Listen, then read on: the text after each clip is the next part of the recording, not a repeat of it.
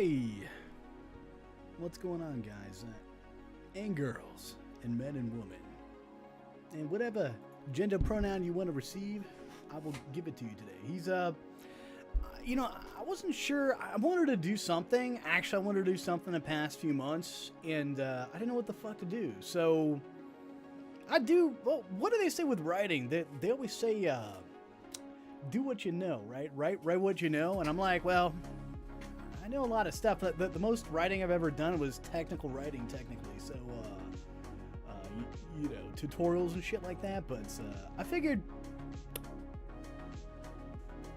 the only people I'm interacting with are, outside of my real world is like basically online would be IP2 and Unicult. And so I was choosing which one to do, basically, and I was like, the Unicult thing seems fine. Let's just fucking go with this, because IP2, a bunch of shit is happening, and honestly, that would take a lot more work to do. And so, I don't know. Let's get my feet wet, see what happens. So, basically, within Unicult, just to kind of bring you into what's going on right now, they purchased land in Georgia. Unicult did this. I didn't know what the fuck was going on. I'm just a dude who's like in the chat room every Sunday when they do these Sunday sermons. I had no fucking clue that they were actually going to purchase this land and like go forth with it. Okay, like I would have been like, you've got to do a lot of pre-planning and shit before you do that shit. But they just went full on in on it. I'm like, oh, this is going to be rough. And then Unicult was fucking pregnant, and it just was like, I could see this was just going to end horribly, basically. So I made my previous podcast on this shit was basically the entire time was like, this is such a bad idea. Oh my God. You're putting a lot of pressure on yourself, on your people. It's not really fair to yourself and your people and anybody else, like, interacting with you, basically, the type of stuff. But I mean, it is what it is. You've now purchased this land, everything has gone forth, and you're trying to basically live on some compound in Georgia and try to facilitate an environment that is cult-like in nature, I guess is the way to put it. So Unicult made it, like, her sermon this Sunday basically was pretty interesting. This last Sunday, I'm going to be specific here, it was 2 days ago, April 23rd, 2023. She basically was like, we are not accepting any more people. One person that said they were going to go, that is of the upper echelon, we are no longer, they no longer want to be like affiliated with us or anything, or any capacity be on this compound. And Unicult basically was like, we're done. We're fucking done. I don't even know if I'm capable of running this compound in the realm of this reality. So that was a big news. Basically, it's like you don't even take the leap. You just condemn yourself that you're not capable of doing it before you actually try, right? And it's interesting. It's interesting. That's all I got to say about that. It's interesting. I don't want to get into it right now, but I don't want to chastise anyone. I don't want to take someone to task. That's not like the purpose of this shit. So really, I needed something to talk about, and this is something to talk about. But honestly, it's a huge fucking deal. Okay, that probably no one else is going to cover, and I need some practice covering something. So we're going to talk about this.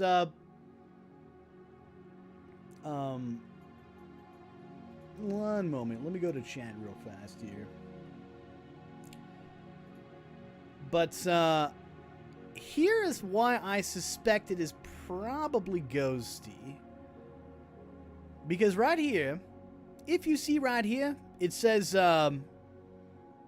they, them, artist, and that's it, right? And there's nothing else there. There actually used to be a link here that was, I think it went to universe.com or whatever their website is, and that's no longer there at all. So when we do Google Capture, on their old Twitter, what they used to have, it used to say this: artist, beloved cult brainwasher, multidimensional being of pure love, here to change the world. Join Unicult.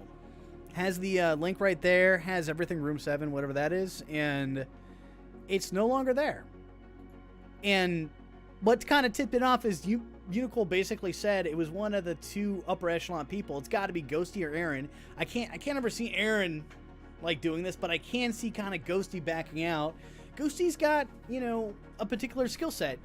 Seems kind of cozy in their life, and they suffer from fear and anxiety, and I'm gonna kind of prove that the case that it's not just Ghosty, but like it's not their fault. It's really nobody's fault, and I'm really gonna get into it later, but I kind of want to play the sermon that was of April 23rd, 2023, and let's just go at it. So.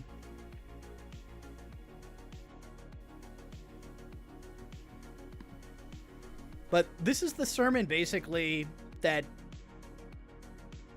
basically it's like I'm kind of giving up on stuff and things of that nature. I think she even titles it as something, but I forget what the title is. So we're going to kind of go with it.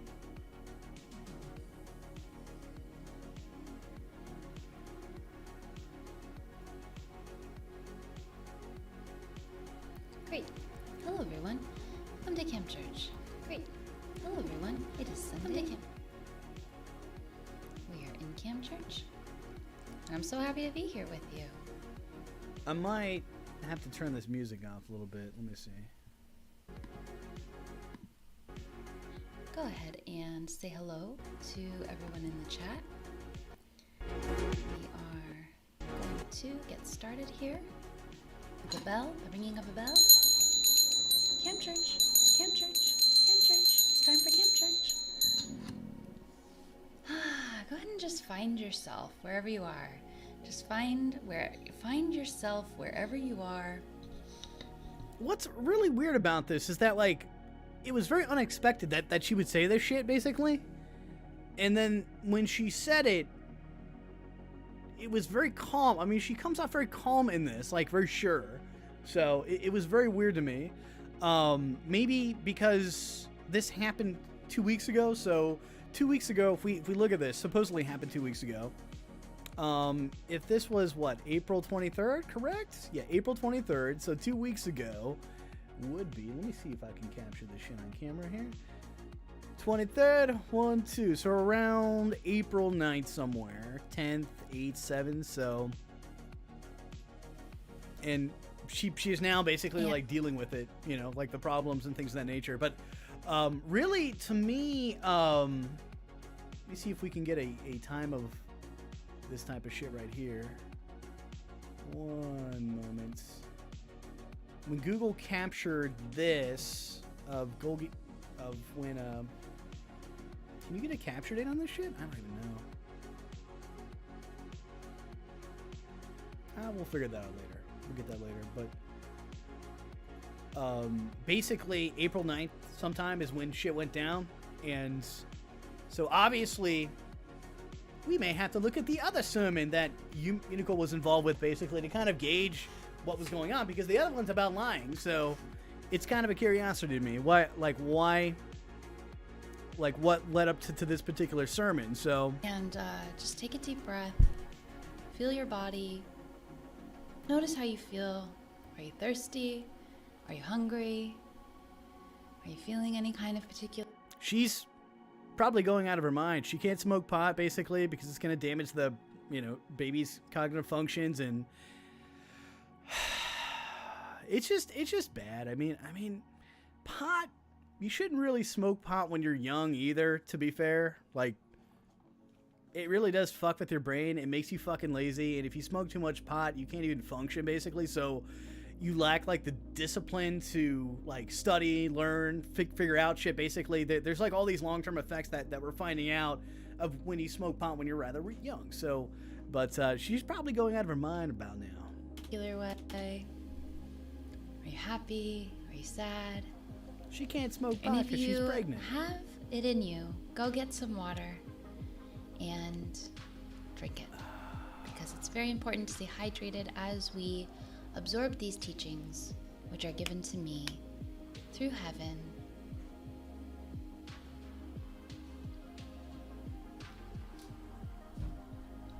I kind of wish, because I didn't realize they actually captured the chat here. If I had more time, I'd try to figure out how to superimpose that and transpose it on the screen. But today's topic we are going to be talking about is when you have nothing left to give. And I'm going to be talking, it's going to be a personal sermon. I'm going to be talking about where I'm at and what's been going on in Unicult and with the property, Uni Acres, and things like that. But I also hope to be painting it in a way that is helpful to you as well. I mean, can you really call it Uni Acres if like nothing's really being lifted off the ground? It's just a piece of property that you own right now. So, I mean, there should be like they should like there's like civilization type 1, type 2, and type 3, right? There should be like a qualification of, okay, we can call this Uni Acres. This is up to Uni Acres standard, right?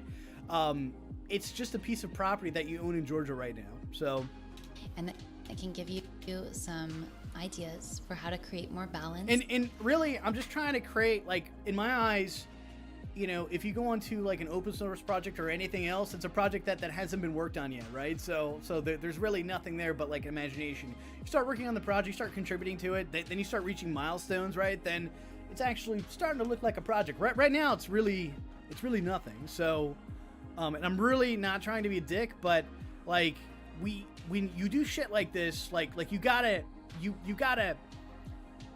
have things like set in fucking stone, okay? That's just it. Like, all the projects I've worked on, all the fucking groups that I've seen within the Zeitgeist movement when it came to like collaboration or working within their locale with other people and things of that nature, like you literally have to set things in stone. So I'm coming from a background of like open source and then watching. I've never really participated in any local project per se, but within the Zeitgeist movement, I've witnessed projects. And you know, Costamato, he was never a professional boxer, but he was a professional coach, right? He never actually fought around, but he understood like people's talents, and he could tell, right? I think at this point in my life, I can tell what works and what doesn't work within a project, or within, you know, local collaborations within those types of things, and like compounds, communities, whatever the fuck you want to call them. I think I have something of that nature of saying, okay, this is going to work, this is not going to work. Obviously, the Uni Acres compound, in my eyes, was doomed to failure, and it really is not anyone's fault, really. You just don't know, okay? But you got to go in, and I hate to mention Costamato, but like whatever project you go into, the way I go into a project is I prepare myself, okay? If I'm not like, you know, if it's an open source project especially, I'm gonna make sure, you know, right now I am like redeveloping myself as a programmer, because I've not programmed in any programming language in a long ass time besides C#, and now I'm having to go and learn PHP again, and making a web scraper and things of that nature. So I've not done PHP in so long. Actually no, I kind of am gonna do PHP, but I'm gonna do Python. So I'm making the web scraper in Python. But anyways, I just wanted a major project within the programming realm, basically to do it in Python. I forgot about that, but it's kind of a recent thing in the past few days. But when you go into a project, you got to come in with like very bad intentions, and not like these crazy intentions of like, I'm gonna fuck you up type deal. Like it's laser pinpoint like bad intentions, basically, that you're gonna fuck things up basically really bad, but in precise movements, right? It's just not you're gonna go around and bash shit up until things get fucked up, but you got to go in like kind of killing it, basically, that you've got all your gooses in a row basically, and now you're ready to go on. I never saw that with you. Like they never talked about Uni Acres. It was always kind of a fantasy thing, and then I feel like this was a jump basically, like really fast. The pregnancy was kind of a crazy thing too. I'm like, wait a minute, did you know you were pregnant when you were purchased? I was just like, what the fuck? So the fact that she's pregnant too, and then she has to accept help now. There's no choice to this. So Hey, NeeNee, what's up, dude? This is just Unicult, dude. She's a cult. She is supposedly a starseed, so Octarian alien. Those are those blue aliens, the small blue aliens with big heads. So, but I kind of want to whip this out really fast. So I may not pay attention to the chat really fast, but basically, when I go into a project, whatever fucking thing I do with bad intentions. Meaning, like, I'm there focused to do an objective, basically, and that's the only fucking thing.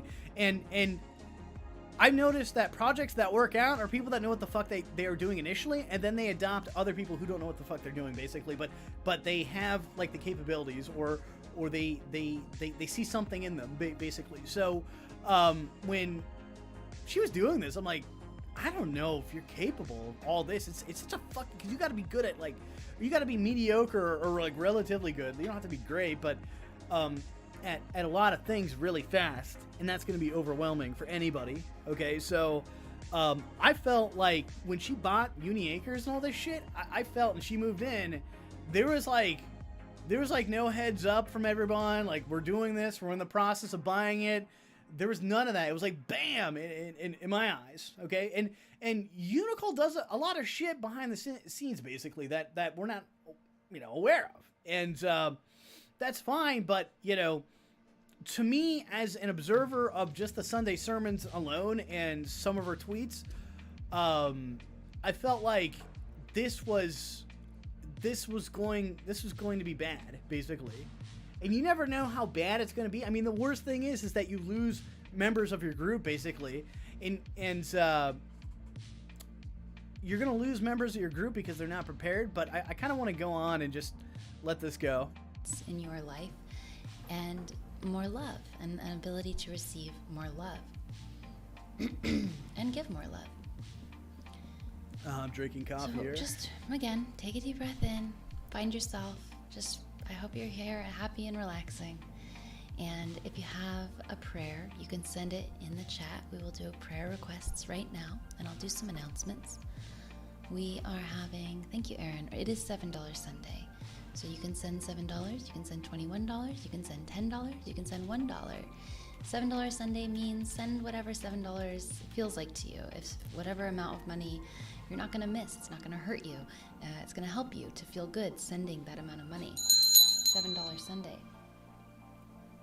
For some people, that might be $700,000, and we could use that money. I think that would be a great way to send your money. You know what I've noticed, though, which is interesting, now having gotten some money, is that it's actually more useful to have good connections, because you can have money and then you have to find someone to hire, and it's always better to have people on your side, people who are helping you out, who are experts in their field, but also who genuinely are interested in helping you, because otherwise you're going to have a hard time.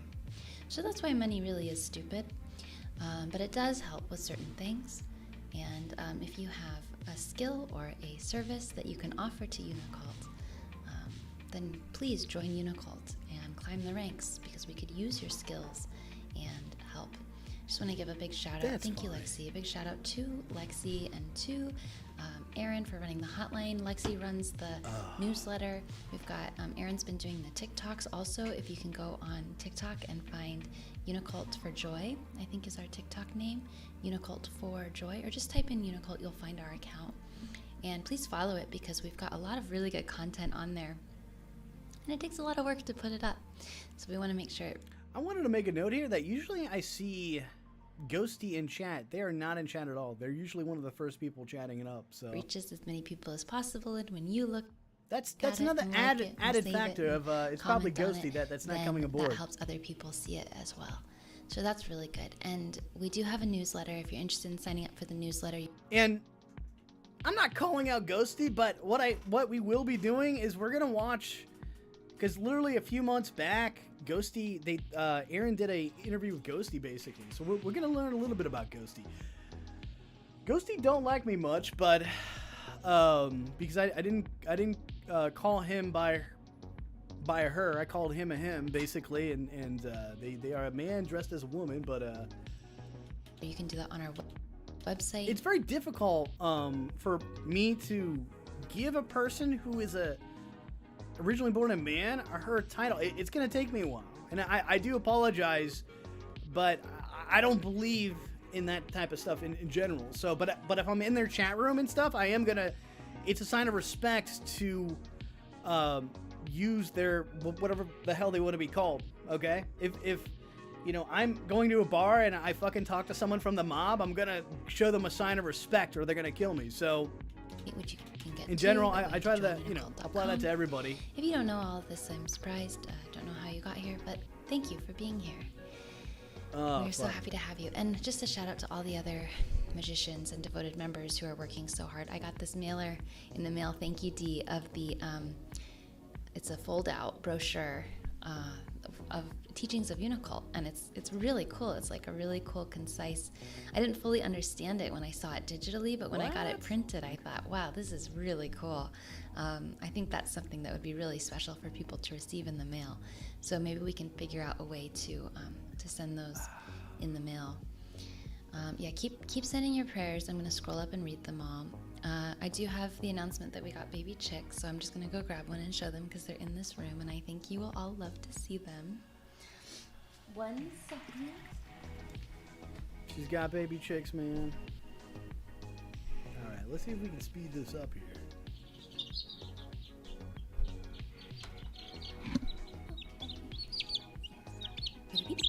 It's a peep podcast. It's a peepcast. And here they are, the little angels. Yeah. It's completely normal. Chip, chip. You're stars. You're on YouTube.com. Yo, Gamerpool, what's up, dude? We're gonna get some more later this summer. But for now, these are our babies, the little babies. Wow. You have anything to say? Dude, that's been a minute since I talked to you.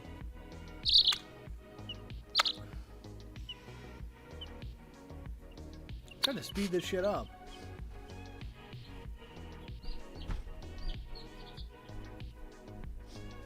I'm taking them outside, giving them a little place to sit. I didn't do camp church on the spot. I've been doing it because I built a big place for them to live while they're babies in this room. And I've also noticed one thing with this video, and I should have called this out in the start, but I didn't, is Unicult is not dressed up in a wig or some crazy fucking dress or anything. That's kind of different, so... There's no room for camp church, and that's okay. I can do it from here. So those are our announcements. I'm going to go into the details of this sermon, which are there's a few more things in there. But if you haven't read Fundamentals of Unicult and you're just like watching this, please read Fundamentals of Unicult. It's a book that will change your life. I read the book. You guys don't think I read the book. All right, Spirit of Uni. I will go through page by page today, and we call you to this chat, and we are asking for our prayers to be answered. We are praying for the best possible timeline for all. It is eclipse season, and so now is the best time to jump timelines. And you do that just by simply saying before bed, I intend to wake up in the best... Oh, it's called quantum leaping. So the basic premise is you're jumping to a different timeline. I don't know how, basically, but somehow you do it. You transcend your body to another body, basically, and you have the best possible timeline ever, so supposedly. Possible timeline, and when you wake up, you say, wow, I am now in the best possible timeline. That's great. And you don't attach to what that looks like. We are praying for the future of Unicult. Gamerpool, you're sick. Do you have, you got the corona, right? We are praying for Unicult's TikTok. We are praying for new beginnings. We are praying for motivation. We are praying for Aaron's apartment rebirth. We are praying for Burger Planet to be his true self. We are praying for fucking Burger Planet. I'm sorry. I just busted one in this fucking speaker of yours. I'm a big Burger Planet fan, so motivation. Burgers come to Indiana. I was gonna do something about Burger, but like every time I'm thinking about doing something about Burger in the stream, I'm thinking, oh shit, if he's in a bad mood, he's gonna flag my stream down like in a second. So we are praying. Oh, for hyperthyroidism. Okay. the frost from last night to not kill our plants. If you have We're praying for the health like and a happiness hyperthyroid, of Unicult, Unibaby, and all the members of Unicult. then you We are take praying for I everyone to believe, go to Unicult Supply iodine, Co. right? and shop on there if you see anything There you we go. want or need. We have a few new t-shirts for the spring that I created for myself and also you. We are praying for all of the Unicult members in the past, present, and future, and we are praying for stability and joy and trust for the Unicult and for all the people who are connected to Unicult. We are praying for Unicult, thank you, Uni Acres, Uni Baby, Uni Animals, and all the members of Unicult, all of the animals, all people, and all beings. We did kill some red ants today, which I'm not sure I'm totally on board with, but apparently they can get quite bad in this area, so I'm listening to the locals, and then I'm gonna figure my way that's out I mean, from there. she So we're actually praying doesn't for all believe the in red ants, killing insects. to or pass anything, on pretty into much. ant heaven. We are praying for nourishment and energy. We are praying for joy and peace. We're praying for harmony with nature. We're praying for safe travels. We're praying for the horse Mia, who appears to be sick. I'm going to be calling the vet on Monday. Yo, gamer, is my mic good? Can you hear it over top of the music playing? We're praying for self-worth, self-love, and self-expression. We're praying If not, tell me, and I'll shut the music off. for us all to feel brave, to follow the truth of our hearts, to let go of our masks, and to be living in the light of what we truly want. We're praying for all relationships to be freer and less fear-based. And we're praying for all people who need to connect to their emotions, to connect to their emotions. We're praying for groceries to magically arrive at Flip Hop's door because they don't feel like going shopping. I know that feeling. So Rini, thank you for answering our prayers. We trust you, and we trust this path. We trust the divine. We trust our higher selves. We trust that we are in the highest possible timeline. Rini bless. So you may hear... If the music's too loud, there's not much I can do, like, to dim it down. Let me see.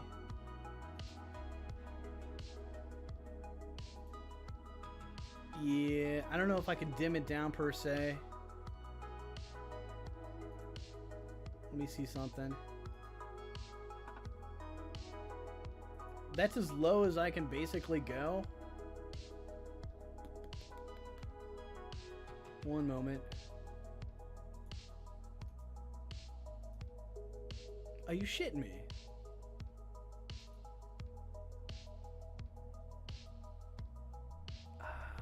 See, they kind of fucked me on that. Let me change it to something else then. Or make my mic louder, I guess. See what happens here. Oh, fuck no. Sorry. I got the wrong music. I need a I need something where I can take the music down to like 0 or near 0 as possible. Okay. This might work. Tell me if this doesn't work. the chickies in this sermon, and you'll know that that's because there are chickies in this room. Hello everyone, thank you for joining me for Camp Church. My name is Unicult Unicron, and it is my honor to have your attention. Today, to answer Gamer Poll, IP2 is definitely still around, and they're fucking crazy as fuck. today's topic is called When You Have Nothing Left to Give. IP2 and we always might change wins. that What are you topic talking about? on the actual title. But for now, that's what I need it's more called. coffee. And as I was just saying, if you hear some noise in the background, like little baby chickens, that's because that's what it is. Little baby chickens who are sharing this room with me. So hopefully they are not too disruptive. They're just lovely little peeping background noise.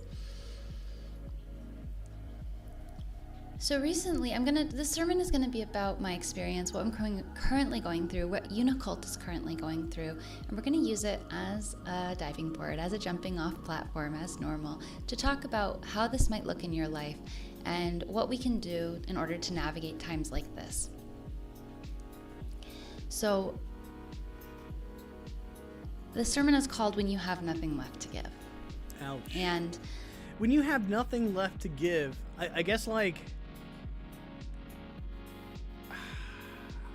It's a very interesting way to phrase it.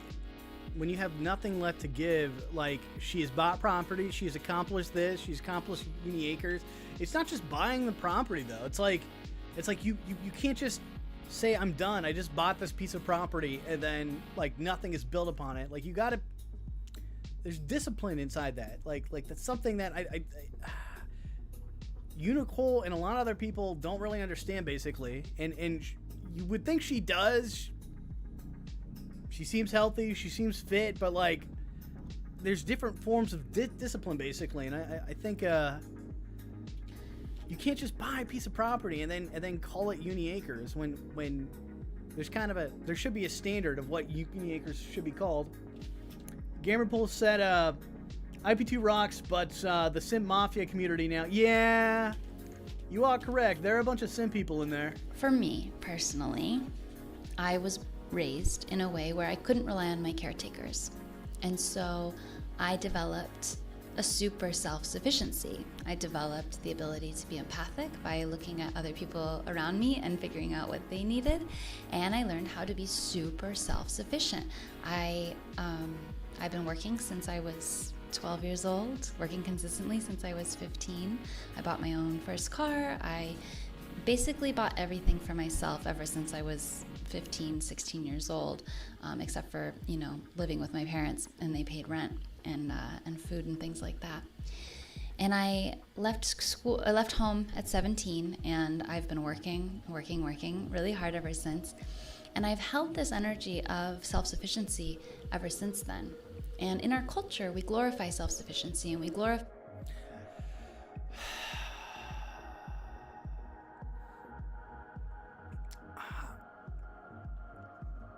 I don't buy that. I don't want to be a dick, but like,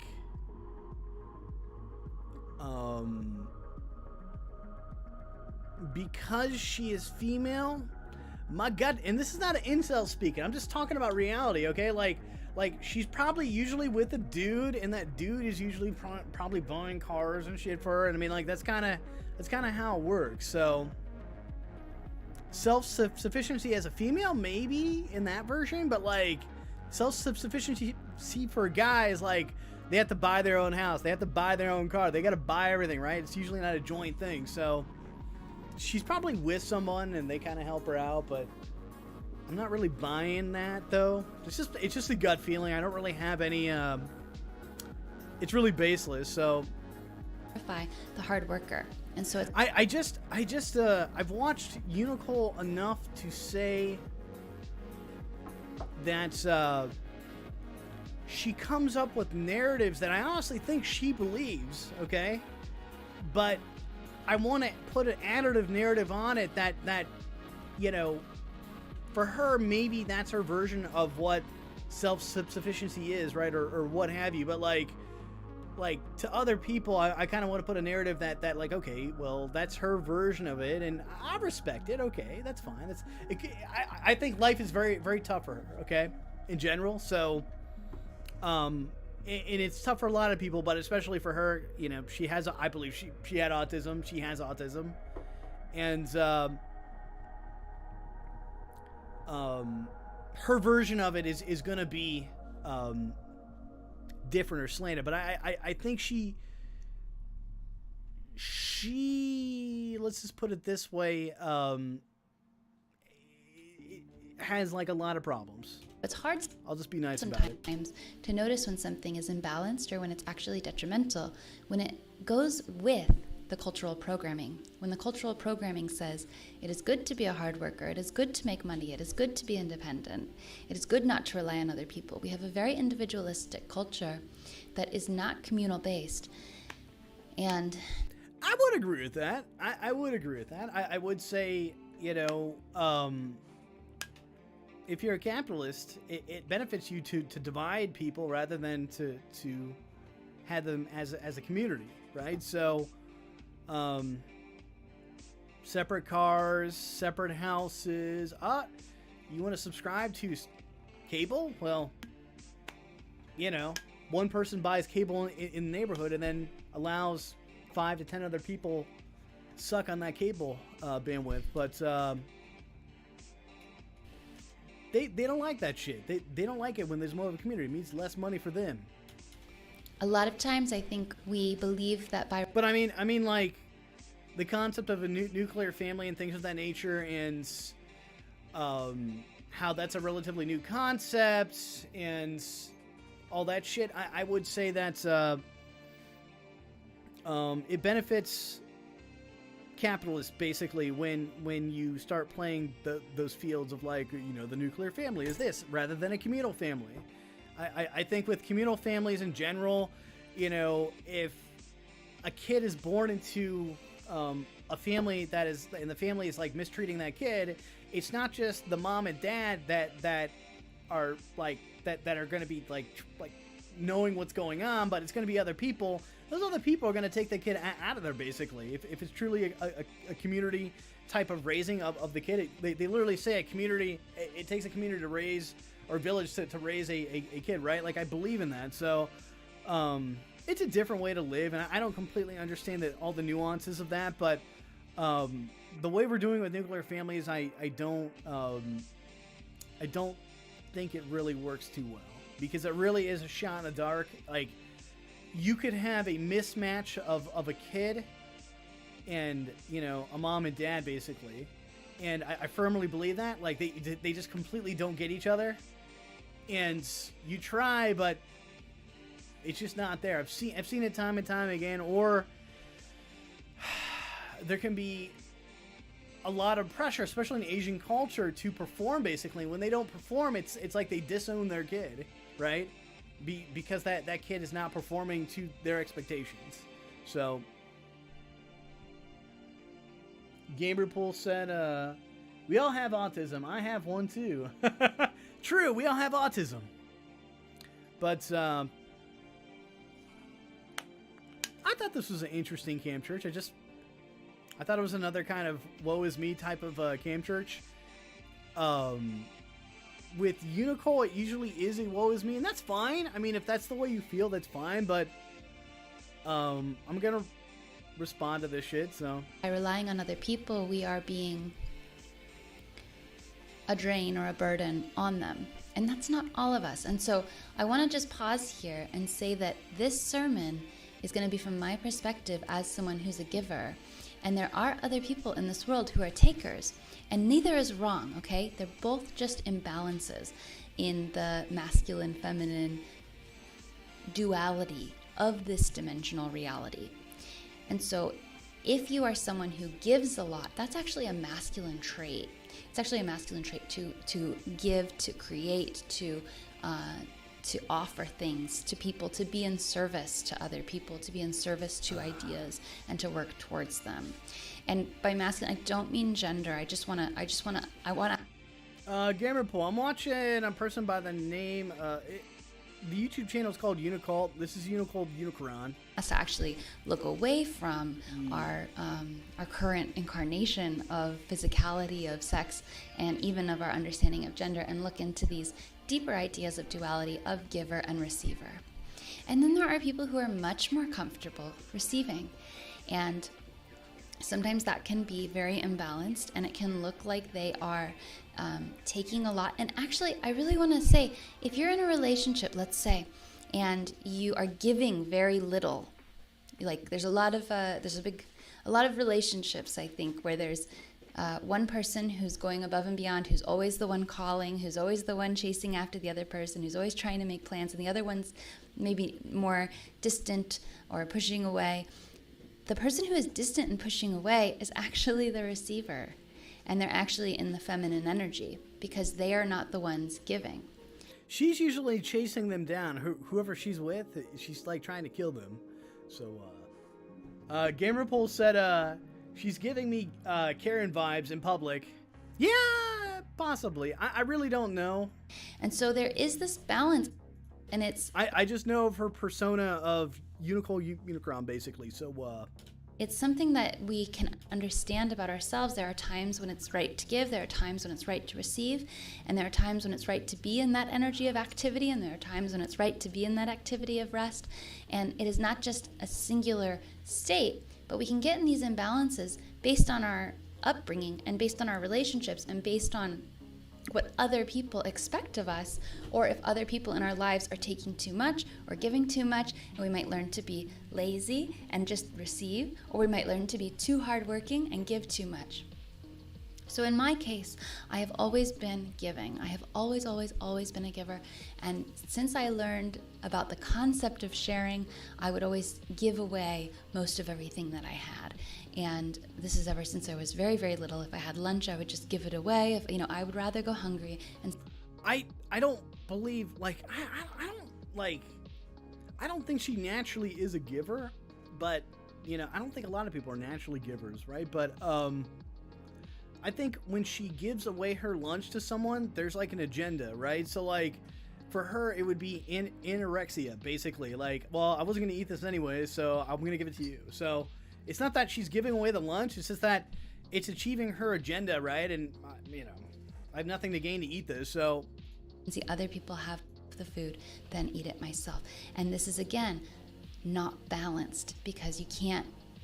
There's a few things she says in this that I don't agree with. I do think the perception that she is like the giver, right, is the narrative that she wants, and that she's a good person, or etc. so on. I don't think she's a horrible person by any stretch of the means, but usually it's somewhere between here and there, right? It's in a gray area, I would say, unfortunately. So. Do much. Is she a giver? Maybe, but if you're hungry and everyone else is fed, you have to be fed yourself as well. So these are simple concepts, but for me, it's been culminating in this way where I've had these relationships where I'm the chaser, I'm the one who gives, I'm the one who. Oh, I called it. I didn't even remember this shit, and she had a lot of them where she was the fucking chaser. She was the only chaser. She was chasing them because of abandonment issues. We could say that. Because she listened to her 11-year-old self and not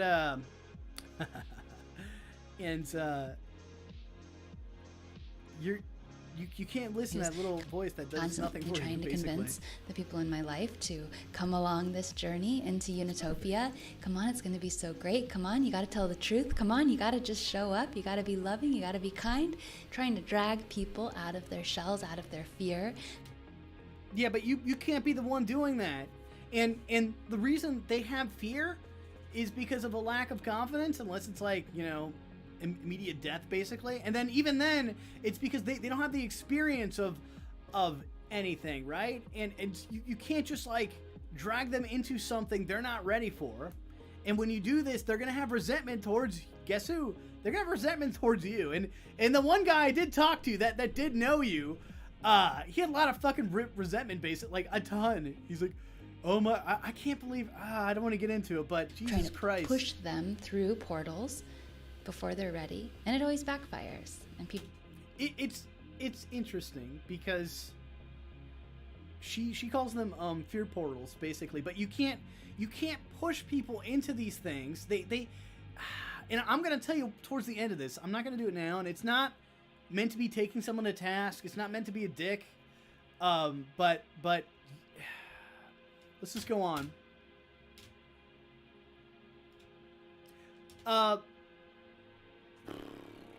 Gamerpool said, whoops, let me pause that for a second. Gamerpool asked, what portal?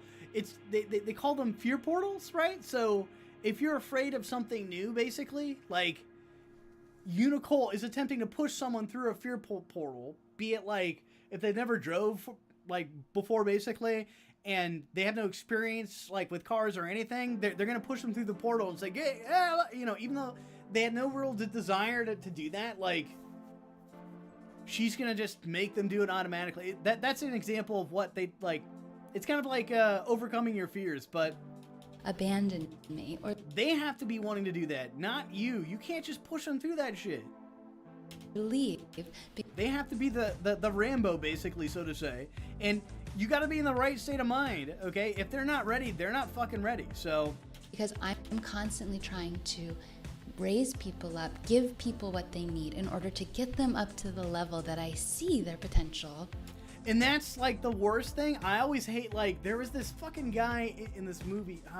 This movie's I can judge people's talent. I have a scary way of judging, like their sole thing is to judge people's particular talent, but like they themselves have no talent themselves. And like the thing is that you've got to be what you want to exemplify everyone else to be, right? So it's not just enough that you're pushing people into these things, you also have to fucking do it yourself. Hate to say it, but those are the best types of leaders, basically.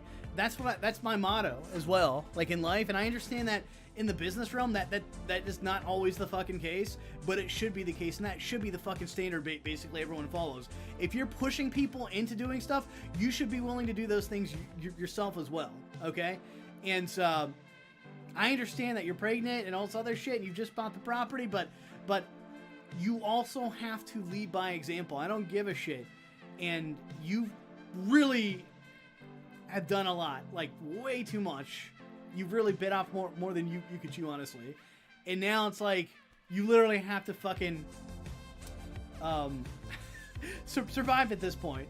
Like buying uni acres, expecting it to be quote unquote uni acres. I don't think it's uni acres just yet, but it is. This is not an evil way to be. It's just unbalanced.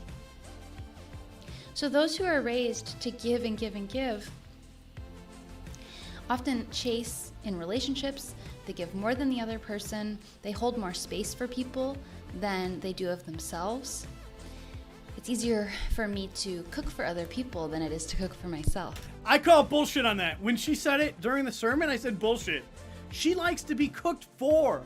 I didn't want to spend the time to fucking pull up all the examples of the times where she likes to be taken care of like a baby, okay? Like I even like said this, like she never likes to cook anything. The fuck is she talking about? Like she's just completely changing the narrative on that, what she said. So I know it's a small thing, but like I firmly believe she thinks that, but she has said the complete opposite before. Okay, where she likes other people cooking for her, basically. So I could cook a meal for 10 people easier. Unfortunately, normally in these cases I would like point out examples, but I don't know, it's not such a big deal, but it annoys me that she's like, I like cooking for people and blah blah blah, and that's not what she said before. And so I know that's a simple thing, but like that, it's very tough to really buy what she sells a lot of the times. I know it's small shit like this, but like, you know, if you liked people to cook for you, okay, then just admit that. But like, if you've now changed your mind, and I will admit, when I changed my mind, I'm like, okay, like I used to like people cooking for me. Now I actually like to cook for other people. Okay, it actually gives me joy to do that. She never went through that process, or I've not seen it. So I like it's so it kind of fucks with my head a little bit. Like, is she like bullshitting right now? She bullshitting? I firmly believe she believes this, but here, then I could give her the benefit of the doubt and say, well, maybe she likes cooking for people now. You know, maybe she likes discuss. I don't know, but I enjoy cooking. Cook a meal just for myself because I'm a giver. This is what I call bullshit, though. It's a masculine energy again. You might find yourself, if you're a giver, you might find yourself paying for everyone around you, letting people borrow your car, letting people live at your house, letting people sleep on your couch, just constantly trying to help those around you and bring them to the level that you are, and working. I've been in relationships where I was working 3 jobs and they were at home smoking weed, like working to give and give and give and support all these other people who aren't necessarily giving you back what you are putting in. So this is in my relationships, but it's also in my jobs. I'm always working so hard. When I'm working jobs, I have my resume is about 25 pages long. I've had so many different types of jobs. I've always had 1 or 2 jobs, 3 jobs sometimes at a time, just constantly working, constantly giving everything. My relationship with Unicult is the same. I've been this cult leader. I've been channeling this information, giving every week. I mean, people criticize me. How dare you charge $11 a week? No, I believe she works hard, but there's a difference between working hard and discipline, though, right? So, like working hard is not. you also have to have discipline to work smarter too, you know. And so it's about learning acres and what the fuck you need on that property, and kind of trying to achieve those skill sets before you even jump into anything. You literally just like put the cart before the horse, basically, like meaning that you have no engine because the engine doesn't exist. The engine's in Fantasyland, okay? So like, sorry. Or $11 for a lifetime membership when you do free church every week, when I have hundreds and hundreds of hours of free content online. So again, it's like it gets in your head and you're like, oh, people think I'm not doing enough. People think I need to give more, so I just keep giving more, And then it comes up to Acres. And we're in this beautiful place right now where it's like, I have proven myself. I have said, I am gonna carry this entire cult of hundreds, thousands of people who believe in this idea that I created. And I'm not gonna use any of the money that we've raised, which is not much, and I'm gonna buy Acres all by myself. Yeah. And I moved here when I was alone in my first trimester of pregnancy, and it's 20 acres of property with 5 large animals. I've got 3 donkeys and 2 horses.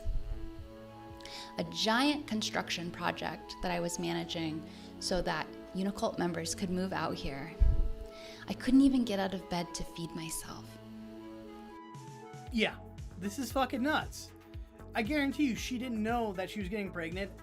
I've heard rumors about the pregnancy. It's none of my fucking business, but like, she may not know who the baby daddy is. But anyways, that's none of our business. But I guess it is our business since I brought it up. But it's none of our business. But like, what I'm saying is that it was not planned. Okay, like certainly if she was pregnant, she would have not have considered moving to Georgia. I hope she would not.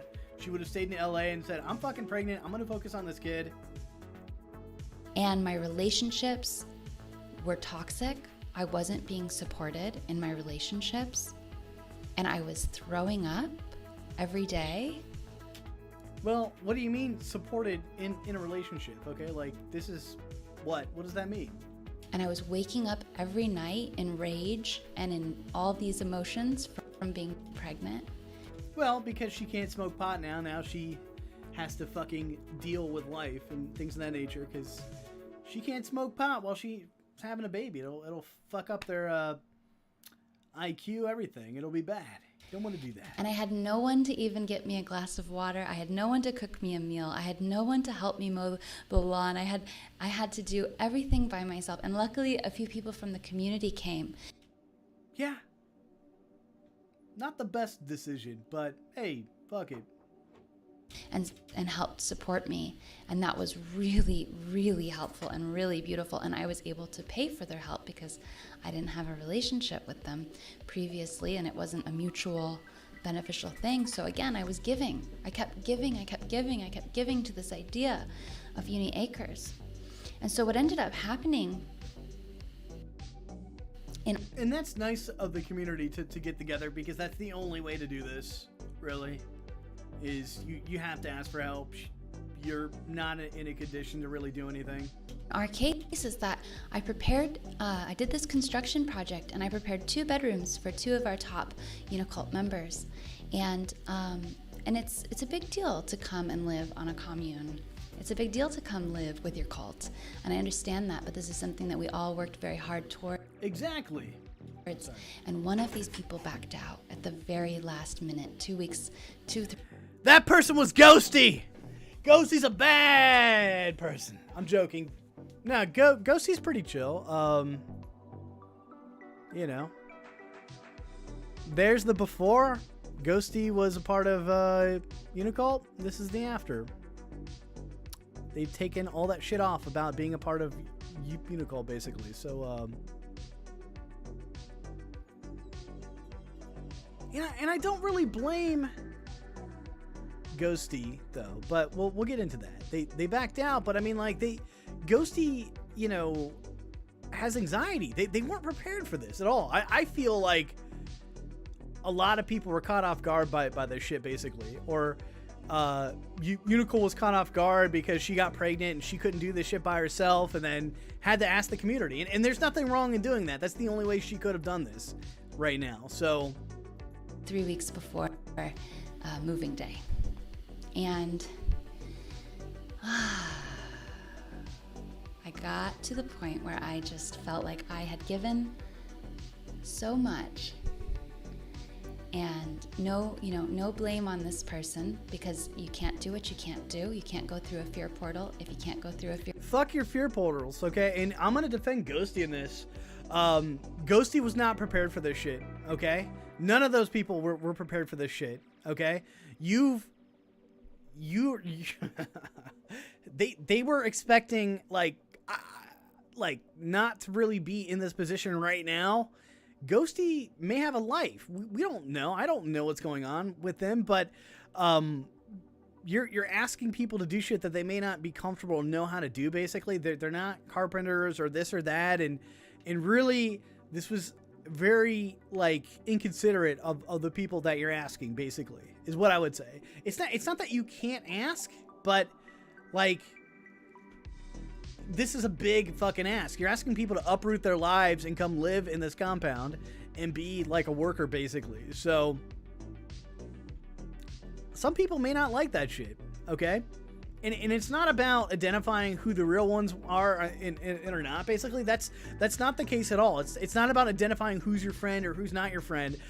It's identifying people who are smart and saying, I don't know what the fuck I'm getting into right now, and I'm gonna have to do a hard pass on this, basically. Even though I said I really gave it some thought, and when it came to the when it came time to actually do this, I'm like, I don't know if I can do this.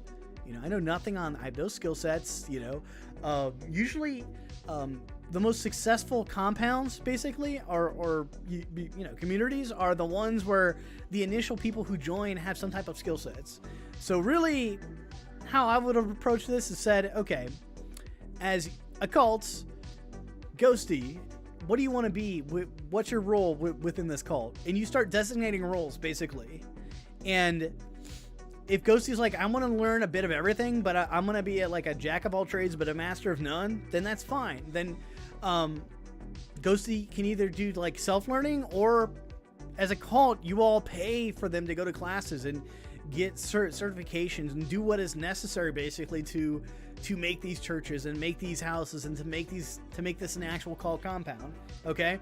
And literally, before you even buy the fucking property, make sure that the people have the skill sets that are necessary to actually work on this compound. So none of that went on. I 100% like guarantee that like nothing went on like that. We're just gonna buy a compound and it's magically gonna fucking work, and we're gonna call it Uni Acres, right? And there's got to be standards to Uni Acres too, as to like what can we call it, right? Can we call it Uni Acres just because we bought the property, or when can we actually call, like, to the standard that it's actually can be called Uni Acres, whatever that's going to be? So that's like the next question that comes to mind. So none of this shit went down, and you're kind of jumping into the water and praying that you can swim, all right? And it's not as simple as swimming, though, and so it's doomed to failure, basically. It really is. You've kind of doomed it to failure. I'm not saying it can't be successful, but, you know, the way that you conquer fear is with confidence, right? And how can you have any confidence when you've never been put into a situation like this before, okay? And you have to, people are different, okay? Not everyone's going to jump into the deep end and start swimming. I'm the type that would jump into the deep end and start swimming, but, you know, it's a calculated risk for me. So what I see with all this shit going on is just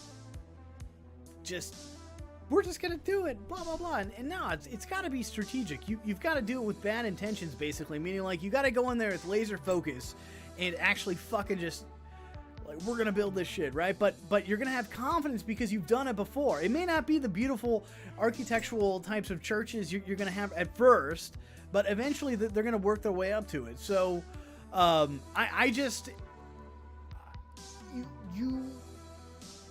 didn't really plan this out very well, is what I'm thinking. So, Fear portal. But for me, what it did to me is that it crashed me out. I was like, why did I buy this house? Why am I a cult leader? You have to give these individuals, they have to have it within themselves. They have to test themselves before they even come on the compound. They have to kind of prove to themselves that I can fucking do this, okay? You can't just like push them through things when they're not ready. You know what I mean? They're gonna be willing to jump through that fucking fear portal and say, I don't give a fuck. I got one life to live. I'm confident that I can do this shit. Let's do this and see what happens, okay? If you bought the land, I'm gonna build the houses on that fucking land. I'm gonna fucking build the agriculture and the greenhouses. But if they don't have those things, it's just not gonna immediately happen. If you're pushing them through anything, they're gonna say, fuck you, I'm out. Peace out. See ya. It's not Ghosty's fault at all. Why am I alive? And I reached this point with my relationships. Why am I giving you so much? I don't have anything left to give. I'm trying to teach you how to not hit, basically. I'm trying to teach you how to not be mean, and you just keep being mean to me. I'm trying to give all of my money, all of my time, all of my energy to all of these places, and I've done it my whole life, and I hit a wall, and I said, I have nothing left to give. The philosophy of Unicult can go on. I already gave that. I put it out into the world, and I just felt like I have to quit Unicult. There's nothing left for me here. I can't. I got the property. I can't take us to the next step. No. Okay? Like, that is a hopeless mentality. And I'm literally shocked that she's keeping her shit together, basically. I thought it would be more like, like that. But, no. This is the time where you're kind of the controller, but also, this is the time where you can develop, like, even thicker skin. This is an opportunity, though, to grow from this, okay? If this doesn't work out, whatever. But right now, you're doing damage control, okay? Because you've already done something where you're losing faith amongst your followers. Basically, they like it's kind of a big deal when your upper echelon people just fucking says, "Fuck this, I'm out," basically, and they peace out. It's kind of because there's more to come. Isn't Aaron friends with Ghosty? How do they feel about this? Okay, like all this shit. It's kind of a big deal that it's normally a trend that I see that if one person leaves, you're gonna see maybe more people leave, okay? And it's not that those people that are leaving aren't like the real ones. In this particular case, those people, they're not confident in their skills, and as a leader, you have to evoke this confidence in people, but not push them through things, and you have to let them discover their confidence by putting them through school, by doing these things, by doing the necessary steps. You can't just push them through shit, and if you do, they're gonna resent you. They're gonna fucking hate you. You have to let them choose, okay, what they want to do, basically, and the most practical approach possible, okay? And your expectations have to be relatively low. We'll build fucking brick shit houses in the back, okay? They're not gonna be the best, but they're gonna be the starters to compound, and then after that, we'll see what happens. So, but you just did everything kind of crazy, man, and now, like, you as a leader, you can't. I find, and it's normally true, if you think things are hopeless, you don't say it to the outside world. You only say it to people that you can find with, okay? That, like, I'm not really feeling it, but I'm gonna try this out anyways. You normally have to, like, keep that inside because you want to evoke confidence in people, basically, that they can trust in you and what you're doing. And there have been times where I wasn't sure of myself, and because of that, I held my tongue, basically, because it's kind of the same premise of, I don't agree with that person, but I could be fucking wrong, right? Like, it's kind of the same premise. Like, I don't know if I agree with the direction of where I'm going with this company, but I think we're going to go down this route and see what happens. And you just kind of keep it to yourself, basically. and you really need like empirical evidence saying to the otherwise of what's happening.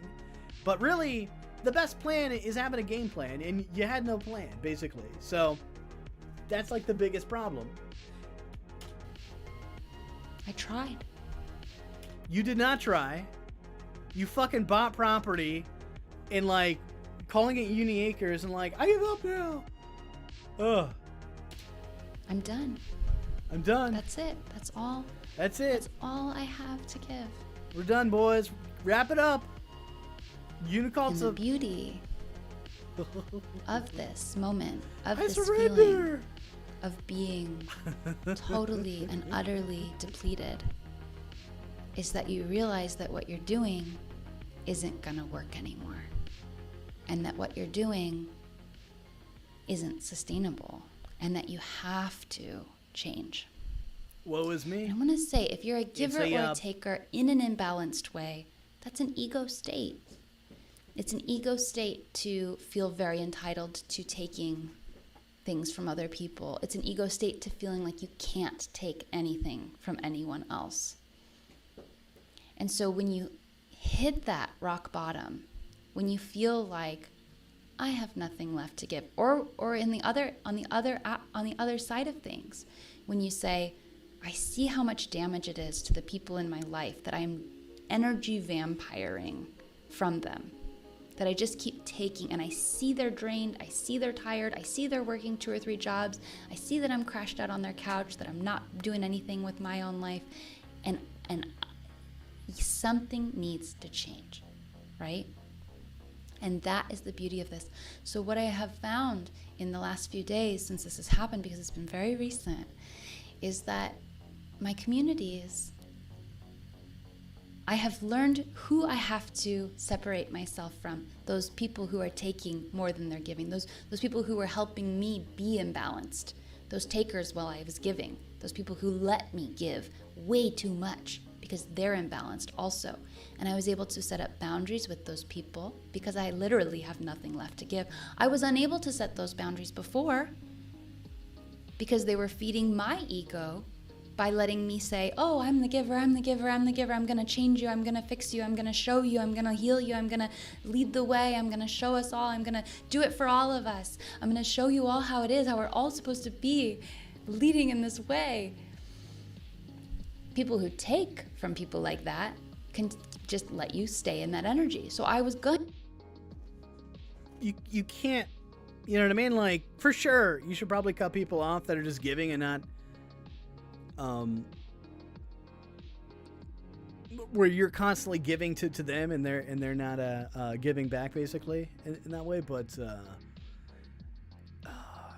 you know, I mean, this is a big fucking ask. It's like moving to a compound and that's a huge fucking ask though.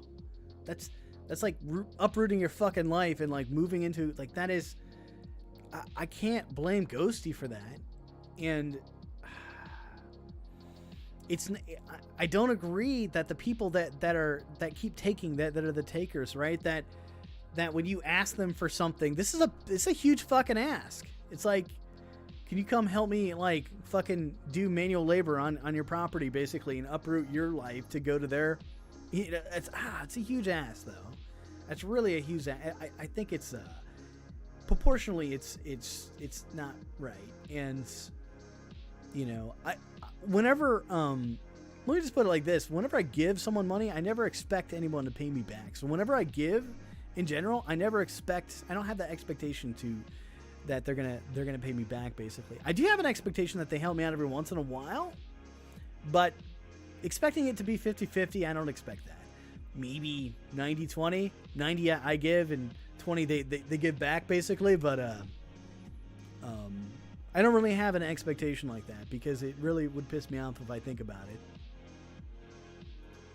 I was going to stay in that energy until I reached the point where I simply couldn't. So this wall, this feeling of hopelessness, this feeling of total and utter depletion was actually the biggest blessing I could have gotten because it allowed me to set those boundaries with those people who were taking. And also it allowed the people in my life who are giving to give. I have people in my life who are willing and ready to help me, who are willing and ready to show up, who are willing and ready to hold space for me in these beautiful, magical ways. And I have never accepted that help because I've been way too self-sufficient. And so it's very hard. It's very difficult to be that vulnerable, to hit that wall and to say, I can't go on like this. And to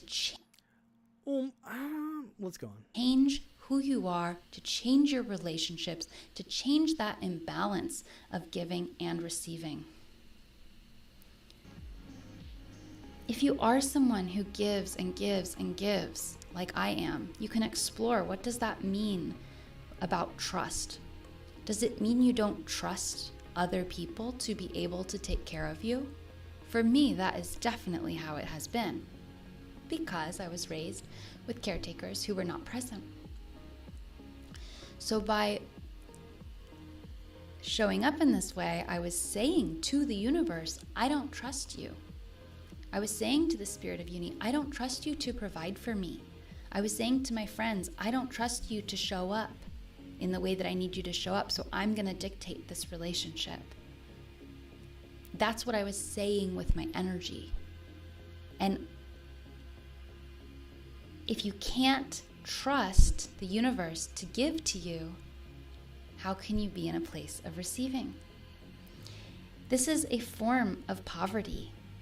Giving all the time is a form of poverty. Taking all the time is a form of poverty. It's actually, abundance is actually the balance of giving and receiving in a community.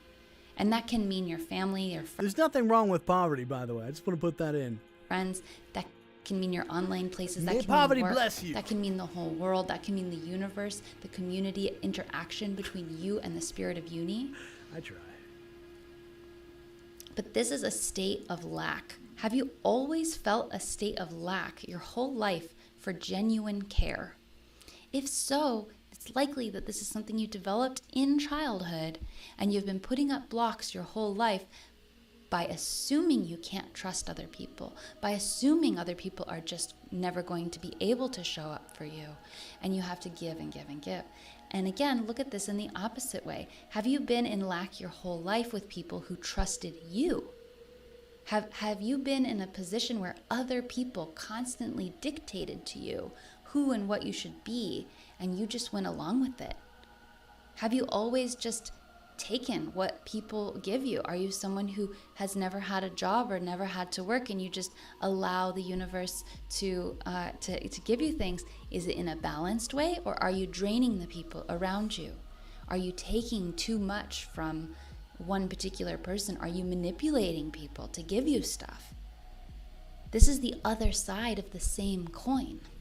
I mean, so the argument against that is like the red pill logic, and I kind of agree with it, which is that women never have to really do anything. It's their beauty basically that is of value, right? And then men always have to fucking do like elaborate shit to attract females basically. So unless you're Brad Pitt, but neither can exist without each other. And we have to understand that when we're in this imbalance, we are asking for it on a subliminal level. We are asking for it to be. And I mean, from what I've gathered talking to this one dude, she was looking to marry a millionaire or have like a sugar daddy that was a lot older basically to take care of her basically. So this notion that she was independent, I guarantee 1,000% like would say that if she had a choice, she would rather not be independent basically. She would rather have an easy life being a millionaire and spending the other guy, the dude's money. So this is what I say when I say like she kind of creates this narratives, but like I don't like agree with it. I don't think like, but I mean I believe she believes it, but it's not consistent with what she says. It's easy to say, why, God? Why does this keep happening to me? I don't understand. Why is my life filled with people who keep taking from me? Or why am I so manipulative? Or whatever it is, whatever side you're on of this imbalance, you might feel like a victim to that. But as you learn to trust the universe, you'll realize you were the one creating that blockage because of your ego, because of your preconceived notions, because of your assumptions about the universe. When you have nothing left to give, you are forced to receive. And when you realize you can't keep manipulating people, you can't keep taking from them, you are forced to give. The people who aren't keeping you safe when you're vulnerable are the people you can cut out of your life. The people who can't stand up on their own will fall away. And you might think, I have so many people relying on me. I have a family, or I have a cult, or I have this community of people who are addicts, who are sleeping on my couch, or I have, all these things. And I'm not saying, children are freeloaders, obviously they're going to have to be, but you can teach them. Children are freeloaders, by the way. He's like she's pregnant with a kid. I love it. Freeloaders. Oh my God. This is what we say about, and I mean, like, it is true though. Like, economically, kids are a fucking drain. Like, what's the purpose of having a kid? It makes me happy. I guess you have to have an agenda that you can live vicariously through a kid. You can raise them right to where you were never raised right. I mean, raising a kid, you have the ability to change the world, basically, in my opinion. So, I just, it is true. Kids are freeloaders, but I mean, like, I don't look at it as that. Like, it's tricky because and I talked about this in the Zeitgeist movement. We talk about kids being like equating them to pets, and I'm like, well, they're not really pets though, and what I mean is, like, do we own our kids, right? Like if I have a kid, is that now, like, am I in true ownership of that kid, right? And so it leads back to a nuclear family. Like, they own that kid, but like in a community, right, like, everyone has a say over everyone, okay?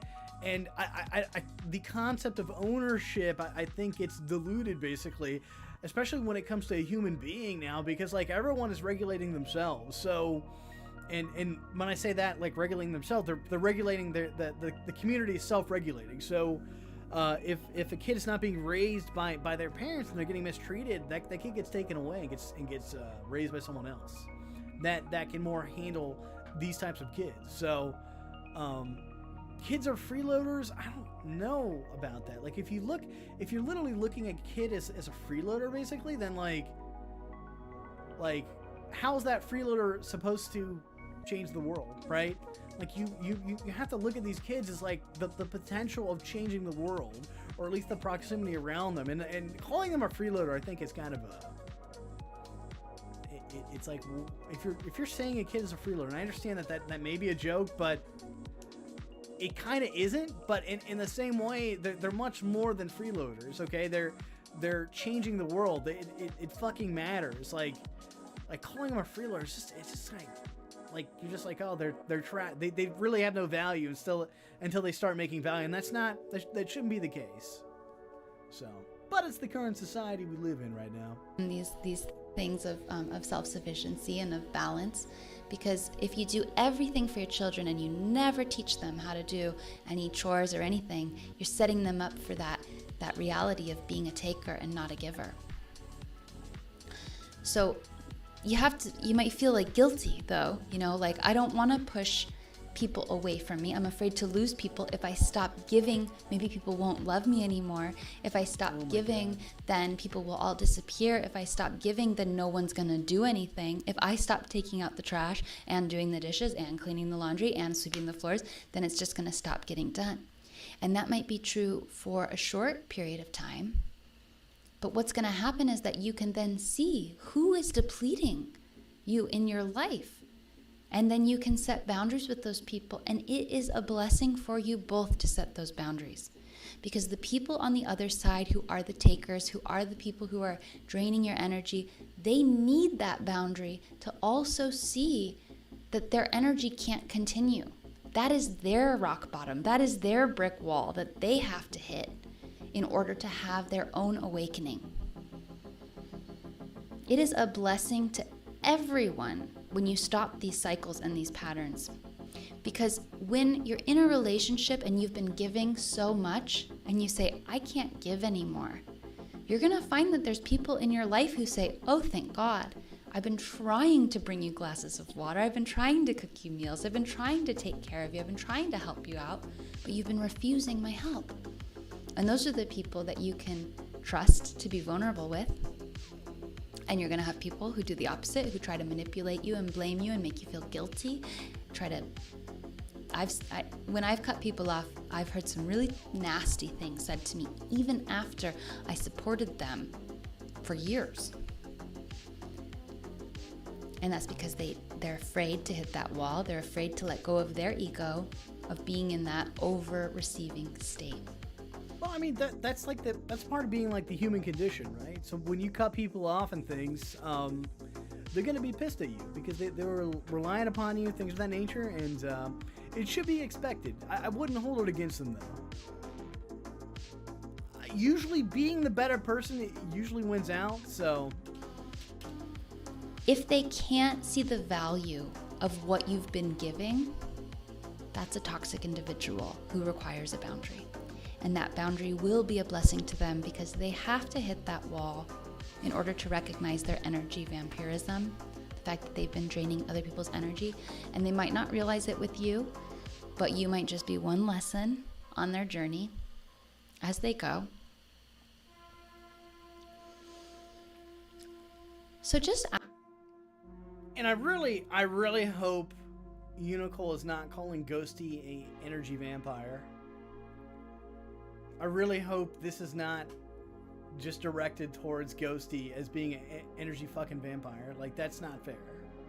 It's truly not. And I don't know Ghosty, but I don't see them as being an energy vampire, basically. I just don't.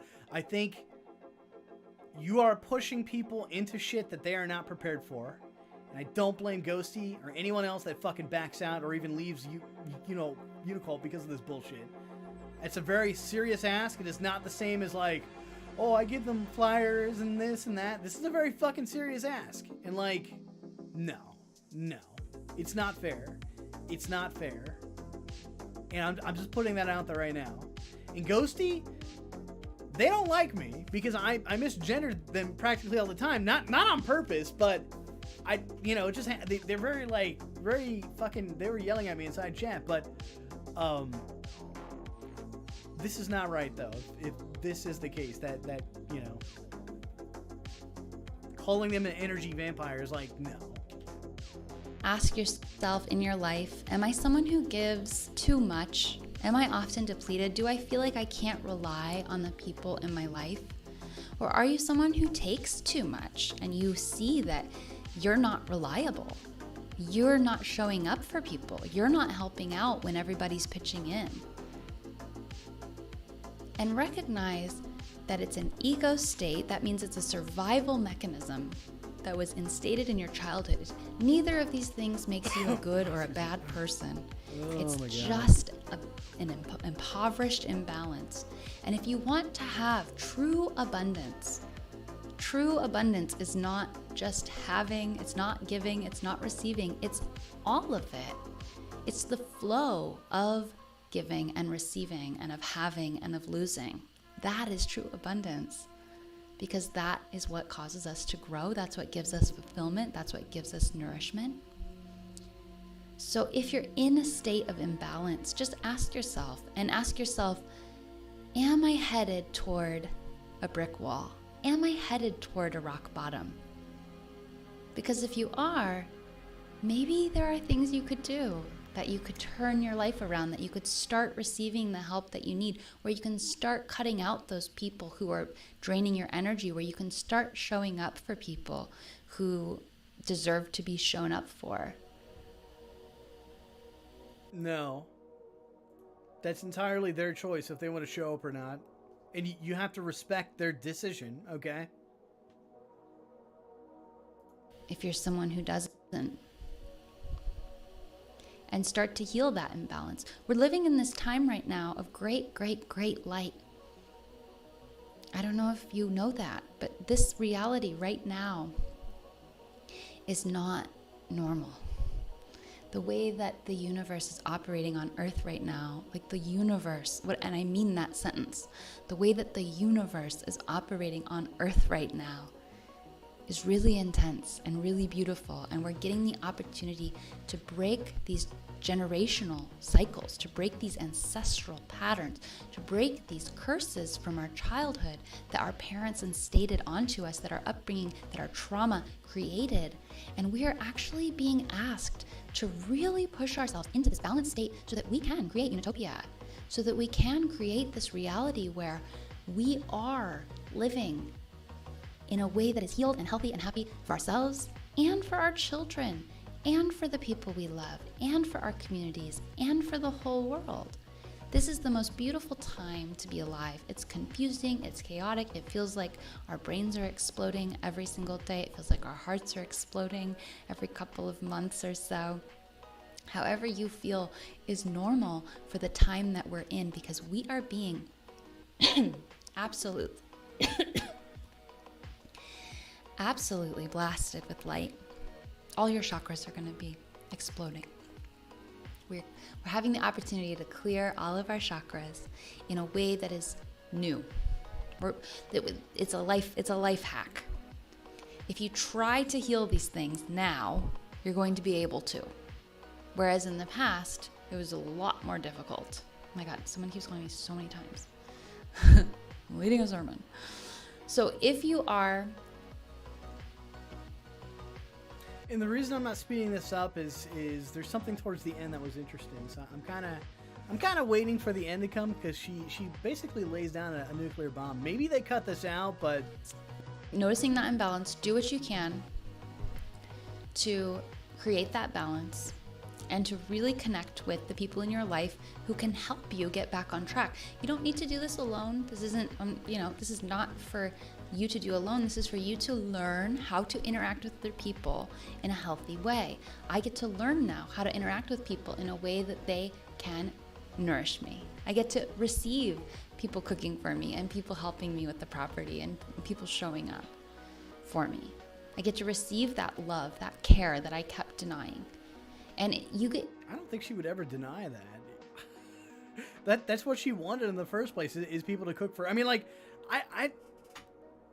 she's really, really fucking changing the narrative. I mean, the narrative was that she likes being cooked and she hates cooking. If you're on the other side, you get to learn how to, what it feels like, that pride and that.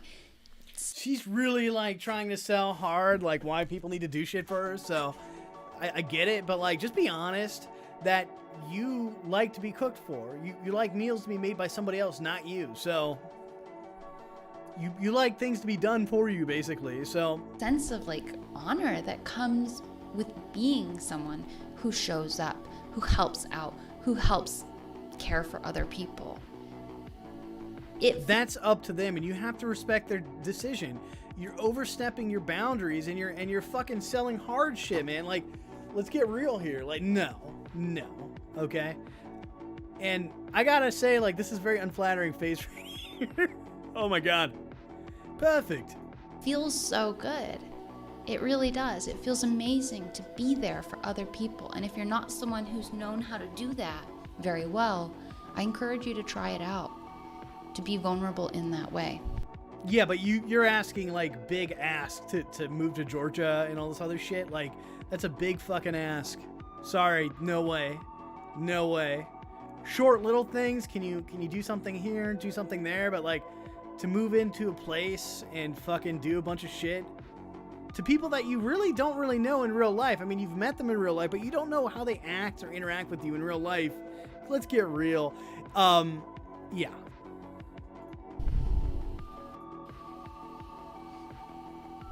So that's my sermon. If you're wondering how you can help me with Unicult and what's next with Unicult, I don't know. They decided not to cut the sound. This is good. We canceled people moving out here for now. Okay, so no one is able to move out to Unicult, and I think that is a good idea. Let's go on. I don't know how to be a cult leader in the physical. It's not something I've ever done before. It's all been online. And I'm not sure I'm capable of it. I'm not sure I'm comfortable with it. And it's something I've been working very hard towards. And so I don't... Yeah, and I do believe her on this. She is not comfortable with the shit, basically, and meeting people. She's got agoraphobia, and even if she wasn't pregnant, she would have problems. She would have fucking control issues. She would have other issues, and because she deems this property as her property, and it's got to be in her image, and she's got to fucking let go. And I don't think she has that ability to do that, basically. And really, you have to, and delegate to other people, basically. And let's go on. I don't know what's next. I don't know what's going to happen. It's really bad, though, that she's putting this out publicly, like, in this particular manner. I think it's good and bad. I mean, it's bad because she's already fucking, like, right now, she needs to start putting out fires, basically, is what I would say. Right now, we're looking to put out fucking fires. We're essentially Unicult firefighters right now, putting out fucking fires. So, I can only heal myself, do what's right for me, take care of myself, and start receiving the world in this new way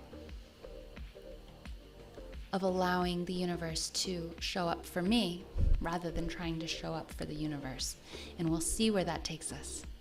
I think it's going to be somewhere really, really special and really beautiful. We are in the best possible timeline. You need less. Now, I've talked to someone in Unicult, I think Resist Impulse, and he's a pretty chill guy, and I asked, okay, I'm interested in joining Unicult, like, how do I do the application but not fill out all the details? And there's a general interest, but I'm interested in putting out fires. I'm a firefighter, basically, so I would start off slow, but my objective would be to put out fires, basically, is kind of my thing, because that's what I'm kind of good at anyways. And so I might pursue that in the weeks to come, basically, because I've got some time. And I need to contact someone from within Unicult, I guess, on how to join but not fill out the application per se. So, no, this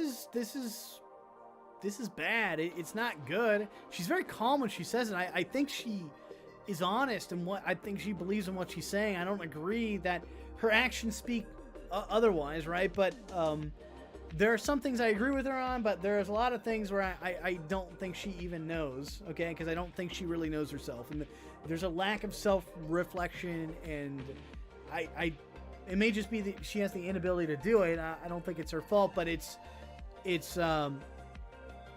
very apparent to me that there needs to be a game plan, basically.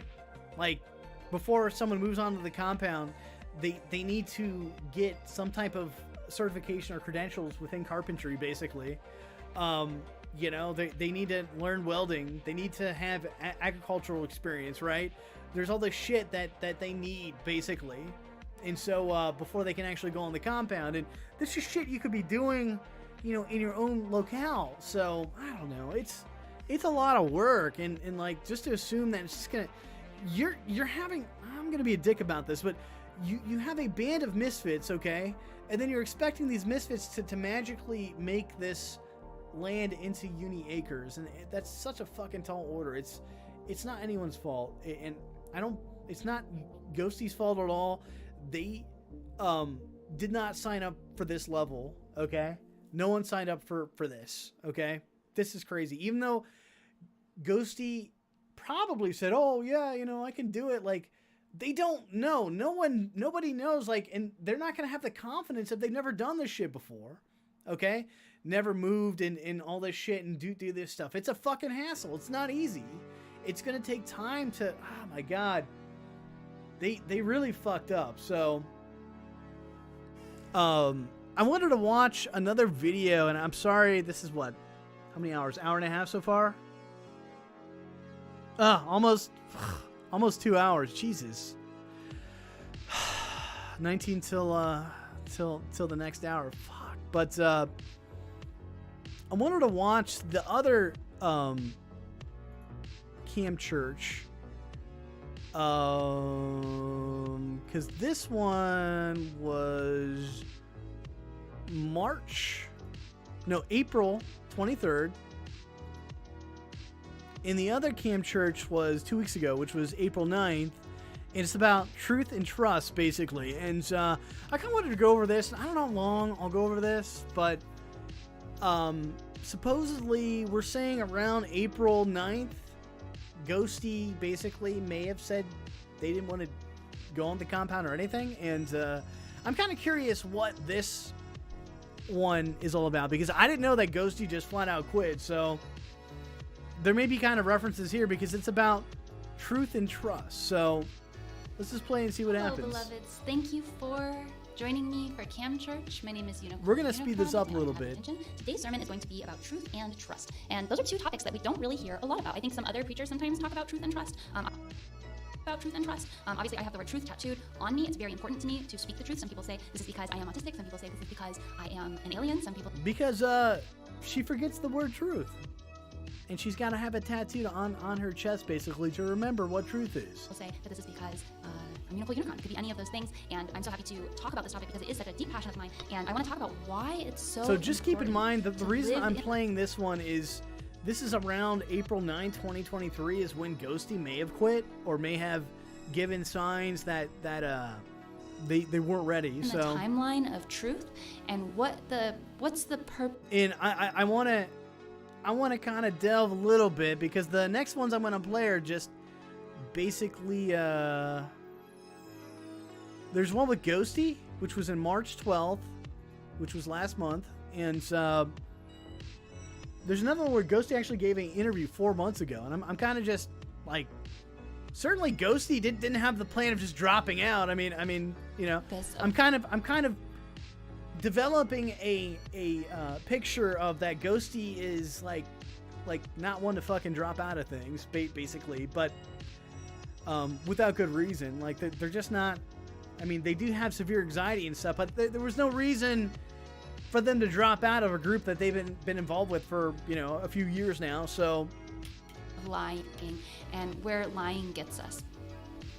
So what does, you know, we live in a world where lying is very common, and not being your authentic self is a form of lying. Not being your authentic self and not telling the truth are the same thing. Most of us have integrated these. But I mean, like, I'm gonna be honest. She's not being her authentic self in this other fucking video over here. He's like, I'm just pointing it out. I mean, she's like, oh, I'm a giver. I fucking cook food for everyone. It's time for people to give to me. But I mean, like, there's another fucking video where she likes to be cooked for. She likes to be the baby that's fed. Okay, literally. Like, I'm just saying.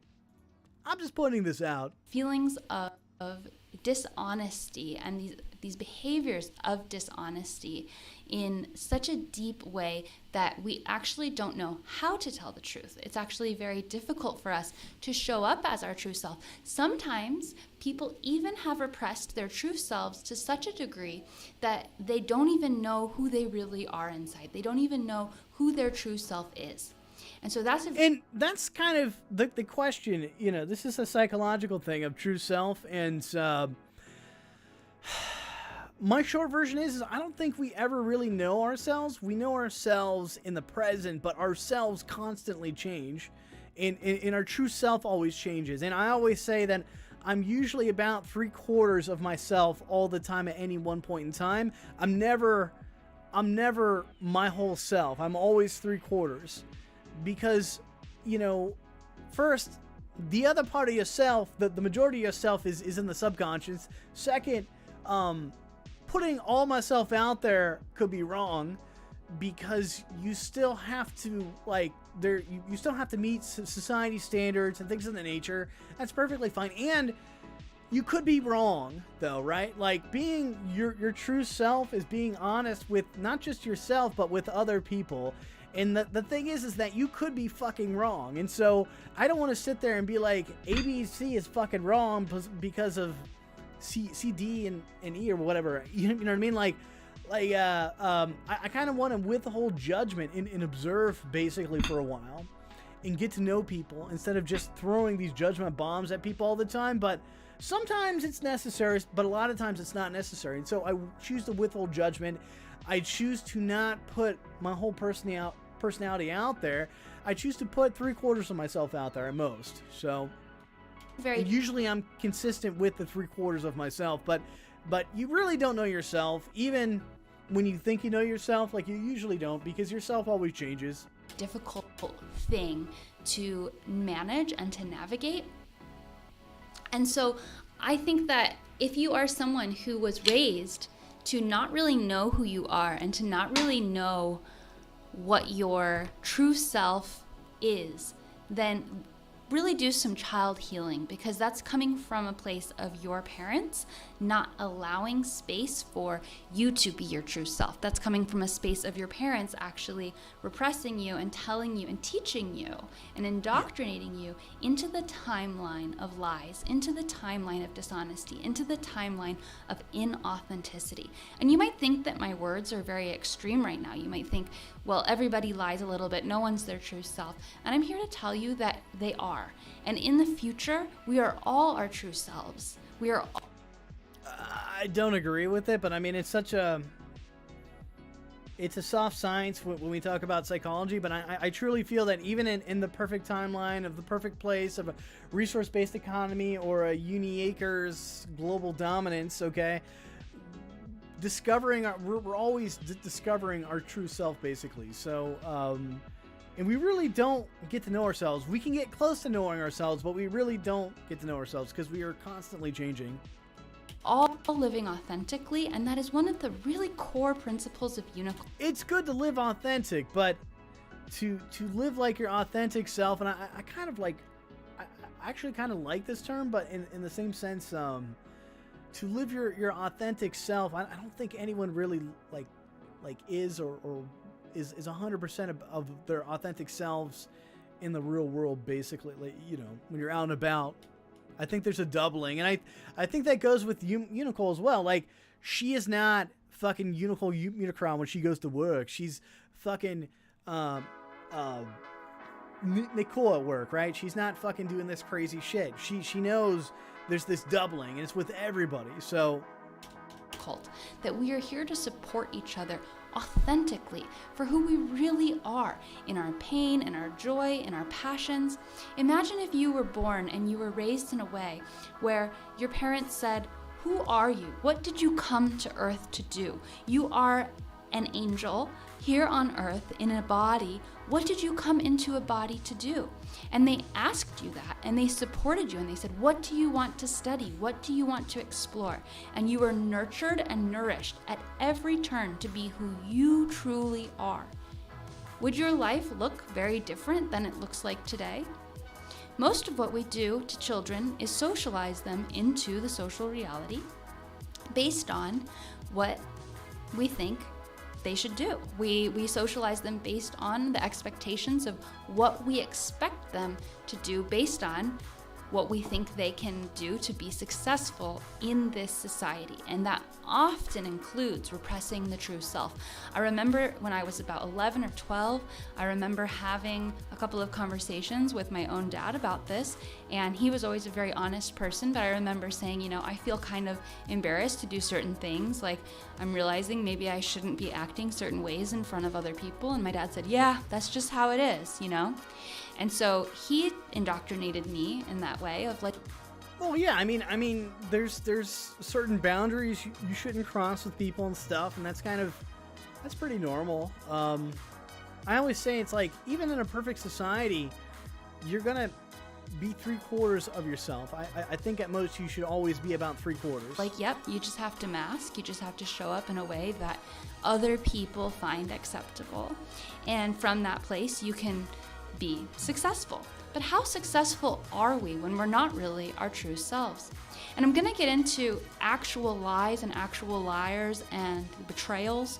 I've had a couple of betrayals recently that sting, you know, and betrayals is kind of an interesting way to put it. I mean, does she think that Ghosty betrayed her and And betrayals with an S on it means that it wasn't just one person, it was multiple people, basically, as well. So, multiple people didn't want to come down to the cult compound, basically. I mean, that's kind of, we got to put things in perspective here. I mean, she perceives them as betrayals, but I mean, you really, again, it's a big fucking ass to come back down to the compound to help out in general. It really is.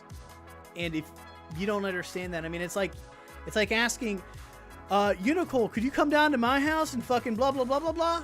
You know, like, A, you don't know who the fuck I am. B, like, you would have to spend money. You would have to take time off from work. You'd have to do all this shit. Like, no. It's a big ask. These people don't really know you, and they don't really, like, and you really don't know them, basically. You just know them from online. And you, of all people, should know that Tinder people who fucking put their profiles on Tinder, God forbid I ever do that shit, but they don't know what the fuck they're like you really don't know them. You just know their Tinder profile, okay? So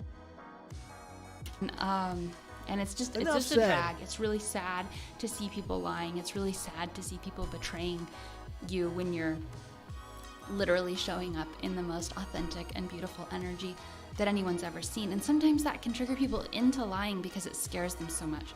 So let's talk about why. No, you backed them into a fucking corner, basically. You browbeated them down. I can only imagine, like, the bullshit you would say, and I would call you out on this shit. I would say no, and I have with the Jordan Lee Peterson shit. I hate to bring that up. It's probably annoying by now, but I seriously still have a problem with the Jordan Lee Peterson shit. You know, and I think fucking Ghosty and Shelby were all like telling me to not mention that guy. He's a sexist, blah, blah, blah. And I'm like, not really. Like, I actually believe in, like, a lot of what he says. So, and, but I was chastised not to mention that shit. And when I confronted with you in the car, like, it's not my idea, blah, blah, blah. And I'm like, but, no, you can't ask these people. It's not a betrayal. They were not prepared. If this has to do something with the compound, and they were ill-equipped. And it's not about the real ones or my homies. It's about the reality of the situation. You're asking a huge fucking ask. It's a huge fucking ask, okay? It's a huge ask. And I'd be thankful if anyone helped me out, don't get me wrong, but you can't hold people to that shit, and you can't, like, call it a betrayal. It's not a betrayal. You have to respect boundaries. You're overstepping your fucking boundaries. What does lying Oh, and fuck you. do? There's this concept that I on want to talk behalf about of that's Ghosty and more the rest of the esoteric, assholes right? who And then we'll talk probably about jump ship on that group. But esoterically speaking, lies create Seriously. an alternative reality that is not It would piss on me the off. authentic timeline. I always use this example, right? But I think it's a very common one. I think everyone can understand it. If you're married and you leave your spouse and Fuck you go you. and you say, I'm going to the store, Never. I and would you never go and you fuck this actually bitch. have Massive orgy party she had? Oh, never mind. sex with someone else and you have a secret affair, and you come back home and they say, where were you? And they kind of feel that something is off. You say, I was at the store. And you gaslight them and you make them believe something that isn't true. You're creating an alternate timeline for that person to live on. So there's the true timeline where you went to someone else's house and you had sex with them, right? And then you're gaslighting your spouse into believing this other thing that is not the true timeline.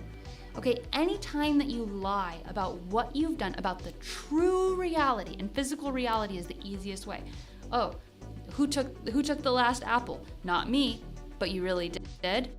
Well, I mean, that's like the problem with having, you know, a polyamory type of deal. You know what I mean? Like, people are gonna fucking lie, especially about sex. And, yeah, it's just, what do you expect? So, I don't know. It's very just fucking bizarre, this whole fucking thing. There was no betrayal with fucking Ghosty at all. I think they got scared and they weren't confident, and they rightfully should be not confident, basically. because they don't know what the fuck they're going to be doing there. So You just created a false timeline, okay? Because it's not the truth. But I do like the concept of creating almost a fantasy timeline that is a lie, basically, as opposed to what really happened. So, because then you constantly have to remember two sides of that coin. For one person, you're like, yeah, I fucked this chick. The other person, you're like, I just lived a normal, fucking, blah, blah, blah, blah, blah. So I do kind of agree with that you're kind of creating two realities, basically, but one of them is the real one that you actually did, as opposed to the fictional one that you didn't do. I do agree with that, but she does that the most. Unicult does that a lot. Truth. You're purposefully creating a false timeline in other people's reality. This can be very damaging to people who are capable of pattern recognition, and they are trying to use their pattern recognition. We're all doing this, right? We use our pattern recognition about what we know about the world to create our future. We take all the information in of what we've been up to and what's been happening and what everyone else is doing, all the variables, and we calculate it out, and then we make our own decisions about how to progress into the future and about what we care about and what we're going to invest our energy in, etc. If we don't have accurate information about what's going on around us, about the people who are closest to us, about the things that are important to us, we are debilitated in our ability to move forward into the reality that is most beneficial for us, because we're actually being handicapped by other people's lies, by other people's false realities, by their betrayals, by their mistruths, by this alternate timeline that they have created for us to live in. Now, this is on the individual level. On the global level, this is happening on a very mass scale. You might have heard the words that in 2012, the veil was lifted. This is the veil of dishonesty. This is the veil of black magic that has been going on this planet since probably around the time that the Bible was written. I feel like Jesus came to set us straight, and then the Bible was written, and it kind of has been changed a lot in society. There's this book, The Alphabet versus the Goddess. If you want to know what I'm talking about, you can read that. I'm not saying anything bad about Christianity. I'm talking about the patriarchy and this reality of hierarchy that didn't used to exist. Perfect. And so this mistruth of hierarchy, this fundamental misunderstanding of how the world is operating, and this idea of competition instead of symbiosis, all of these conceptual frameworks that we have internalized as truth, which are not actually truthful, have created a disturbance in our ability to calculate who we are, to calculate what we're doing, and to move into the future in a coherent and harmonious manner. So we were under a big veil of delusion from a lot of different sources, and you have to understand that lying is the root and the completion of black magic. If I can tell somebody... She's committing black magic then. She's the most black magic person there. He's like, what are you talking about? She fucking violates that. Oh my God. I'm Let's about go on. to curse you. And they believe it. I don't even have to do anything. That's all I had to do was that. So if you are lying to people, you are creating a false reality. You are committing black magic. You're creating alternate timelines. And why do people lie then? If it's all this bad stuff, then why do people lie? People lie for a lot of different reasons. They lie because they are worried about their own ego. They lie because they're so afraid of not being their true... She literally needs to look in the mirror and listen to this, because it starts with you and then it goes with everyone else. You're lying to yourself, and you know exactly what it is deep down, and that's why you hate yourself. Selves. They're so afraid of their true selves being seen, because they're afraid that if people see who they really are, they will be ostracized and removed from the community. They're going to be banished from the community. That's a real fear. Okay, we lie because our parents taught us how to lie. We lie because we're trying to get other people to see us in the light that we feel like they should see us in, but maybe we aren't currently in that light. So it's really important that we understand that there is a benefit to lying, but it's not actually a sustainable benefit, because what happens? The truth always prevails. The truth is And I wish I had a better sentence for that. I've been working on that concept for a very long time, but the only way I can say it, and if you just really listen to these words, the truth is. There's nothing else but the truth. If you can comprehend the fact that the truth is, then you'll realize that everything else is just an illusion. And that these illusions are actually causing pain to the people who are creating them most of all. Lies are beneficial to the ego. Yeah, but I mean, let's get real here. You started a group that they believe that they're aliens and they're starseeds or whatever the fuck they are, right? And that's now a guy. I don't even believe, like, a guy is now a female, okay? And it's not even enter my fucking vocabulary. Ghosty, you know, they believe they're females when they're, you know, born guys, right? And like you've created this fantasy within the group, okay? And like, you've already kind of started on like the worst footing possible. You know, if you want, you've started a group that lives in fantasy land, and so they can't, like, they're already starting to like lie to themselves and all this shit. So it's gonna be impossible. Unicult is gonna be a train wreck. You have to be very practical, and right now you got to be Unicult firefighters. You got to be firefighters. You got to be putting out fires right now. That's what's going to occur. So, lies are beneficial to the world in which is operating in a system of lies. There's a concept also, esoterically speaking, that Earth is in a timeline vortex. And what this means is that when you create a false timeline, you take humanity, the entirety of humanity, we're all connected. You take humanity off the track of the authentic timeline of truth and justice and glory and harmony and all the... God is good, okay? All of the beauty of the spiritual reality gets taken away when you lie because you're creating a false timeline based on fear and insecurity. When you take all of that energy from fear and insecurity and you put it into creating a new timeline, a new world, you are actually creating a vortex of negative energy that circles around your aura, that circles around this planet. And yeah, you can get ahead in this world of lies by lying. That's because it's a negative vortex spiral. If you jump onto the negative vortex spiral, you're going to be negatively vortexing along with it.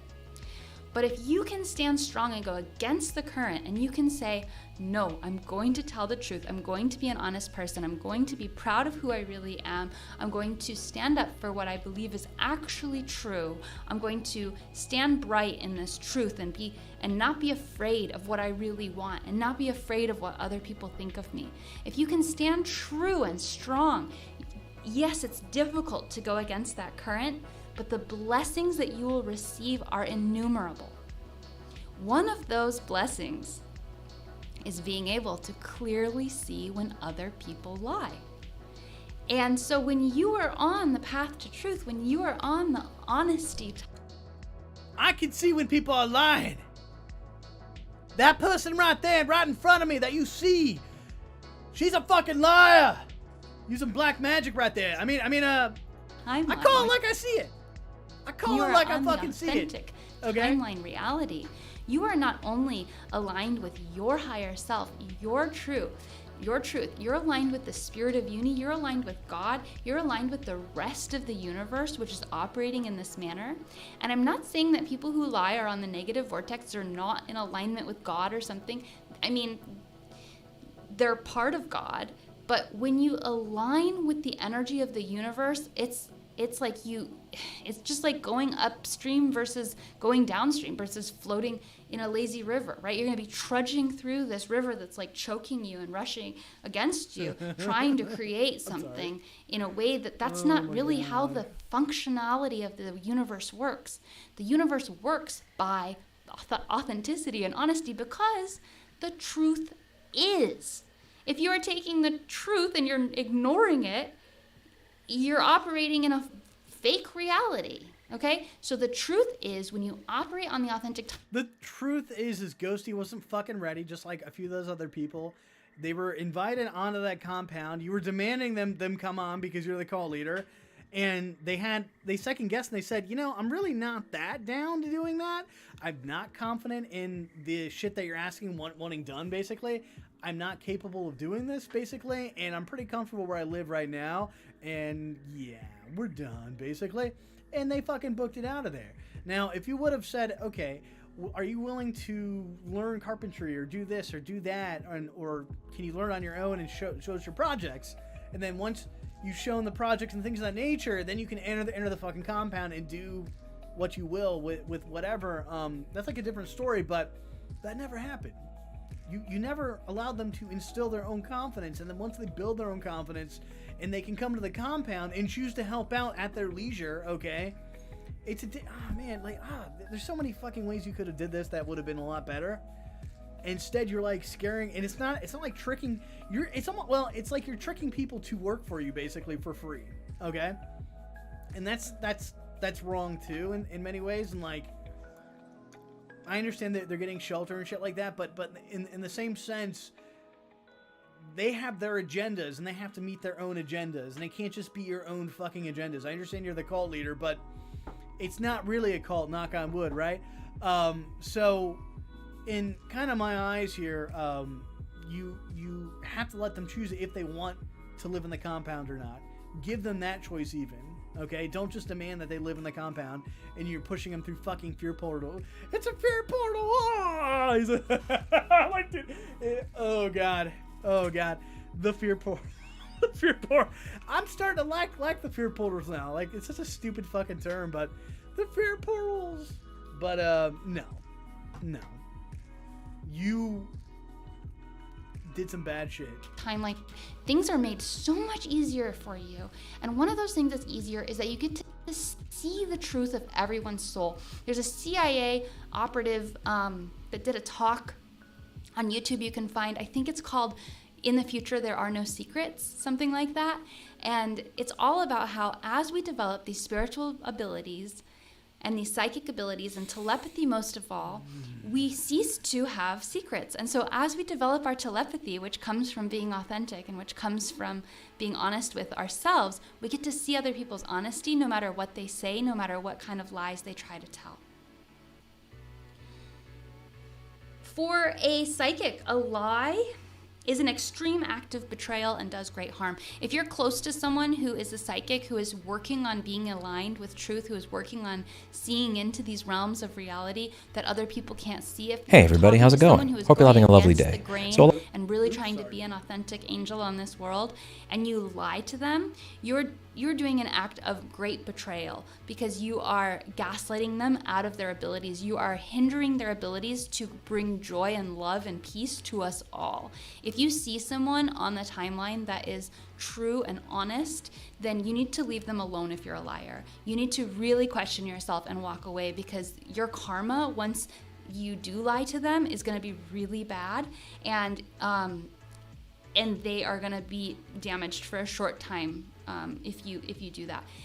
Ultimately, people. Oh, meaning, for example, if you're on TikTok and let's say you're a dude and you're looking for a female, and you put in like a younger picture or even a picture of like a hotter guy basically, and then she like thinks that you're this hot guy and you're not really that hot guy and you should be honest. Like, no, fuck you. Always fucking lie, boys. Always string them along.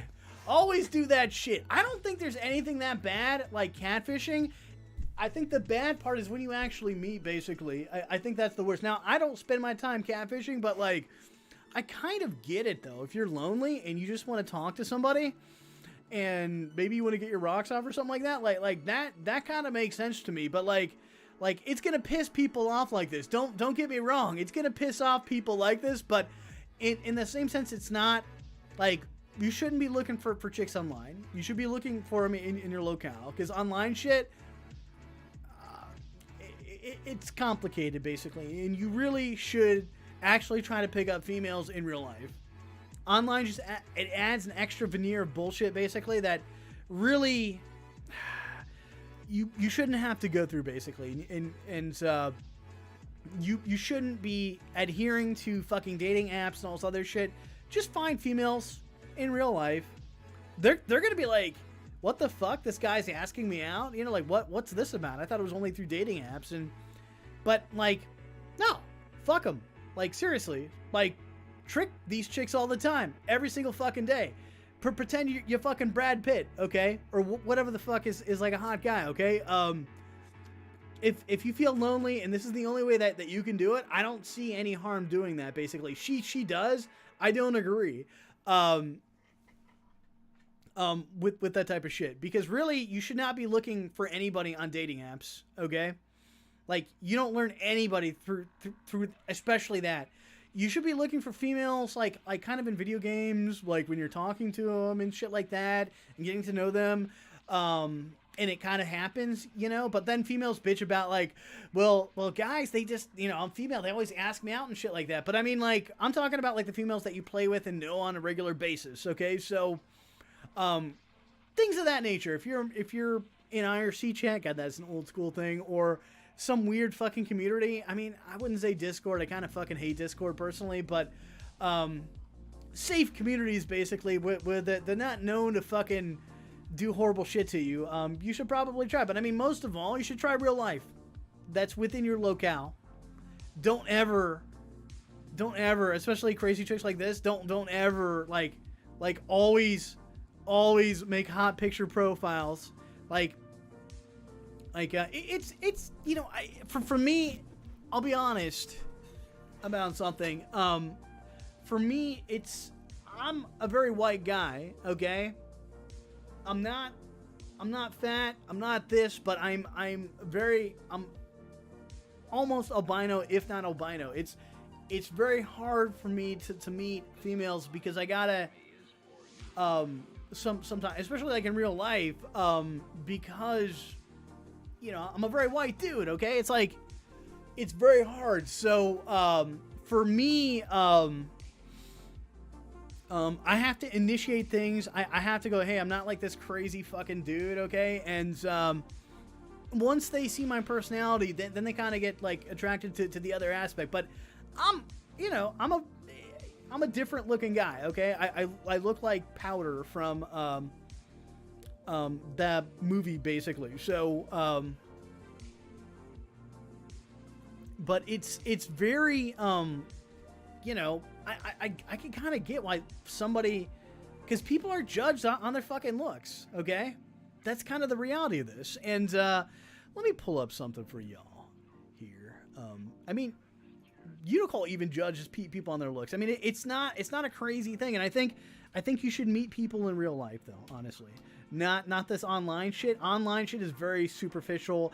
It is very, like, you don't know who the fuck they are. Let me pull up something here. And let me give you a good reason why, especially to lie to chicks like this online. Let me give you a real fucking good reason here, okay? And it's nothing, she's allowed to do that. Like, you're lying, but we just saw an example where she lied like 50 times in the last video. So, like, I think the lie and I kind of wanted to make a whole fucking, I know I'm going on a rant on people who use dating apps and fucking lie on it, but, like, I don't think it's the worst thing in the world. I think it's a lesson of, like, not doing dating apps, basically, and meeting people within your locale. So, God damn it. Let me see if I can find that real fast. Oh, here we go, right here. One moment. I'm trying to pull this up on the fly. I try not to do this a lot of times. Are you shitting me? Oh, this sucks.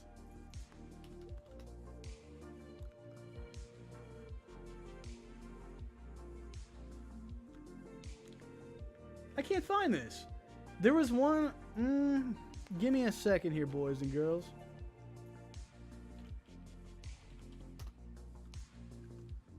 Here we go, right here. I've heard, as you may have heard. This bullshit right here.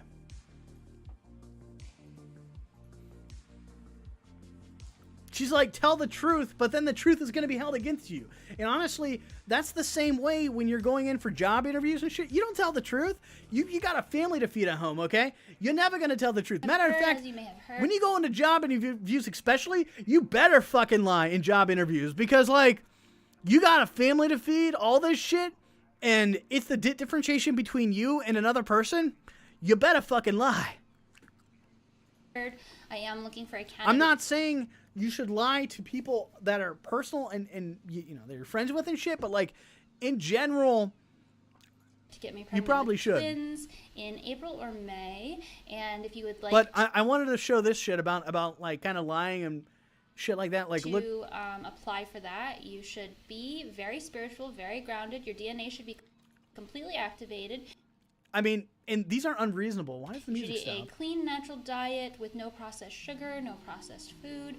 You should meditate every day, exercise every day. The incel. And have healed many lineages of trauma in your current incarnation, healed your family. You should have a deep sense of peace and connection with the divine, and bring that into your cellular activation on a daily basis, and you should have been doing that for some years now. So your body is completely rejuvenated in the cosmic light, and if that is you and you do have viable DNA in the form of sperm, then you can send me your qualifications in the P.O. Box, Unicult, send it to Unicult, P.O. Box 60606, Pasadena, California 91116. And I do want to say that all genders are welcome, but you will have to have sperm in order to impregnate me. Maybe in the future things like that won't be necessary, but that's where we're at currently. And I do want to say, Alt Universe was advertising this search for a viable sperm donor. Oh, and when you send in your qualifications, whatever those qualifications may be, send a picture too, because yes, we're a little bit shallow. It's happening that way. I told you! I fucking told you! She is fucking shallow. Like you kind of need to lie, right? I mean, that's kind of the basis of everything. But like you should lie to these chicks all the fucking time. Like I'm just saying in general. Like, don't take dating apps seriously. If you just want to kind of get off on shit, like, that's one thing. Like, I wouldn't look at this shit as fucking long term. And, like, never date a Discord chick. And if you do date chicks, date ones that you've talked on a regular basis with or something of that nature. Don't like, just fucking immediately, you know, like, get to know them and shit, okay? And then if they want to stay friends, then guess what? If your intention was to fucking date her and she wants to stay friends, don't be her friend. Like, disassociate from that situation completely, 100%. So, anyways, let's go on. But also, you know, I have to look at these children. That's my red pill advice right there. That's how I personally handle shit. I don't ever fucking go on dating apps and fucking like, this is Brad Pitt or anything like that. But I would never go on dating apps. And if you go on dating apps, don't take them too seriously. And I don't want them to be ugly. No offense. There's nothing wrong with ugly people. But maybe, you know, if you are truly aligned with cosmic radiance, you will be beautiful. You know, so don't think conventional beauty is what I'm talking about. I'm talking about, are you glowing from within? And if you feel confident that you are, then please do send that in. Alt Universe was advertising on Twitter that I was looking for people to send vials of their sperm. No, do not send vials of your sperm. If you send a vial of your sperm, you will be automatically disqualified from this. What? Send vials of sperm to Unicult Unicron. Let's go right there. Operation. First of all, your sperm will no longer be viable if you send it through the USPS. Also, I don't think that's legal. I might get in trouble in my P.O. box for having my P.O. box full of vials of sperm. Not exactly ideal. Additionally, I'm just going to mix up a bunch of random people's sperm from the internet that may or may not be viable because it traveled through the mail and shove it in my vagina? No. We're talking about a cosmic, divine, kundalini merging of consciousness to bring in the highest possible warriors of light. That's what we're talking about. So that's what I'm looking to have happen. And if you are interested in that, you can go ahead and send your qualifications in to P.O. Box 60606, Pasadena, California 91116. And like I said, we're moving quick. We're hoping that this is going to happen in April or May. So send in your qualifications and a photo. Whatever you feel like your qualifications may be. You should also be unvaccinated. I don't think you should be vaccinated. It's not so much a physical thing as a mental thing. It's a mental I want your mental space to be in the place where It's perfect. you can stand up to authority if you so feel like it. I'm not saying that everyone who doesn't get vaccinated is standing up to authority. We're not going to get into this. This is not what we're talking about today. But that is one of the qualifications. I'm allowed to make any kind of qualifications about the future father of my children, future parent, father, sperm donor of my children. Let me just put this out there. Like, since we're fucking talking red pill shit, I'm going to make a red pill fucking video. But, you know, don't fucking throw money to chicks because they're hot, like online. Only throw money to fucking hookers, okay? I'm telling you this, like, please just throw your money to hookers, okay? Because you actually receive a service. Do not simp for these other fucking chicks. It's not going to do anything for you. You need practice having sex, basically. If you get no sex, throw money at hookers. You will get a lot more out of it. Wear a condom. Make sure they're fucking tested, and then fuck them. And maybe even fuck them on like a regular basis, okay? That's my advice. If you can't pick up chicks for whatever the fucking reason, you know, I think building confidence and like this is like life though. Build confidence in sex, basically. Pay a sex worker to fuck you, basically. So I think they have an important service. I think prostitution should be legalized in the United States. So yeah, absolutely. That's my fucking truth bomb right there. Don't donate to fucking, do not go on Twitch and do that fucking, don't fuck with that shit at all. It's a waste of time, man. If I was, what is that doctor's name? His name is fucking H Gamer, whatever, that psychologist who fucking kind of weaseled his way into like the Twitch community and whatnot. Don't fucking like he should be advocating like fuck hookers, fuck prostitutes. Do not fucking donate your money to fucking chicks because they're hot. Okay? Just don't. Just simply don't do that shit. And you know what? Fucking trick all the simps out there on OnlyFans. Make a fake account, create like an artificial intelligence picture basically, and have assholes donate money to you. And then like maybe after 2 years, like finally admit like, hey, this account is totally fucking fake. You fucking simps fucked up. You know, trick people, trick them all the time, steal their money when it comes to that shit. A fool in their money part. So no, I just like, make them actually have to fucking have more value than just being, like, beautiful, okay? I'm just saying in general,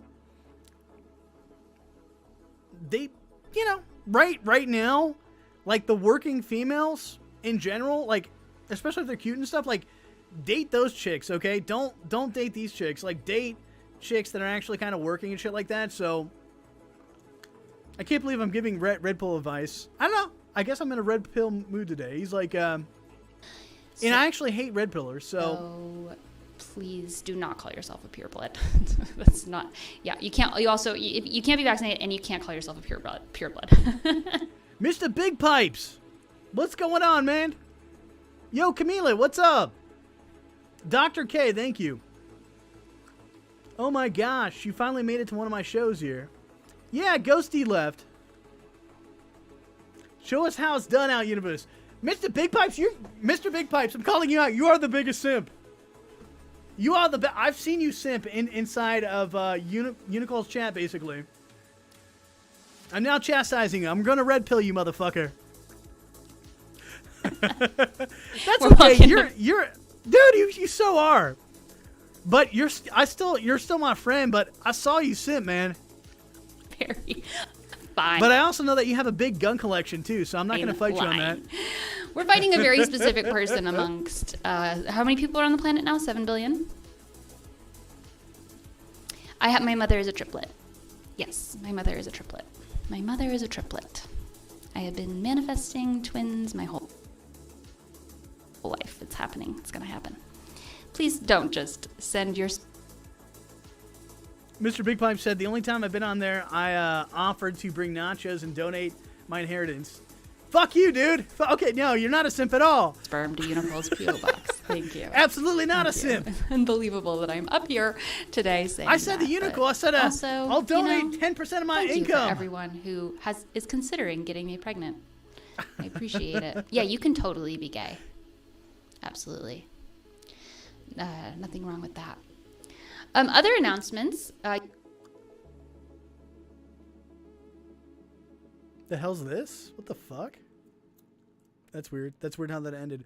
We're going to play this shit. People who are on the timeline of truth, who get lied to, learn how to differentiate liars and honest people in a much better way. But there are certain people with autism, if you want to call it that, who have a hard time, who are gullible, right? And who have a hard time differentiating between true honest potential and lying energy. And you can really damage someone by purposefully manipulating their energy. And it's a great harm to everyone, including yourself. And you just really don't want to do that, because your karma when you do that is really bad.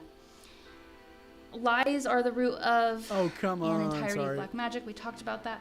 So remember, people lie because there's a reason to lie. There's a purpose to lying. There's a benefit Hey everybody, to how's it lying. going? You're getting something from lying. But everything that you get from lying is not real. It's fake. It's not real because it's not true. The truth is. Nothing else is. You're just creating bullshit. So if you're lying to create bullshit, you're only... Dude, she is fucking projecting, Mr. Big Pipes. Going to get bullshit back. You can't get the truth. You can't get completely real projecting, reality. so... You can't get real love. You can't get real nourishment. You can't get real power from lying. You're going to get fake power from lying. You're going to get fake love from lying. So really understand there is a reason to do it, but that reason isn't worth it. So you may be listening to this saying, I want to enter the truth realm, but it's too hard. I've been lying my whole life. I don't know who I am authentically. My parents taught me to lie. I was rewarded for lying. I've been rewarded for lying in my job. I've been rewarded for lying in my relationships. Yes, I'm miserable at my job. Yes, I'm miserable in my relationships. But how do I switch my energy into the one where I am authentic and I am true? I'm so afraid I'm going to lose everything. Yes, you are. If your world is built on things that you got from lying and you're ready to enter the truth timeline, you will lose everything that is fake. You will lose the entirety of your reality that has been built up on your dishonesty. This can even be things like lying about being passionate about something. If you Mr. Big Pipe, I've said the same shit. Mr. Big Pipe said in chat, then stop lying and starting weird cults based on lies. Holy cow!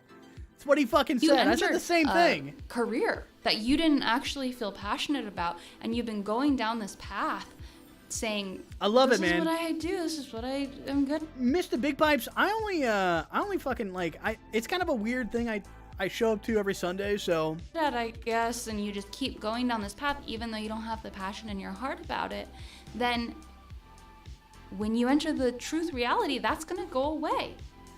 And so I understand that this is very scary. This is a very big deal to challenge you and to tell you that we are entering into the age of truth, and that your participation in that means that you will lose access to many of the gains that you made in the third dimensional reality. As you lose access to those gains that you made in the third dimensional reality, you will enter into the timeline of truth, which means that the true desires, the true longings of your heart will get rewarded. So you will lose everything that is fake, but on the other side of that, you will gain everything that is real. You will gain everything that is pure and good and powerful to you, like your true desires, not your social desires. You're not going to gain things like, oh, other people are going to admire me for this. No, you're going to gain the things that you've been longing for since you were a child, the things that your soul truly craves. To enter into the truth reality, you have to start being honest with yourself first and foremost, and with the people in your life. You have to see reality from a 5D perspective. We talk about this a lot with timeline jumping. What this means is that you let go of duality. You start seeing all things as divine and all things as holy. This means that, yes, people lie and they betray you and there's drama and all this stuff, but you see it as part of the whole. You see it as, wow, well, I'm learning a lot. I'm growing a lot. I'm becoming strong in who I am because of that. I'm learning boundaries, etc., whatever it is. Or if you're someone who lies, you can say, wow, well, I had a really interesting life because I was a liar and because I hung out with a lot of liars. I learned a lot about a certain part of reality that I would never learn that if I was living in another planet as an alien. There's not a lot of places in the universe that operate from a lie-based perspective, from a dishonest perspective, because it's not how the universe operates. It's actually totally wacky. So if you're here and you're experiencing this lying, dishonest... It depends on who you lie to, right? So, like, if you're lying to your close friends, or if you're lying to a female that you know for a long time that you want to go and date, okay, those are, like, different stories. So, but, like, you know, they're like, lying is a matter of survival, okay? Like, the reality is that we all kind of have to lie in this type of stuff. But it's the level of the lie, right? Is dependent upon, like, everything else. So I think a person that lies on TikTok to get, like, you know, fucking hot chick to talk to them and all this shit and doesn't reveal, like, that lie until, like, the very bitter end, basically, I think that's very fucking minor, as opposed to a lie of, like, okay, we've got a business, like, investment partnership, which is something I recently was in, basically, and they fucking straight up lied to me on just about everything, and then they contacted my personal people that have nothing to do with anything, like my girlfriend, and which is my ex, basically, and they contacted employees and people I've done business with, and then I asked them straight up, and they fucking lied to me that they never contacted any of them, and I said, well, my ex-girlfriend said you contacted them and asked questions about me, and that's like, I'm fucking done with you type of lie right there. But, like, I think in the realm of this reality, we kind of have to fucking lie, and I don't want to lie, basically, so I tend to not lie, but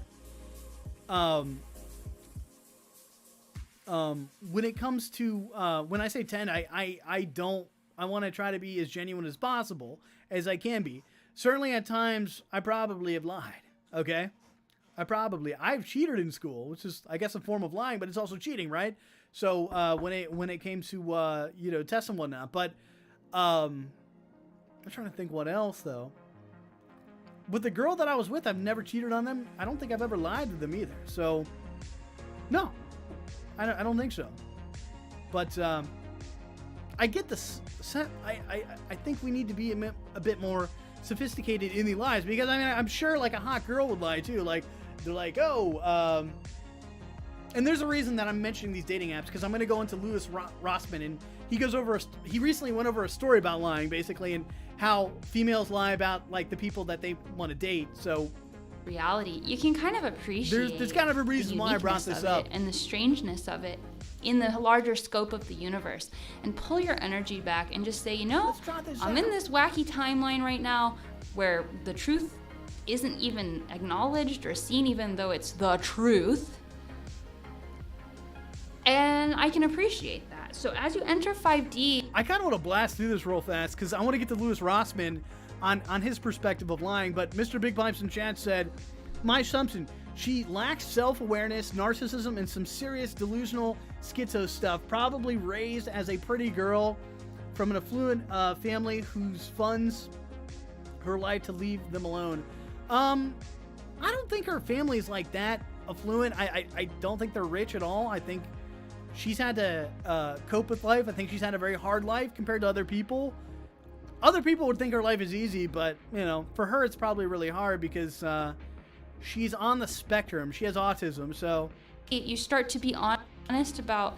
Females with autism react to the environment differently. Well, I mean, Mr. Big Pipes, you could be onto something too. I'm not saying you're wrong, but I just watched her shit a lot, so I kind of know she has autism, which is something you're practically born with, and then she probably has ADD, which is typically, or ADHD, which is typically something that autistic people have. So she has problems with discipline, basically. She smoked pot while she was a kid growing up, basically, which is going to have cognitive problems. And then on top of that, because she grew up in Colorado, where fucking pot was unfortunately legalized there, and she just was like, I smoke pot to try to act cool, and now she's probably having the repercussions of that problem right there. And then on top of that,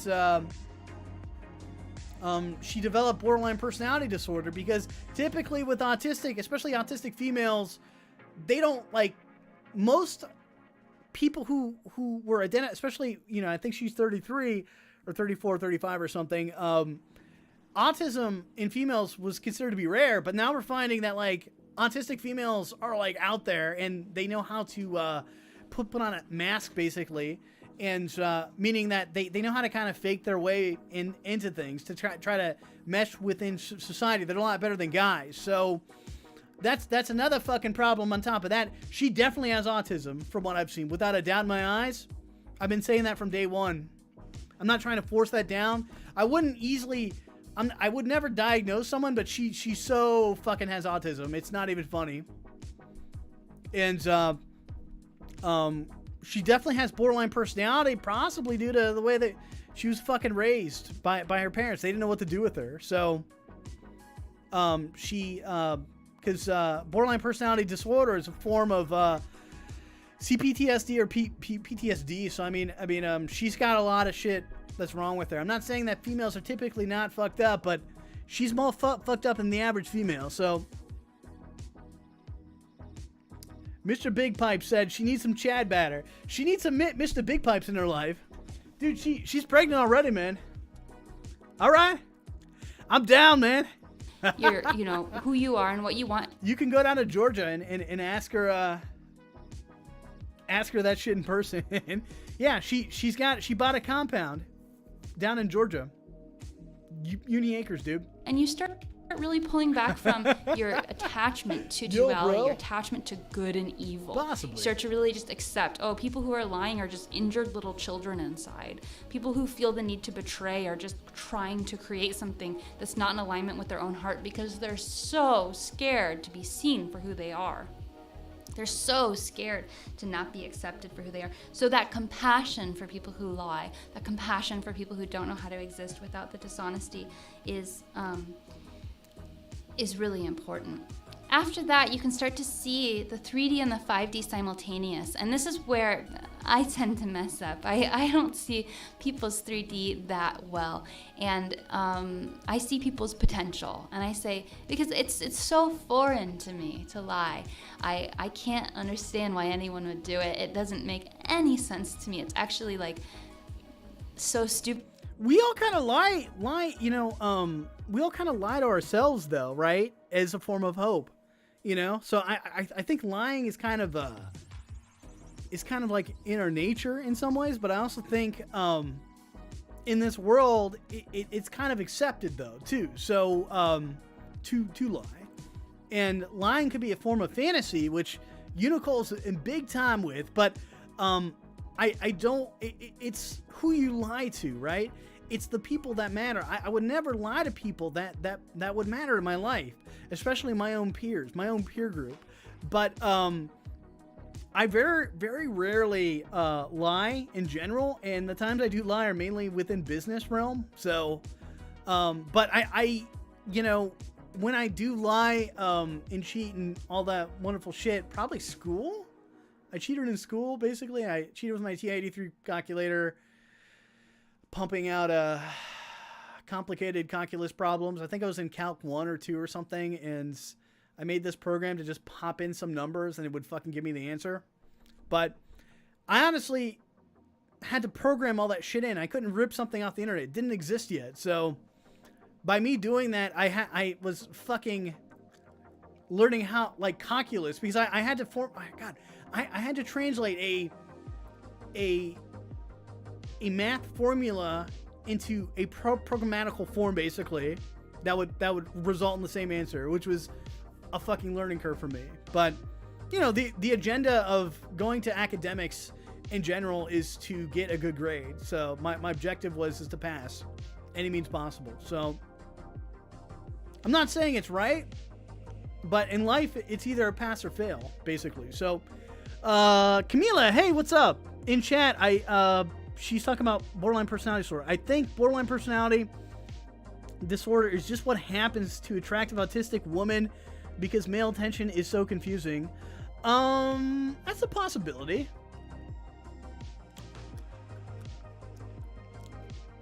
Mr. Big Pipe says, heifers aren't really my jam.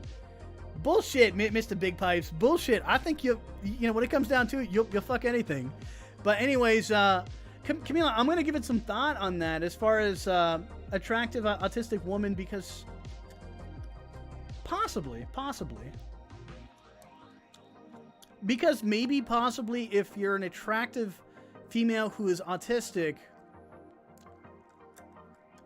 the male, like, why someone would be attractive to you as opposed to someone else, like, it could be quite confusing why someone would treat you different from other people. Interesting. That could be confusing to somebody. Or, I mean, a different example would be, how about this, like, thought experiment? If you were overweight, you're often considered not attractive, and then when you lose the weight and you look like you're very attractive, basically, it could be very confusing for that, like, overweight person, basically, initially, because it's like, why do they like me all of a sudden? Because I lost this weight or what? So I could kind of get it from that standpoint, because it's like what's different? Well, I lost the weight, so interesting perspective though. Stupid. Like it's like the type of stupidity I can't even see, I can't even comprehend, is the stupidity of people who lie. So I don't catch it all the time.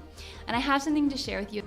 Mr. Big Pipe said, yes, that's why they like you, because you're more physically attractive. Yeah, but I get that, Mr. Big Pipes, but, like, it's weird if you've been fat all your life, right? And then you lose that weight and you become attractive, but, like, you don't see yourself as attractive, but other people find you attractive, mainly because you lost the weight, basically. But it's weird because you don't know it yet, basically. I guess is what I'm trying to say, is that you don't know your value. And that when there's first signs of, hey, you have value, you're attractive, it's kind of a weird thing, because, like, normally for females though, like they have to provide little to no value. It is kind of a weird thing, because imagine if you're a female and your value is, it's not just your vagina, but like your beauty, right? That's your value that you have to add. So, and this is a red pill type. This is red pill talk, and I honestly hate red pill talk, but there is some, like, truth to it, especially with modern day society. So, damn, Mr. Big Pipes, you lost 170 pounds? Wow. 14 to 16 years. Okay. Mr. Big Pipe said, it's very weird and ruined my body, and I was cute, handsome, tall, but super insecure about my body. You know, Mr. Big Pipes, I can relate. I'm a very white guy, okay? And so I've been kind of insecure about that, because I look like fucking Mr. Powder, or Powder from the movie, basically. I think it's 2009, or fuck, it might be an earlier movie, 90s movie maybe. So imagine going to an all-black school, and you're not just fucking white, but you're, like, fucking ultra white, man. Like, it sucks.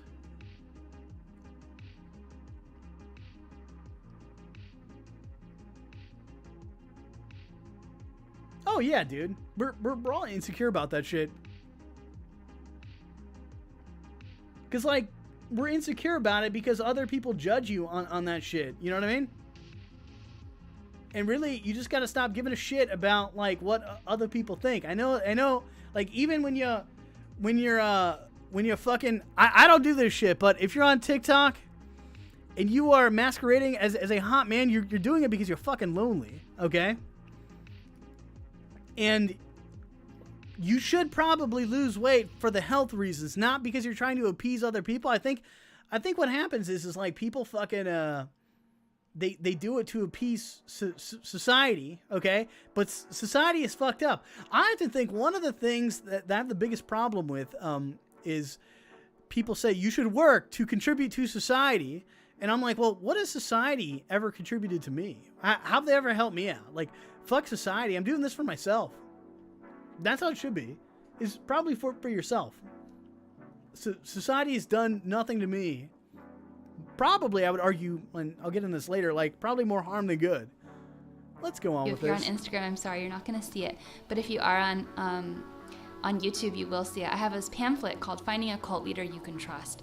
And in this pamphlet, I talk a little bit about what it means to trust people and what is trust. I don't think this is not something that we talk about very commonly in our reality. And I want to talk about what it is because people don't even know. People literally don't even know what it is. So let's see here. We've got, why should you trust? And guess what? Guess what about females, Mr. Big Pipes? Females are the biggest fucking liars. You know why? Because they wear the makeup. They wear the fake eyelashes. They wear the fake blonde wig right there. And all the other bullshit, okay? Like, and they're like, you must tell the truth. And I'm like, you're not even telling your own fucking truth. Don't wear the makeup. Be like dudes. Trust is one of the most joyous really emotions in the universe. When you can truly see that the universe is in alignment with the highest good for all, including yourself, you can let go of all your negative emotions and feel the protection and freedom that trust allows. So trust extends beyond trusting other people. What is trust? How can you trust other people? And this is the idea of seeing 3D and 5D at the same time. How can you trust God? How can you trust the universe? If you're someone...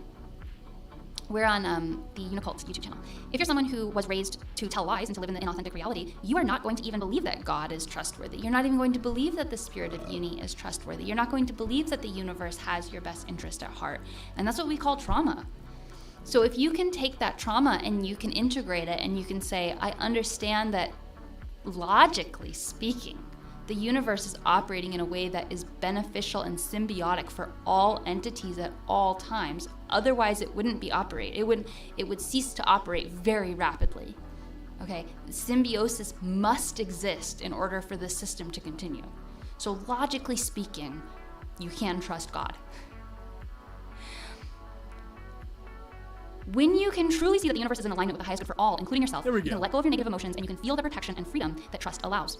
There is an aspect of suffering though, right? So unfortunately, very hurtful, detrimental, and terrible realities do exist around and within us.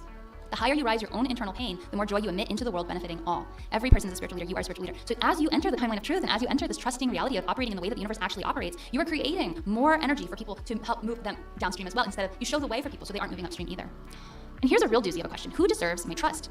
Everyone deserves to be trusted to the highest level of their frequency or own joy. What does this mean? The higher you go in your enlightenment, the more clearly you will be able to see someone's trustworthiness. That being said, there are a few indicators that someone really does have your best interests in mind. How can you tell if someone is on the timeline of truth? Authenticity, honesty, sincerity, empathy and awareness, respect, and the understanding that we are all one. If you've got someone in your life and you really feel sincerely that they check all those boxes, then you are going to be probably dealing with someone that you can trust. The person who recently betrayed me did not have authenticity, they did not have honesty, they did not have sincerity, they did not have empathy or awareness, and they didn't check all those boxes. Then you are going to be probably dealing with someone that you can trust. The person who recently betrayed me did not have authenticity, they did not have honesty, they did not have sincerity, they did not have empathy or awareness, and they did not have respect. They did have the understanding that we are all one. But with that many of those boxes not checked, I should have recognized the fact that they were not capable of being a trustworthy person. And in a way, I already knew it, but I was really rooting for them to be honest with me, and they couldn't be because of their fear and insecurity. She's talking about Ghosty here probably, and like, no. Ghosty, like, you did not... Okay, Mr. Big Pipes, I apologize. I'll give you the quick, short version of this. There's this person within Unicult that's in the upper echelon of the Unicult cult, and they're supposed to move on to the Uni Acres. Well, Ghosty basically didn't want to go on Uni Acres or do anything with that. And Unicult basically is saying that they lied, they betrayed her, and everything else. So we're kind of watching this video to see like that perspective basically on only Unical's side, and basically she's calling him a liar and inauthentic and not sincere, and that the only thing they got was that they're all one. But like, really, you didn't prepare not just Ghosty but your people. You got to prepare your people for this shit, okay? You can't just throw them on this fucking compound and say like you're gonna build fucking great works of art, architect, like, and everything else. Like, you just can't do that. It's a slow progression. So no. The easiest way to tell if someone has your best interest in mind is to find out if they understand. It's not Ghosty's fault, okay? It's not their fault. The truth. And it's not anyone else's fault that decides to jump ship. You are pushing them into shit that you call a fear portal, quote unquote, that they're not ready for, and you need to do kind of a proof of concept by instilling confidence in them and all this other shit. So let's move on. Any individual who truly understands that we are all one will behave in a manner that benefits all and harms none. By living in alignment with this truth, you can understand that all suffering is truly shared as it is all joy. This is similar to karmic return, but it is instant and expansive. So there's one more little section I want to read to you, and that's called What is Mr. Big Pipes? Unicult bought a fucking like someplace 20 acres in Georgia, okay? She's already like committed, and she's fucking pregnant, dude. She's fucking pregnant, and like there's no way that she's gonna be able to like fucking do anything on that property while she's pregnant.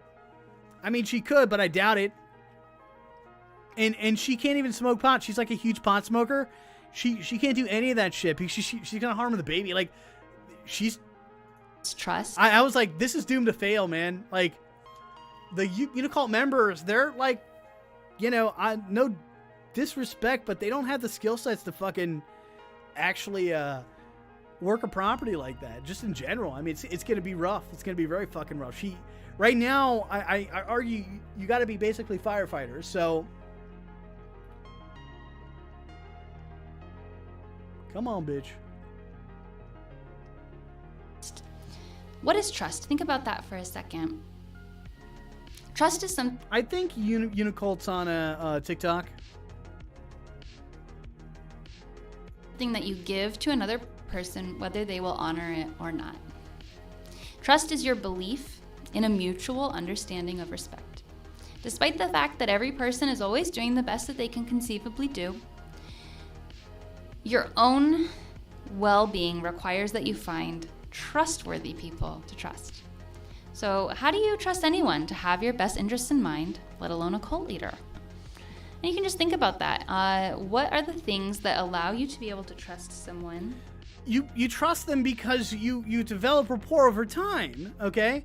And it's not just online. Online, it would depend, basically. But you know these people and things of that nature. You work with them. Like, I trust people that I've worked on open source projects with. More than, like, any other people, basically. But, like, you trust in their discipline that they're going to follow through with what they say and things of that nature. And it's... You just don't know about people until you meet them in real life. That's the bottom line. And even then, when you meet them, especially like dating's already complicated. Like, meeting them online, no, you're not going to know them until you meet them in real life. And then even then, more times than not, you don't really know them. So trust is just established through time and rapport, basically. And you kind of get a vibe of certain people, right? And like, who's going to show up, who's probably not going to. Like, you've not even established that at all. So. And how do you feel that? Again, sometimes you're going to be seeing someone's higher self, and you can see their fear and insecurity, and you can be rooting for their higher self to win out. Oh yeah, Mr. Big Pipe. So the reason I'm doing this is I just wanted to kind of do a show and stuff, and I figured I'd talk about this since it's a recent thing. And they're all kind of like hiding, like who fucking left the group, but you know, Unicult's pretty upset about it. I could tell, but like, it isn't a betrayal though. It's she tried to push them and pound them into what she deems as like their higher self, and they have to see it themselves, whatever that is. And their insecurity will win out, and they will. You can't force people to do anything, man.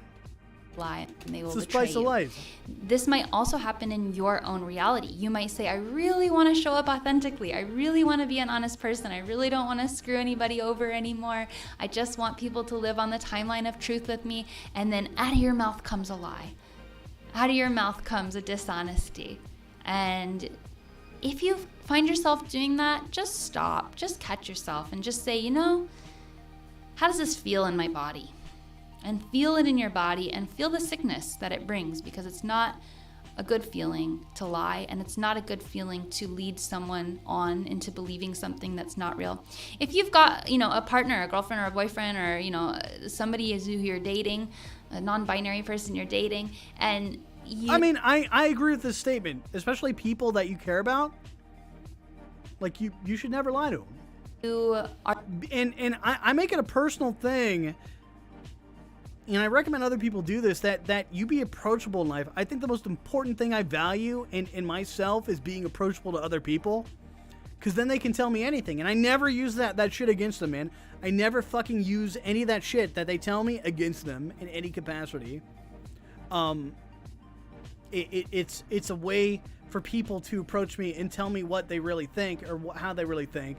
Most people are afraid to tell, especially their owner, their boss, like, what's going on. No one's afraid to tell me anything, as far as what I'm seeing.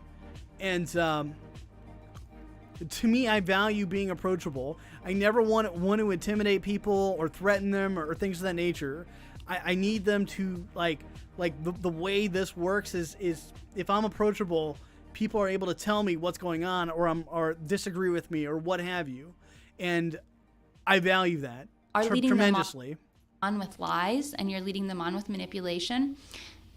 Is that relationship truly satisfying to you? Is that relationship truly rewarding to you deep down? No, because you're feeling like you have to lie to them in order to keep them around. You feel like you have to be dishonest with them in order for them to like. Mr. Big Bipes said he's going to be doing David Koresh or Marshall Applewhite. That's the fucking Heavy Gates Cult dude. Sermons later this week. I'm down, Mr. Big Pipes. Thank you. So deep down, you know that competing they wouldn't cults, like always you. And good. the more you lie, you know that they really wouldn't like to know that you had been lying to them this whole time.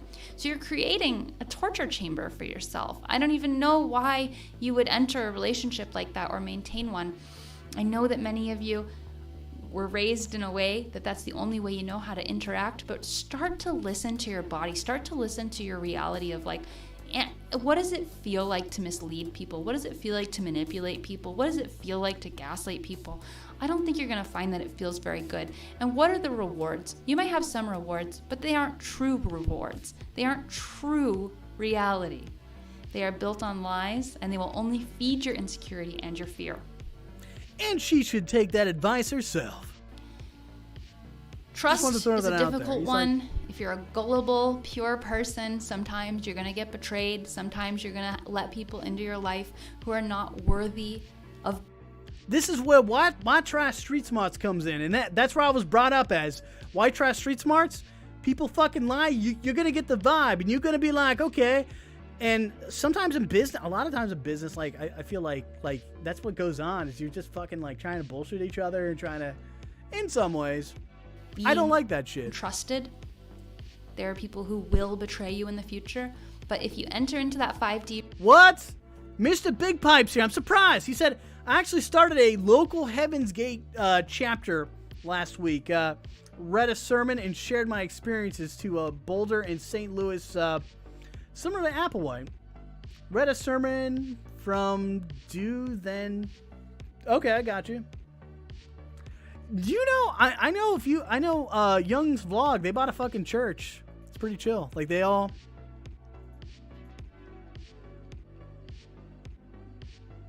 reality, and you see the whole beauty of it all, and you see the cool rewards of all the lessons that you get to learn, and all the boundaries that you get to learn, and the discernment that you get to learn from those experiences.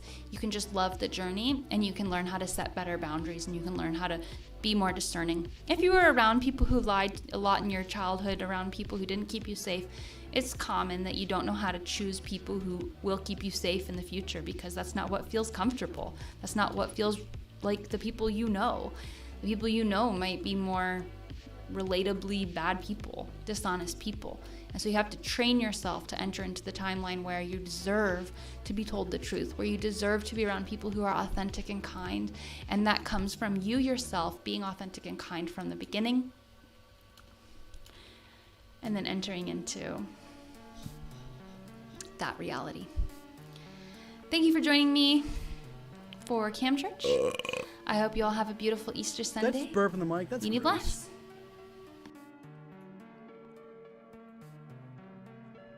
All right, now we're gonna Louis Rossmann. He's a business guy. He fixes Apple products and probably every single fucking tech products. And I want to bring him up because I value his opinion.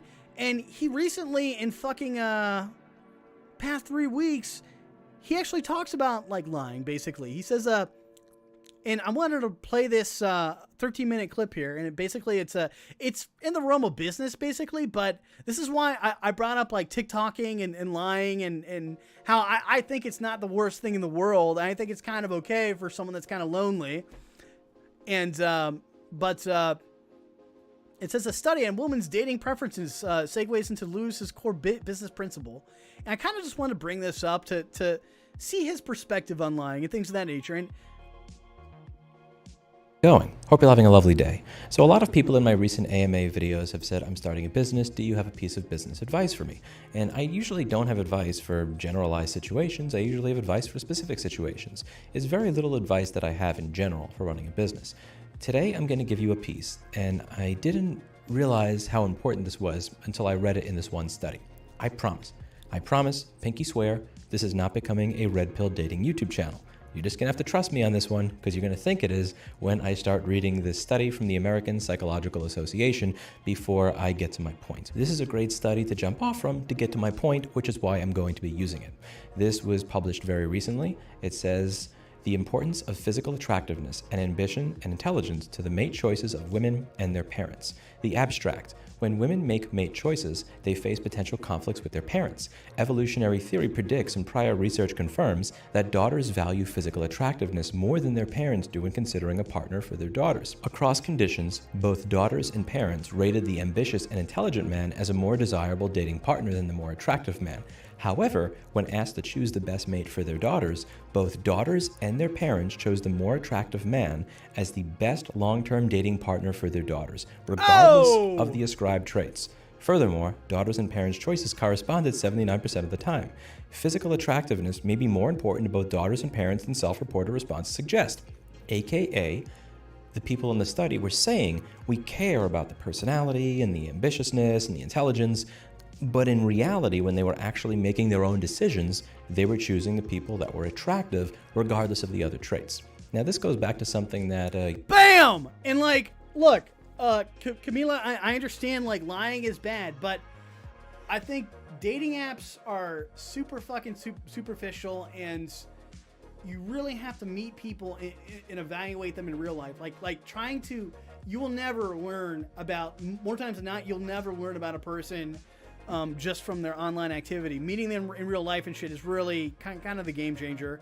And you really like you've got to know them on a regular basis. They have to be within your proximity. Laurie, the character that played House in the Fox TV show series called House, used to say all the time, which is that everybody lies, and this can be applied to so much more than just dating and marriage. And I'm gonna segue this into business. My general piece of business advice is as follows, and it applies to business and life. Look at where people are spending their money, what they're paying attention to, and what they're investing time in. Never listen to what they say, because what they say is often a lie. People lie with their mouths, but they tell the truth with their wallets and how they spend their time. I'll give you 3 examples of this just with my own business. So I started this business literally working out of the park because I couldn't afford something better. So what I used to do is I used to have a little setup that I created in the park. I have a little bag with all my parts, and because I wasn't paying rent, everything was so much cheaper this way. I wasn't paying $3,000 to $10,000 a month in rent and everything else in New York City necessary to have a business. And I remember asking a lot of people at the time when I realized that, all these places are charging like $400 to $800 for what amounts to a $58 part in 10 minutes of time. Do you think that people would be open to visiting me, at 19 years old in my basketball shorts in the park and having work done there if they could save a week of turnaround time because I stocked the part, and if they could save a few $100s? And 100% of the people that I asked thought, yeah, I don't think anybody's going to spend money on that. I wouldn't take my $3,000 machine to somebody in the park to have it fixed just to save $100 or $200. Yet in reality, this was a very viable business model. Here's a picture of me back when I still had a hairline, and me with my little Shure E3C earbud because even back then, even back 15 years ago, I was a fanboy of Shure inner monitors, and that was me fixing something in the park. That picture is about 15 years old at this point, and this was a very viable business for me. So people said I would not trust somebody in the park with my stuff. No way, I'm not going to do that to save $100. In reality, the opposite was the case. I very rarely, if ever, had customers ever complain about my work arrangements, and they were more than happy to spend $160 with me rather than $350 at Laptop MD or whatever, especially since I was able to get them the part faster, because the money that I was not wasting on rent, I was investing into stocking parts so I could offer instant turnaround. So everybody that I knew, friends, family, coworkers, said I would never do this, yet simultaneously, all these people were showing up for it.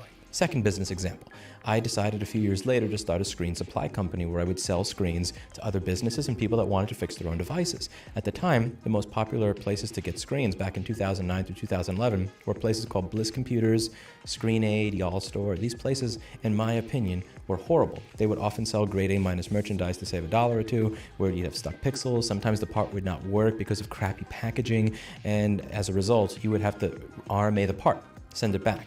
Now, in the repair industry, when you have to send something back, you have to tell your customer, hey, I know I told you this would take 3 days, but because I have to wait 5 days to send the bad part I bought back, and 5 days to get a new one, your 3-day repair is now a 13-day repair. And this will often result in the customer being very mad at you because, again, from the customer's point of view, you should be stocking this part if you're offering this as a repair service. I went over that in this video that I highly suggest you watch if you have a repair shop.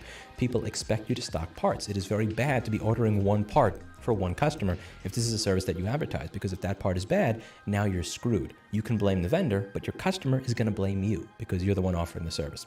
Anyway, I decided that I was going to listen to what so many people were saying, which is I would pay extra to get a screen in good packaging, or just know that it was pre-tested, or to know that if I had a problem with it, that I could get a new screen overnighted to me. So I decided, when I started my supply company, I decided to have 2 separate choices for my customers. Behind door number 1 was the normal system that everybody used. Behind door number 2, for $4 additional for your part, I would allow you to get access to next day standard overnight shipping if you had a problem with your screen. So instead of you having to fill out an RMA form, send it back, and then I will send you a replacement, the moment you file your RMA without you sending back the part to me, which means you could be scamming me for all I know and getting 2 free screens, I would standard overnight you a replacement with a label in the box to send the bad part back to me so that you did not have to wait, so that your customer would not have to wait at all. I would double box the screen to ensure that it got to you. Even if the postman stepped on it over and over again, it would get there in good condition. And I would personally plug it into a computer myself to ensure that there were 0 stuck pixels on the screen and that it worked before I sent it out to you. For those benefits, you would pay $4 extra. And both of these accounts on eBay, Amazon, everywhere had amazing, very, very good, high quality feedback. Everybody told me I would be willing to pay a lot of extra money to get this basic benefit. And when I actually did this in reality, the reality was that I was getting about 400 to 1,000 sales per day from the normal screen selling account, 15 sales a month from the one where it was $4 extra for all these benefits. So all these repair shops told me, man, I wish I could just pay a little bit extra and know that what I'm getting is good for, just those cases where I didn't stock the part. Where if I had a problem, I would get a new screen delivered immediately, where it was pre-tested, double boxed, all that kind of stuff. I offered that for $4 extra. And you have to understand, these were like $80 parts that repair shops were installing for customers for $300 to $400. So they had a $300 to $400 profit margin, and most of them were not willing to spend an additional $4 to get it double boxed, pre-tested, guaranteed no stuck pixels, and if anything doesn't work, I will standard overnight it to you before you send the old one back.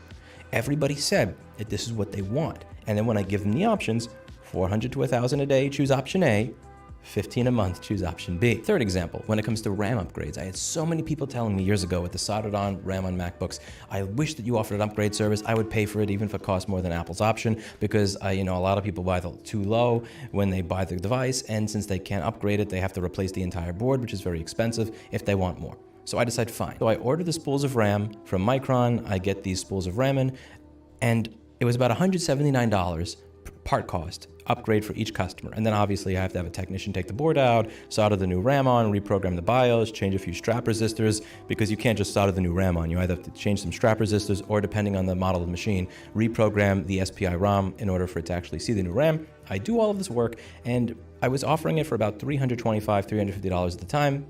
And considering, the amount of work involved, store in Midtown Manhattan, part is $179, that wasn't that bad. Virtually nobody wanted it. I kept lowering the price once I realized, okay, let's just get rid of the spool of 100 chips that I already bought. We lowered it to 300 to 250. And like, I think I used this once. In 3 years, I used this once. That spool is probably still sitting in the basement of 141 West 27th Street. I didn't even bother taking it with me because nobody was interested in the upgrade. So many people were telling me I would pay for this, Lewis. I'd love to pay for this. And then when I actually start offering it as a service, nobody wants it. Nobody's willing to pay for it. The lesson in all three of these is that people will lie about what it is that they want. And oftentimes they're not lying to you. What they're doing is they're lying to themselves and then telling you the truth as they see it. They lie to themselves because at the end of the day, do you really want to admit, in the case of this article, do you really want to admit that if you had to choose between somebody who is ambitious, intelligent, good personality, successful in their field and well-respected, or somebody who's hot, but isn't really well-respected, lives in their parents' basement or whatever, like that you would choose the latter? Would you want to admit that you're shallow? Probably not. And it's not even something that you may lie about to other people. You may lie to yourself because you don't want to believe that you're shallow. And it's just one of those things where like, I hear that so many times. Bingo! It's like who's ambitious, who's just nice. I'm a personality girl. And then you see who they go out with. Are you lying to me or are you lying to yourself? Exactly. Everybody knows somebody like this. Everybody. 100%. How many of you know a guy that says, this is what I want out of a woman, and then they date the exact opposite? Somebody who is psychotic, controlling, and emotionally unwell, simply because they came on to them in a certain way or have sex with them in the manner that they wanted. There are so many examples of this. There are countless examples of people saying they want something and then actually going for something else. And it's not because they're lying to you, it's because they're lying to themselves. Who wants to admit that they're shallow? Who wants to admit that they're cheap? Who wants to admit that they don't necessarily value their customer enough to spend a couple of extra dollars to ensure that the part that they should have had in stock anyway actually works when it shows up, much less to admit that I'm too cheap to stock parts in general so that I don't have this problem to begin with? Most people don't want to admit this stuff about themselves. They don't want to admit that with their $3,000 device that they would be willing to meet some rando dude in the park that Fucking doesn't Mr. Big Pipes. have any sort of business reputation just to save $100 over going to Laptop MD. They don't want to admit that. But when it comes down to it, when it's time to pay the brass tacks, when it's time to open their wallet, when it's time for their rhetoric and their rubber to hit the road, that's when the rhetoric changes, when it's time for them to choose with their own money. And that's a very important thing for you to understand as a business owner, because if you start investing in certain areas of your company, or you start deciding to offer certain services, or even start a business based on what people tell you they want, you could become massively, massively screwed, and you could have a massive malinvestment where you have invested incorrectly based on what people told you they wanted, rather than investing based on what people actually want. I don't invest in my business based on what people tell me they'd like. I invest in my business based on where people actually spend their money. What are you willing to spend money on? What are you willing to spend time on? What are you willing to pay attention to? What are you willing to invest in? That is what I care about. What you tell me you want, what you say would be nice to have, what you tell me somebody should offer this, I never listen to Dude, what's up, man? this shit. Ever. Because 100% of the time that I have listened to what people tell me what they want, rather than what they actually do, focusing on their actions, focusing on where they pay their attention, time, and money, I got screwed. And it's true. Everybody lies. They lie with their mouth. They tell the truth with their wallet and their attention. That's it for today. And as always, I hope you learned something. Absolutely. I'm curious to see how many people actually got this far into the video. Knowing YouTube comments, there's a fair chance that I'm going to get a bunch of people saying, I'm subscribing. When did this become a Red Pill channel? on a Red Pill boys video, because I was reading this study. We'll see. We'll see. It'll be fun. Read the pinned comment. It'll be something juicy. Anyway, that's it for today. And as always, I hope you learned something. I'll see you all in the next video. Bye now. And best of luck with your businesses. Hey, look, the pinned comment right here is, yeah, I'm ugly as fuck. That is why I'm single. Thanks for the video, Lewis. Ah, fair enough. Fair enough. That's why you fucking fake. You fucking fake your picture and make yourself Brad Pitt on fucking any retarded dating app, okay? There's nothing wrong with that. Nothing wrong with feeling good. Females do it all the time. They just put on makeup and high heels and wear dresses and lipstick. And fucking make themselves taller, make their asses bigger. He's like, there's nothing wrong with what faking a profile. It's actually, females do it all the time. It's just the fuck is that? Sorry. But let's go on. Let's go on with this painful thing.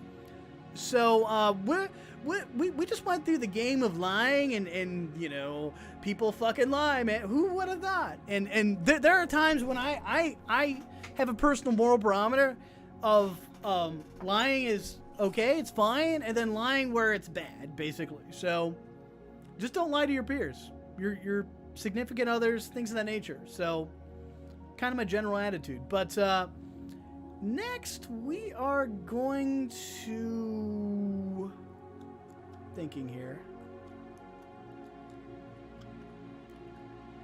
We're gonna watch this shit by Ghosty. It's a March 12th, 2023. So Ghosty left around April 9th, 2023. So we're gonna watch this. This was like a month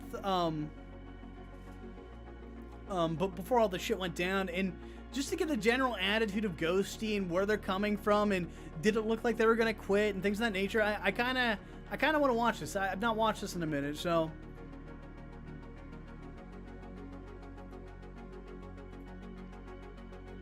Sorry for being boring, but this is what I don't know. This is what I kind of wanted to do. Next time it's going to be a Burger Planet, so.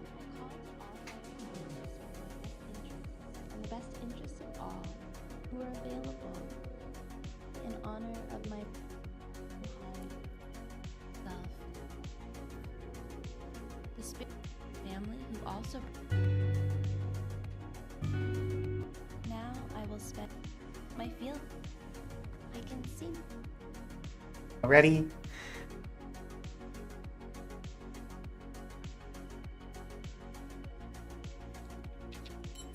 Burger's going to India, man. Fucking India. He's moving out of Indiana and moving to India. That's great. Cam Church. Time for Cam Church. Hello. This is Ghosty. March 12th, 2023. Ghosty left Unicult on April 9th. Around that time, 2023. So. Hello, everyone. We're grateful to be here today. It's good to see you all. Go ahead and say hello to each other in the chat if you haven't already. Happy Sunday. Hello, Aaron and Dream Indigo and Mama B and Alicia and Beetlejuice and Tess and Gemstones and Bunny. Hello, everyone. Glad to see you. Just getting things going here today. Go ahead and get your water. Yeah, let's get some water going. And just go ahead and speak to it. Say, I love you, I honor you, I respect you. Thank you so much for everything that you do for my body. It's extremely important to have good water, and I love you. But yeah, thank you all for being here. Unicult is down in Uni Acres, and so exciting that we have that now. I'll be going down here at the beginning. Dude, let me just let me put it this way: Burger is going to be content. No matter what, no matter if he fucking lasts or not, he's content. No matter what, we all know it's going to be a train wreck, but we just don't know how that train wreck's going to go. That's kind of the artwork of Burgers. We don't know how it's going to end. It's content no matter what. So May. So this is getting towards the end here, and I'm sorting things out on my end, and I know Aaron's going to be there as well. So just excited. If you, we are still taking donations. Before we were collecting them for Uni Acres itself, but now we are going to need to be building a church. So if you would like to support us in that, and I know it would be very exciting for you all to support us in that, you can put in a donation into the chat at $7 Sunday. So if you can do a $7 donation, I would be so grateful. Hello, everyone. Flip Top, Ja Wolf, thank you for coming. All Universe, hello. All right, let's get some prayers in the chat. We'll get some prayers going. Finish my water here. Excited to get things going today. Spirit of Uni, calling you here today in gratitude for everything that you've brought into my life, all the blessings that I've had, all the experiences. I'm grateful for everything. We're calling you here to bless us all and give us health and happiness. We are praying for calm, clarity, abundance, and love. We are praying for the bugs and the fungi. We are praying for gratitude. We are praying for harmony. We're praying for happiness. We are praying for a smooth transition to Uni Acres. praying that we all learn to love everyone and everything, including ourselves. And thank you, Mama D. We are praying for Dilbert to be not kicked off of newspapers, if that's what happens. I'm praying for what's his name, Scott. Hope he does well. Praying for Uni Acres and the Uni Baby. Praying for Unicult and their journey here. Praying for Aaron and Ghosty safe travels. Thank you very much. Praying for joy and peace. Praying for all to have a wonderful day. I'm gonna put the voice down a little bit, but this doesn't look like a person that wants to fucking leave a group. All of you know what I mean? Chat here. Thank you for taking your time on this Sunday to be here with us. Prayers that he does some self-reflection. Oh, the little Dilbert guy. Yeah. Praying for everyone. All one. Praying for safe travels eastward for your resist impulse. Praying for the butterflies in the garden. Praying for the Uni Baby. Praying for support and love for all. Praying for all the people in my life and praying in gratitude for all of the experiences that I've had. Prayers for the Uni Acres garden. Yes, praying that we grow abundant, plentiful, nutritious crops that can help sustain us. Praying for safe spaces for everyone. Prayers for Ghosty having to live with Aaron. Prayers for gratitude for abundance, adventures, and growth. Yeah, in the same apartment. We'll be living at Uni Acres with the rest of the people that will be living there. Unicult's going to be there and going to help them as they get further along in their pregnancy. Prayers for achieving goals for each one of us individually. And I can't tell if they want to go or not in this video here. I'm trying to look at Ghosty and see if they're like really like wanting to go or not. I can't tell. We're praying for the grass, and not the ones in the ground. Yes, praying for any kind of grass. Prayers for Uni Acres to be a true Unitopia for all of us. Praying for the Uni chickens, praying for the Uni donkeys and Uni horses as well. Praying for all our animal friends.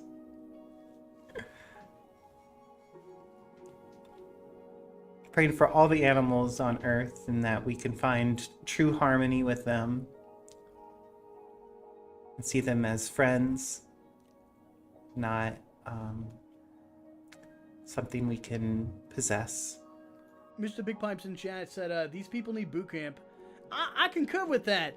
I Prayers concur with that, for Mr. Big animals Pipes. and bugs and creepy crawlies and spirits.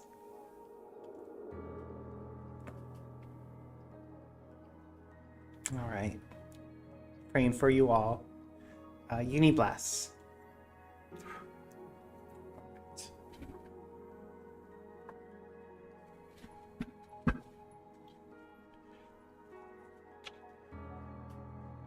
Let's get this going here. A few more. Praying for Garima wandering with paint. Thank you, Aaron, for the donation. Praying for Dream Indigo's AI.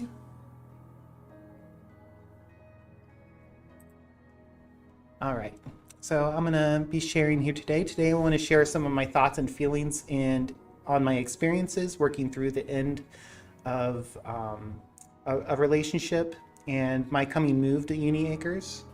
While it's no doubt an exciting... Oh, shit!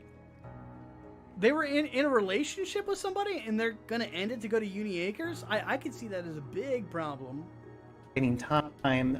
This has been a difficult experience for me personally. I'm leaving behind a home and memories and experiences here, and the ending of a long-term relationship. And while it was about a year ago, it was extremely painful for me, and the repair of that relationship, or at least forgiveness and moving forward, has taken a long time. I've had great experiences this past year, but a lot of emotional struggle as well. And the pain we have...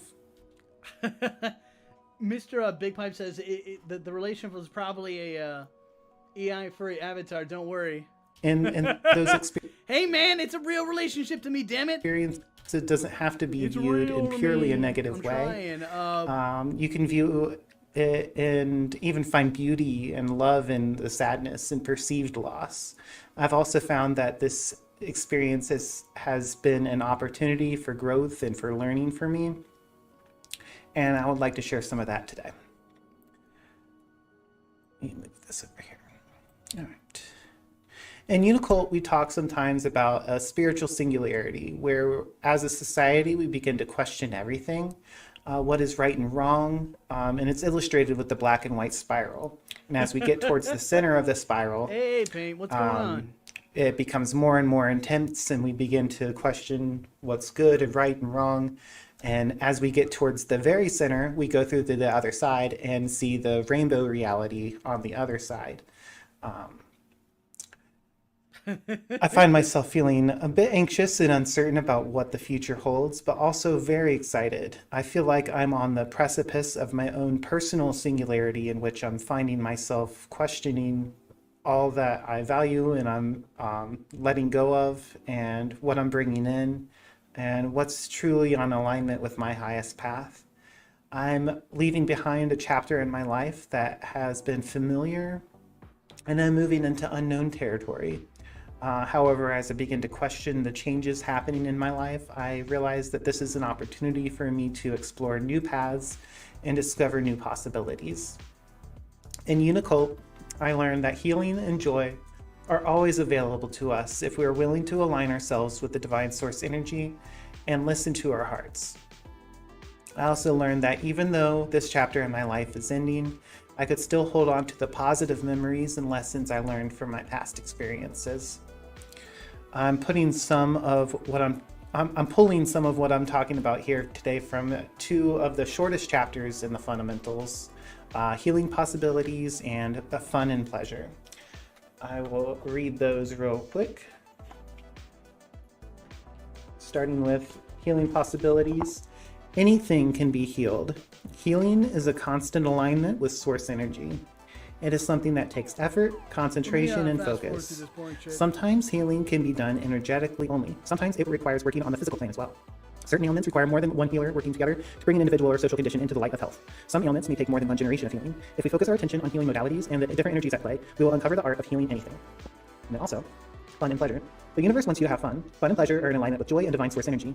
Just as in all things, make sure that your fun and pleasure are led first and foremost by the whims and true desires of your heart. Be respectful to all and harm none, including yourself. Like stuff fun and pleasure are indicators that we're on the path to joy. Joy is the point of Unicult. Joy is the point of life. You are allowed to have fun. Enjoy yourself. That's right.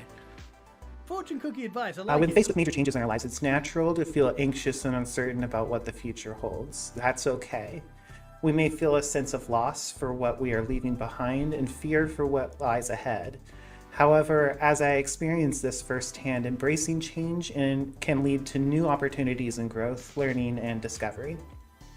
By embracing change, we can cultivate a sense of openness about the world around us, allowing us to accept new blessings from the universe. Instead of seeing change as a threat, we can view it as an opportunity to explore new paths and discover new possibilities. When we let go of our attachment to the past, we allow ourselves to be present in the moment, open to whatever comes our way. We don't know what's going to happen next. Even if we try to stay in the same place forever and resist change, things will always be moving forward. I have to let go of the comfort and familiarity of my old surroundings. However, by embracing change, I'll be having new experiences that enrich my life in ways I couldn't have imagined before. By opening myself up to the possibilities of this new chapter, I'll open myself up to joy and new ways to heal my past. I am working towards letting go of my responsibilities I felt towards the past circumstances and letting go of my feelings surrounding it. And in doing so, I can create an emotional environment for myself where I can bring healing to my past relationship, however that manifests. I encourage each of you to consider how you can embrace change in your own lives, how you can let go of attachment to the past and be present in the moment, open to whatever comes your way. By doing so, you can find that change can be an opportunity for growth and learning, and it can bring you joy and fulfillment in your own life.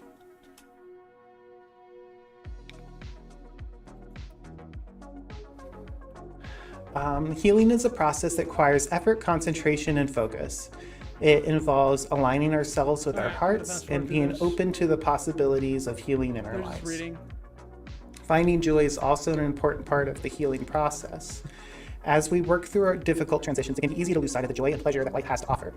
However, by focusing on joy, we can find moments of happiness and fulfillment even in the midst of difficult circumstances. I've been exploring new friendships and activities from my past from the perspective of where I am now. I've spent a lot of time going back to the basics, like regulating my nervous system and grounding, and that's helped a lot. Remembering the steps on the path to joy, keeping hope, and knowing that this process does take time. It takes time and dedication. It's part of the process. The earth is a slow computer, they say, so you just gotta work through it. I've been seeking experiences outside of the duality of like before and after, making friends with no relation to the future move, like people outside Unicult, or not in relation to the previous friends I've had. Just getting new experiences entirely. Let's see, where was I? I was talking to a friend last night, and he reminded me that to have something that's just for me. This is advice that actually echoed back to a previous time in my life where someone made that suggestion, having something special that's just for me, and I don't tell anyone else about it. And that was a really helpful thing for me back then, and I feel like it's be a good thing for me now. So I suggest all of you to look for something in your life that's just for you. You don't have to tell anyone about it. Just keep it to yourself and have it to be something that you can always go back to. Just for you. Just for you. I also feel like by embracing the future I have chosen, it has opened me up to a degree of independence and agency I didn't have before. I'm taking action on my future, and while I don't know what's going to happen, the act of making a choice is aligning me with my highest path. I need to keep in mind that anything is possible. Anything is possible, like the chapter in Fundamentals. Anything is possible.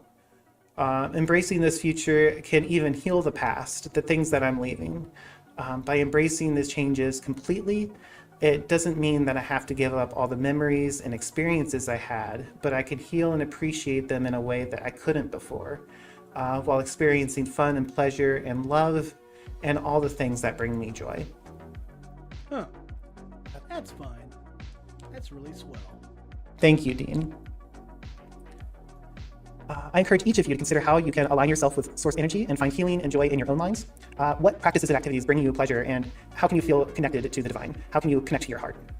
How can you focus on joy, even in the midst of difficult circumstances? By doing so, you can find that healing and joy are always available to you, even in the most difficult situations. One thing that's been helpful for me is writing down all the individual things that brought me joy in the past, the things that will bring me joy in the future, and the things that bring me joy right now. Journaling is so helpful, and we've talked about this several times, but it's always really good to go back and reinforce that. Journaling is integral to what I'm doing, and I encourage it to everyone as a method of healing.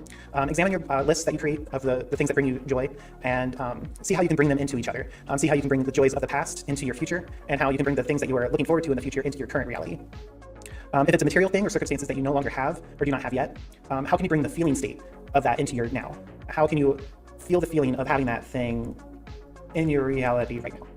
That's ultimately where it is having that feeling state that brings you joy. You can even bring the joys of your past into your future. Anything is possible and anything can be healed. And that is what I choose to believe, and I know that maintaining that mindset will bring me joy in the future. I'm trying to bring myself towards Unitopia. Here are 5 things that we can do to bring ourselves towards it, and it can be helpful journaling these things as well. 1, we should embrace unconditional love. One of the key tenets of Unicult is unconditional love, which means loving ourselves and others without judgment or conditions. By cultivating unconditional love, we can create more loving and harmonious relationships and contribute to a more loving world. Love yourself, not just despite the past, but because of it. Embrace aspects of yourself and work towards healing. Extend that love to others as well. Even if it's hard in the past. I'm gonna put a asterisk here. I don't think you should do unconditional love for everyone. If you have kids, it's unconditional love for kids. If you have pets, unconditional love for pets. But I think other than that, if you're an adult, you've got to earn that respect and reputation for love, right? Like don't just think there's no repercussions for your actions because you just give everyone unconditional love. That's room for hurt, basically. So don't agree with that. Give that love to yourself. Pursue joy. Joy is an important part of Unitopia, and by pursuing joy in our lives, we contribute to the collective emotional health of the planet. This means doing things that bring us joy and fulfillment, as well as supporting others in their pursuit of their joy. Remember that we have different needs and things that bring us joy, and that's okay. Practice forgiveness to each other. Forgiveness is a powerful tool for healing and can help us move towards Unitopia by releasing the pain and suffering caused by past hurts. By forgiving ourselves and others, we create a more loving and harmonious relationships and contribute to a more forgiving world. Setting healthy boundaries. Setting boundaries is an important part towards moving towards Unicult. This means being mindful of our own well-being and setting boundaries when necessary to protect ourselves from harm. It also means respecting the boundaries of others and honoring their choices and beliefs. Agreed. Respect other people's boundaries. Unicult doesn't do this shit. Remember that creating those boundaries are not a punishment for people who you perceive have wronged you in some way, but it's an act of self-love that can help you create a space where you can find joy. And contribute to the greater good. In Unitopia, everyone's unique talents and contributions are valued and celebrated. By contributing to the greater good and sharing our gifts with others, we can create a more loving and harmonious world. I'm excited to be able to share myself and my talents with others and healing in a way that makes sharing those talents easier. Also, of course, remember to seek the feeling of gratitude for all of your past. As you move towards Unitopia, it's important to acknowledge and honor the experiences and lessons that have brought you to where you are today. Even if some of those experiences were painful and challenging, they have shaped you into the person you are now. By cultivating a sense of gratitude for your past, you can release any lingering feelings of resentment or regret. Mr. Big Pipes in chat said the Heaven's Gate cult would destroy these dorks. Probably. And embrace the opportunities and possibilities that lie ahead.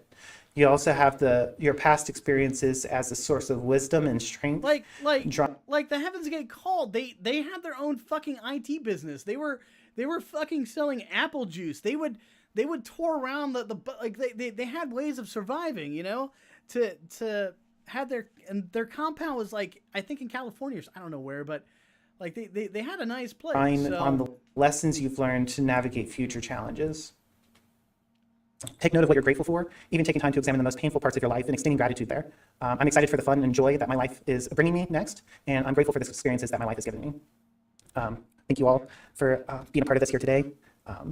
That's all I have for now. If you want to join us in the server, we'll be having a uni brunch. Thank you, Aaron, for posting that the link to the copy of the fundamentals. You can get that on the store. There's lots of great things on the store, so be sure to check it out. There's shirts and different types of memorabilia or merchandise. Or there's face oil, which is just really good. I actually really like it a lot. So you can check that out. There's all kinds of good things there. So yeah. So see you all in the server. If you'd like to join for uni brunch, uni bless. Happy Sunday.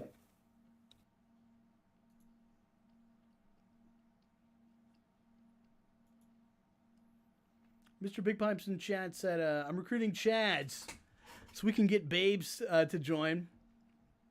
I'm in the walk-in for Marshall Applewhite. It's nuts. I've never believed in divine stuff before. I'm down with that, man. Who joined the cult? All right, so in this thing, Aaron is interviewing Ghosty, basically. 2022, and what better way in this year? And just to keep, things in perspective, this is 4 months ago, so December 11, 2022, basically. Not as recent, but it gives you a perspective of who Ghosty is. We talked to and why they joined Unicult. And even Unicult. But I can think of... But I mean, within 4 months of the interview, they fucking left the group, so... Ending the year with one of my best friends in the world. And Aaron is best friends of Ghosty, and one of my cult siblings, the one and only Ghosty, who you have seen do so many cam searches here. Jeffar, and what's be a part up? Of so many different parts of Unicult. Yeah, it's a pretty long show. On the back end with a lot of our It was going to be long. I kind of knew going in it would probably be long. I was hoping it'd be fast, but... here and in our Discord. What are we going on? Ghosty, thank you so much for joining me. Probably going on 4 hours by now, Welcome. So... Thank you. I'm glad to be here. Yay, it's so amazing. And listen to this brand new, incredibly expensive set we've procured for the show. Jeffers said, did you see that some in Georgia are looking into Unicult? What does that mean by looking in? Oh, it is great. It's advanced. 2023. It's amazing. Ghosty,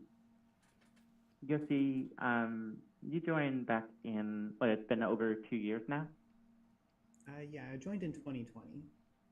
That is amazing. So, like, I love to know from a lot of people, like, how did you find out about Unicult? Like, where did you come upon this completely amazing but slightly weird spiritual movement?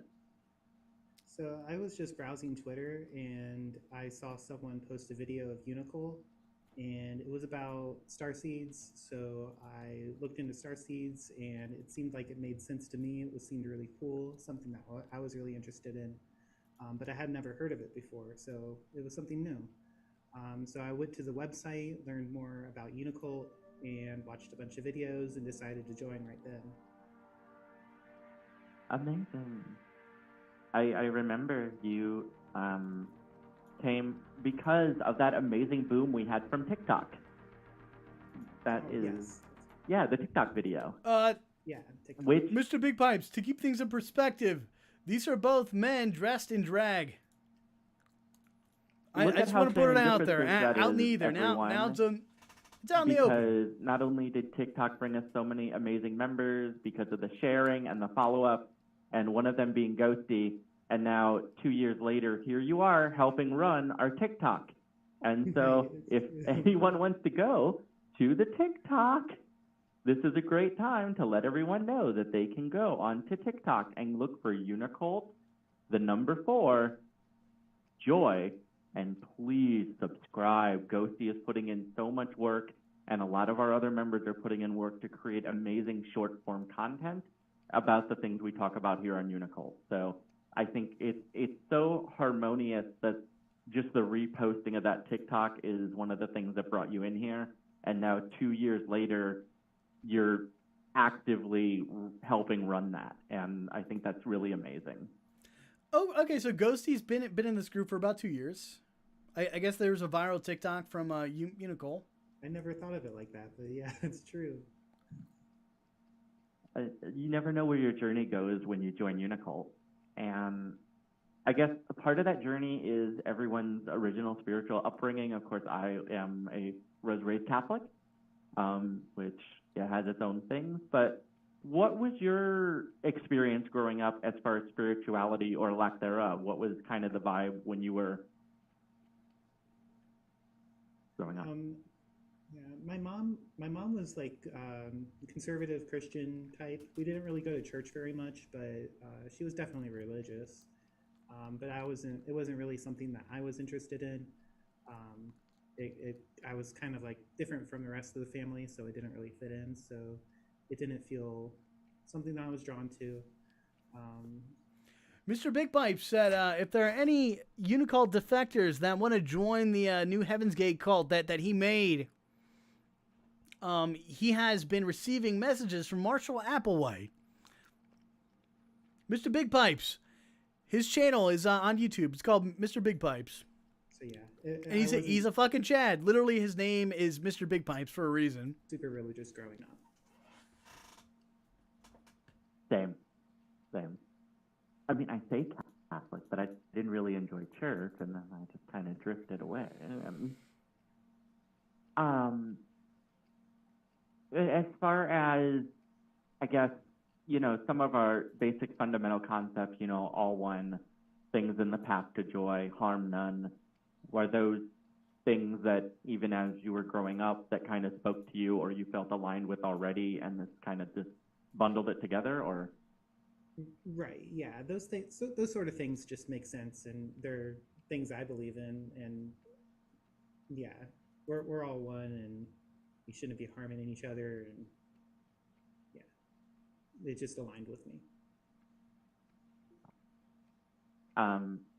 One of my favorite things that Unicult has always said is it's a very big decision to join a cult because it is incredibly true. And so when you joined and went through the application process, paper application and everything, were there any, did you have any preconceived notions or assumptions or even concerns, if you feel like sharing, that you had when you were going through the whole process of joining? I wasn't really concerned. It seemed like it was going to be a good community, and I was really excited about that. And I was excited about the things I was seeing in the videos and the concepts. So I wasn't really worried. it was a fun process. I thought it was real fun getting the application and filling it out and sending it back. Just having the physical aspect to it was a lot of fun. It made it seem more real. Mhm. No, I love that. And I think everyone should think about that. Like, it's not a hassle. It is actually a super fun part of the process. Like, Yeah. getting that envelope in the mail and opening it up is like such a treat. Yeah, I saved the envelope because it's just kind of cool. You know, you got the mail from the cult. It was exciting. Here's the thing about that application process. Like, it asks for like very detailed things of like how much you make, how much you weigh, height, all this shit, and like, I don't want to fucking do that shit or give a return address to my real address. Like, I'll be honest, I don't trust Unicult with my information, okay? Like, I don't want her fucking knowing shit about me, basically, in that particular way. You know, at the time. Hey, yeah. How many times do you get to say a cult sent me an application in the mail? You get to. Right. I think that's awesome that you have it saved. That's beautiful. And so you joined, and I remember when you joined, and you have had this supernova like glow up as far as just like, I don't know, you know, opening up and expressing yourself creatively and artistically. And so when we look back from, you know, 2020 to now, what really stands out about the last 2 years? Like, what stands out about your own journey personally? It's helped me open up a lot. It's helped me find confidence in myself. Before I joined, I don't know. We do a lot of activities where we go on camera and talk and audio chat and that sort of thing. So that sort of thing wasn't something I was used to. I was very socially anxious, and having that opened me up. And then also just having the tools to handle my anxiety and depression helped open me up even more. And I could use my time to do things like create art and not feel, I don't know. It helped me. It helped me feel confident in myself to create things and share them with other people, which was wonderful. And it gave me something to believe in. It gave me a purpose. Like, I was depressed and I was drinking a lot. I was having a really hard time, and Unicult really gave me a reason to stop drinking and be happy and go outside and do fun things with my friends. Like, it's been wonderful for me. See, and I mean, like, I get no indication that this dude wants to leave at all. It's just that Unicult, she failed in instilling confidence in not just this person, but every other person that jumped ship in there, and even the people that are still a part of that. You have to, like, you know, if they don't feel confident about something, and this, he flat out said it. He was saying, like you know, I got to show my artwork and all this stuff and establish confidence in my abilities and stuff. Like they were not given that at all. That's beautiful. It's not Ghosty's fault. That is so much. It's a lot of change for like 5 years, let alone 2. Camilla said, I did my call application in 2018. Remember the questions being personal, like what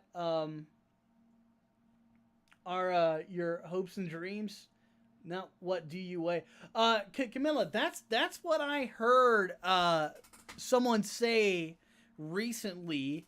So back in 2018, that could have been correct. You know, just to like be your friend over the last 2 years and get to bear witness to that has been an absolute treasure. I asked Resist Impulse about joining, if there was a way that, you know, that I wouldn't have to fill out an application, just out of curiosity. And like because she has bought Uni Acres and she needs to start putting out fires basically, and I 110% like know she knows nothing on this, and none of the members know how to do shit like this, and I'm probably the only thing that actually, because of the Zeitgeist movement, knows something on how to put out fires basically. I am a firefighter when it comes to this shit. I'm not saying that I'm going to know how to fix the situation. I don't think you can fix it, but how to mitigate the fires basically is going to be the biggest problem. How's it been relating to the community? We have like so many amazing members, some people who were there when you joined. Mr. Big Pipe said, I ride motorcycles too and play guitar. I'm 6'3", 136 IQ, by the way. Dude, you're fucking genius. Last year or 6 months, like, what would you tell people about the community? The community it's full of love. You can feel safe being yourself. You can feel like you belong. You know, the thing is I build up communities. I'm familiar with this shit, okay? Like, I don't have to prove myself, but, like, I sure in hell don't want to give personal information to Unicult. Oh, no. God, no. Belong to something.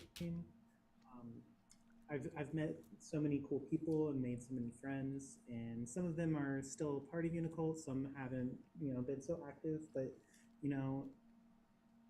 I have a lot of love in my heart for all the people that I've met and been a part of my life this past couple years.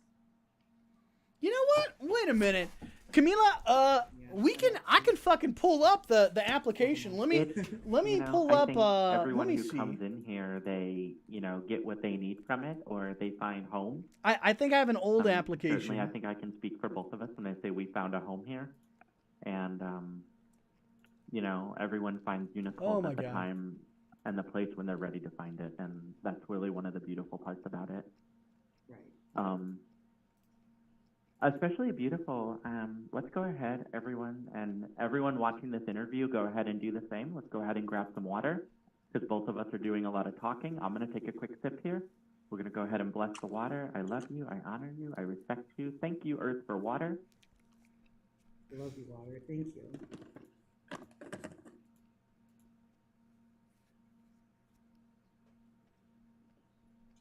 Bonus points, audience members, if you are watching this interview and also taking a sip of water. Wait. That's Scott Adams' simultaneous slip. I'm down. Sip. I'm down with that shit. One moment. One thing about this year I'm that I thought was looking just for the amazingly application. I'm kind of curious what it has on it now. The odd last couple of years on planet Earth, we'll call it, is that this was the year we all got to hang out like in person in the physical realm. And of course, as a lot of us have spoken about and Unicult spoken about, we had multiple retreats this year. And we went to Colorado, where we saw a lot of the places where Unicult was originally formed. Of course, we had a retreat in Mexico where Unicult and Paisley and Ghosty got to go down and work on a lot of stuff and get deep into the Dolphin Abundance timeline. And then we had a retreat down in Texas, which a number of our Texas members, as well as a few other members from out of state. And that was, I feel like, not only the excitement of all of us getting together for the first time, but like very much a needed like release of energy after all being online together for like 2, 3, 4 years. Like, so I know you went to Colorado and then you went to Mexico. So what was the experience like going to both of those retreats? What did you like? What was it like meeting people for the first time? What was it like being in a smaller group in Mexico? Just whatever you want to share about, the last magical few months. Sure. So Colorado, it was really fun seeing everyone work together. It's like very teamwork, community, just building an experience together. It was a lot of fun. It was fun seeing everyone. We've talked together for years and didn't see each other in person until that time. So it was really exciting and really nice to see everyone. For Mexico, it was it felt like there was more, close connection because we were there for a week in a foreign country. It was something I had never done before. Before the Colorado retreat, I had never flown before, so going out to Mexico was like you know something exciting that I had never done before. Um, so I'm putting myself out there in ways that I hadn't expected. So it's taking me into a new timeline because I'm doing something that the person in the old timeline would have never done. So that was an amazing life changing experience. It was a changing of perspectives for me. Because everyone at home, Ghosty and I met up at the airport for the first time, and yeah, you handle the airport like a seasoned pro. Airports can be a very chaotic mess full of people and comings and goings, and I think you handled it like a pro. I think I found it. Let Flying me can see. be quite an experience if you haven't done it before, so I think. thought it was And fun. then I'd flying never out of the done it before. country. Yeah. And then Getting going out of the passport, country. whole process. Yeah. It's really amazing the growth in unexpected ways that you get the chance to do when you join. Like, Yeah. There's no Yeah, 'cause participation required. That's something I never would have expected. Going to Mexico with a cult leader, like it happened.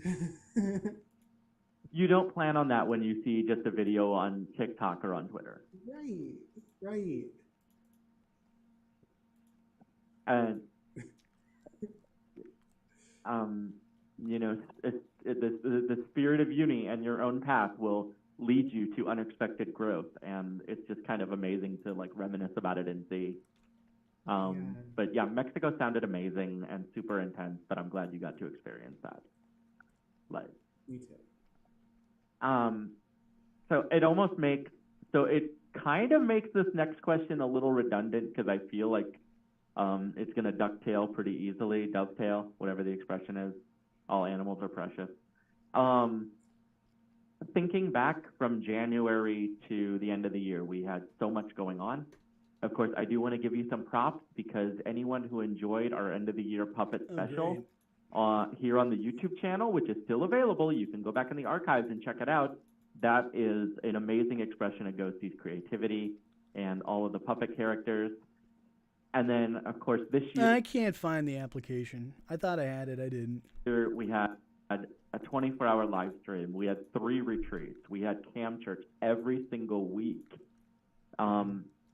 Is there any part that, and you can even still say some of the things we've talked about already, but was there anything that, like, did you have, like, a favorite moment or something that, like, you keep coming back to and thinking about that was amazing about the Unicult experience this year? Just the retreats were the big thing. Having that connection was really, really good. Being able to see everyone and make what we were doing online feel real. That was really... That's one thing IP2 lacks is like we don't have like an event, and I get why. I get it. 100% get it, but we don't have an event where like we all fucking meet up and like praise all the homeless drug addicts that we watch on the streams. Like I really do think that, as a member of fucking IP2 that we need to make like IP2 Con. I know exactly where we would have it at.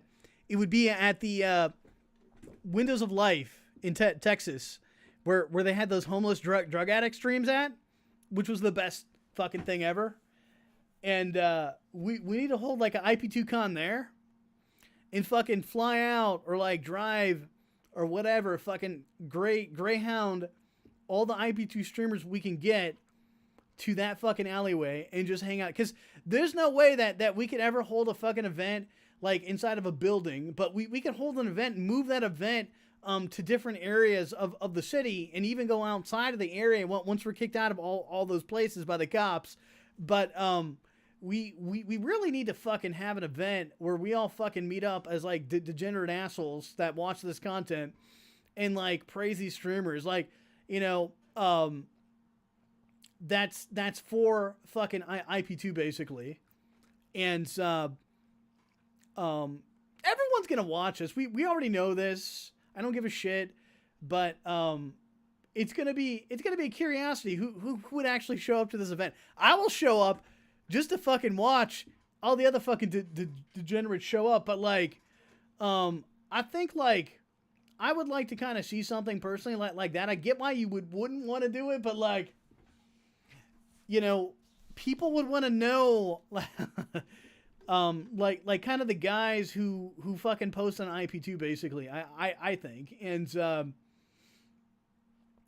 I would like to meet like these people in person, you know, and fucking donate to them and kind of show them my favorite clips, mainly Burger Planet. But yeah, I think it'd be a curiosity basically, not just for me, but for the outside audience. Like who's actually gonna show up? Who's actually gonna do this crazy shit? So that was really great.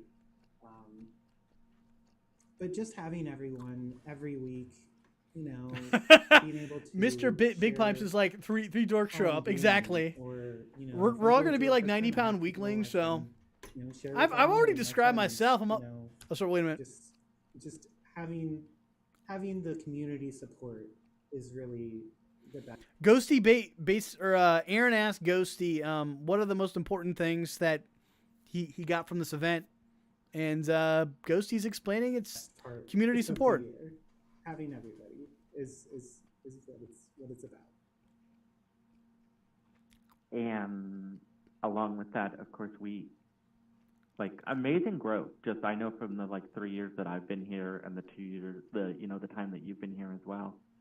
Like Unicult has had a lot of growth. There's like a whole like structure that was not here when I joined. There are so many different things as far as devoted members and magicianship. How do you feel, and how did you see like seeing that kind of growth? What did that feel like to be like very much in the thick and in the weeds of like the growth of the overall movement over the last year? Yeah, it's felt good. I mean, it's always really exciting to see new people join and just seeing all the cool things that we can do. Seeing Unicult do interviews with people, that's a lot of fun. Listening in on podcasts and stuff. But yeah, seeing the growth has been amazing. Yeah, we're blowing up. We're blowing up.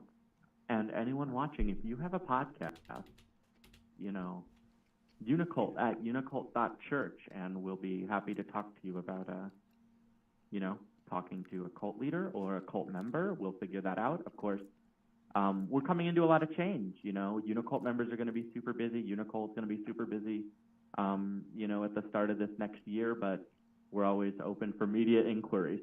So feel free to email us. But it's just been so much amazing growth, and a lot of that is, you know, a lot of that is in part to a lot of the work you do, like with our graphics and the thumbnails and the social media, and that is, you know, very blessed, heart-centered work. So as we go into 2023, which will be in just about, I think, 3 weeks from when this interview is going to air, I'm taping this in advance, everyone. Is there something that you're most excited about in 2023? Uni Acres. We're gonna be building a cult commune. I mean, that's really exciting. Just continuing the work. Keep on working on myself. Putting some work into Unicult. Keep on growing. Next year is going to be amazing. The things we're going to build, the things that we're going to create. I'm excited to be here. And I'm excited to be here with you for sure. I can't really get a gauge if Ghosty's really pumped up on this or not. I mean, it's a pretty wild journey. It is sometimes incredibly peaceful. I don't It know. can be sometimes a little chaotic. But there is definitely not a more peaceful and kind and understanding group. And so I guess to close it out, and I super appreciate you coming in and doing this. You know, everyone, you'll probably see Ghosty here in a couple of weeks. I'm back on Cam Church, and I really appreciate their work doing that. It's certainly always been an honor and a privilege to share this responsibility with them and the other magicians who help out with this. I do want to go ahead and throw just like two questions. Do you have a favorite piece of Unicult merchandise? Because we have a lot. Merchandise. Yeah, we do have a lot.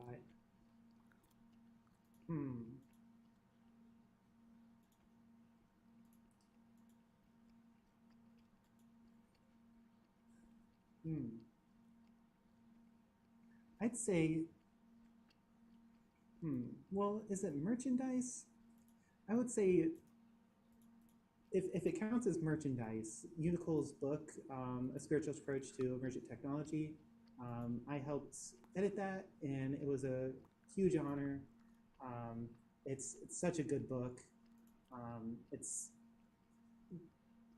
so good. So I suggest everybody go out and get that, and read it and post about it and talk about it, because it has a lot of important things in there that we need to talk about going into the future. And I would like everybody to know those things and be able to talk about those things. So I highly suggest everybody check out that book. You heard it here, everyone. Spiritual Approach to Emergent Technology by Unicult Unicron with editing assistance from our very own Ghosty. That is definitely one of my favorite things in the store. I think if it's in the store, it counts as merchandise. We are selling it. We are selling it for money. So that's true. I just wanted to ask you, because I think between me and you, we probably have as much Unicult stuff as anyone in the cult. So yeah, we both have the whole store basically. we have a small inventory, and so I thought that would be fun. Now, one last surprise question. This interview, obviously, people are going to be able to go back and watch it on demand. Hey, everyone. Let's say someone's watching this that is just like, they literally don't know what any of this is. What would you say to that person who's thinking, "Oh, should I join this? It's a cult." I'd say, yes, you should join. It's a lot of fun. You meet a lot of cool people. You get a lot of skills or tools that you can use to better your life, better your emotional state, feel safe, and feel good about yourself, love yourself, and love other people, and just improve the world.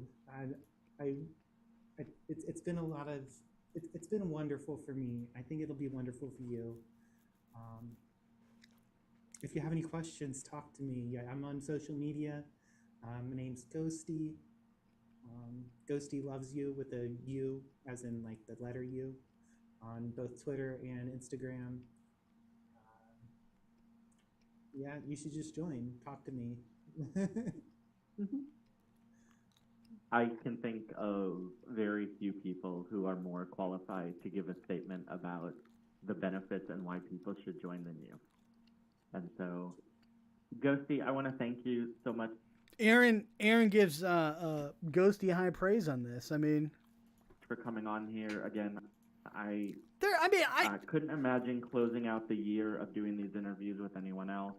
It has been a pleasure over the last 2 years to be your friend, to watch you grow, and consider you a very close and important part of my life.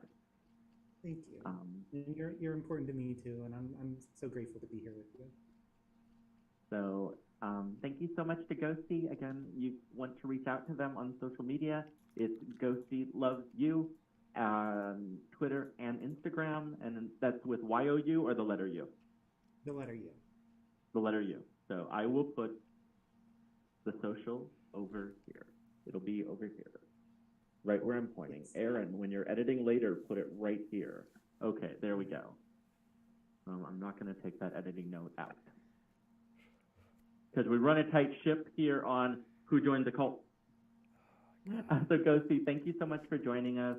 Unibless, here's to the journey that we've gone on in 2022 and to everything that we're experiencing going forward in 2023. Thank you. Unibless. Unibless. Perfect. One moment.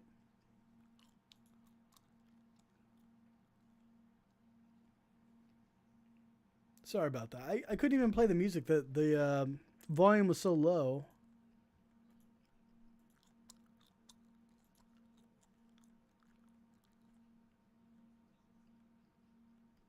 That works.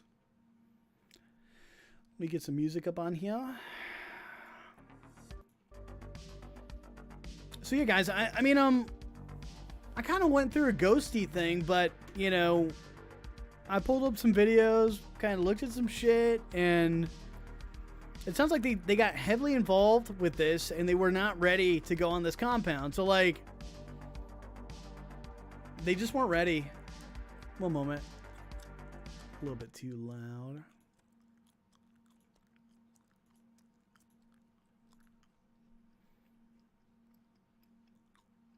So,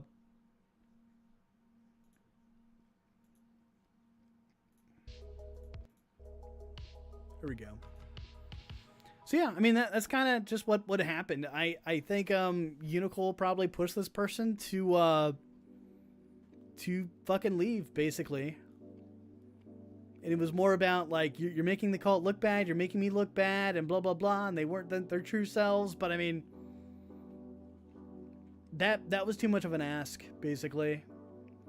And Ghosty had relationships there, and they're having to fucking leave those relationships, and you can kind of get a gist of what kind of happened is they really didn't want to leave. And Unicult needed to kind of accept that.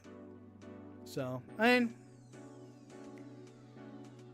Ghosty probably should have left. I think I trust their judgment enough to say that Unicult probably had a hissy fit and probably was threatening him. As they were right next to him, they would have tried to pound them into the ground, basically. So, yeah, makes sense why they would leave.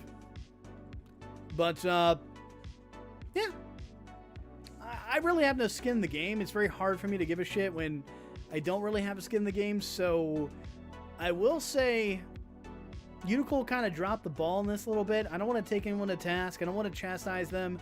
I think she's doing the best that she can for the knowledge she has at hand, but she really is ill-equipped to do this, basically. And I agree with her in the first video. You guys probably didn't see the first video, but I would say, let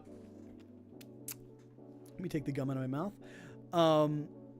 that there's some problems. There's some serious problems, basically, and they need to be ironed out. Mostly it's a confidence problem.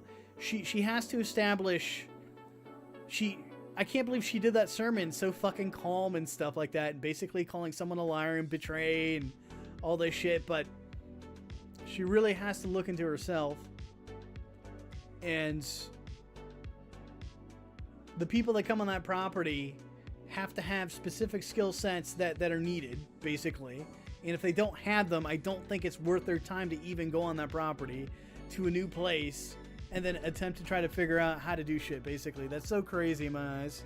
I don't, it's I don't really get that at all. That's just doomed to failure. So, what needs to happen is before they even come on the property, they need to develop those skill sets either by being self-taught. If they can't do that, they need to get to some program and be taught that way, basically, on how to do some of the shit, basically. And then through there, work on some projects to build themselves up, and then they can come on that, you know, doing it on the compound or what have you, and do it that way. But this is just crazy in my eyes. It's doomed to failure, basically. It's trying to weigh the odds in your favor. Mr. Big Pipe said, "Is that chick going to be selling her milk?" Possibly. Why would you buy that? Oh God.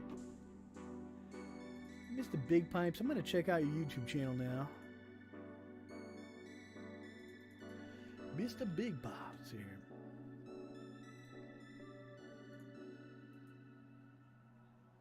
One moment.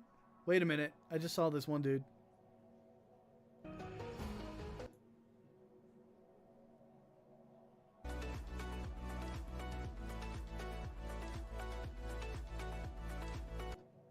Sorry. I'm trying to check out your channel, man.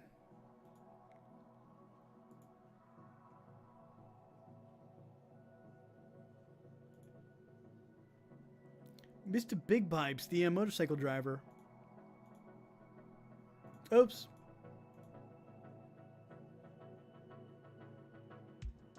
I'll be on that panel later, probably. Mr. Big Pipes.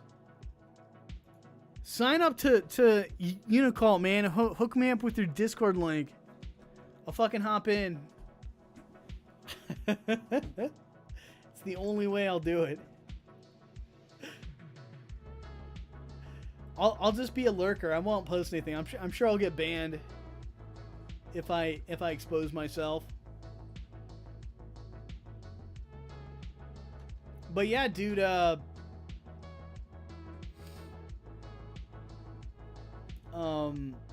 Yeah, I don't think Ghosty did anything. Oh, you deleted? Yeah, fuck Discord.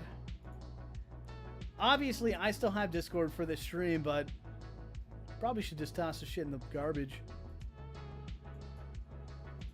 Yeah, there's not really much to say. I think, as far as Unicult goes, I think she just is seeing things in a very narrow-minded way, basically, and not seeing things from Ghosty's perspective. And I understand she needs help. She fucking needs help, but there's also a thing of establishing boundaries and respecting other people's boundaries. And she obviously didn't, because Ghosty seems like a really responsible person, basically, and it was not unfounded to have fear. It's not a fucking fear portal that's like you need to be pushed through. It's a fear portal that we need to establish confidence by proof of concept, basically. They knew it.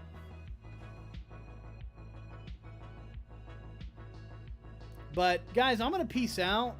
I gotta do some fucking work at my house here, but I'm thinking if I go and stream again, I'm gonna stream on Kick, and I'm gonna stream shit that I would actually like doing, which is Burger Planet. I'm gonna I would never fucking stream on YouTube with Burger Planet, but on Kick I would, most definitely. So if I do post something on here, it's just gonna be a video pointing to my Kick stream. That's it. Simple. So I'm gonna go and fuck off here, but I'm glad to see you guys, Mr. Big Pipes, Tone, if you're watching this, Jafar, Camille, thank you for coming in. If I'm pronouncing your name right, Paint Devil, dude, I've never seen you in a minute, basically. But yeah, I appreciate you all coming in. I know I don't do these consistently, and I probably will continue to not do these consistently. But you know, if I'm on, you're on. Come and hop in.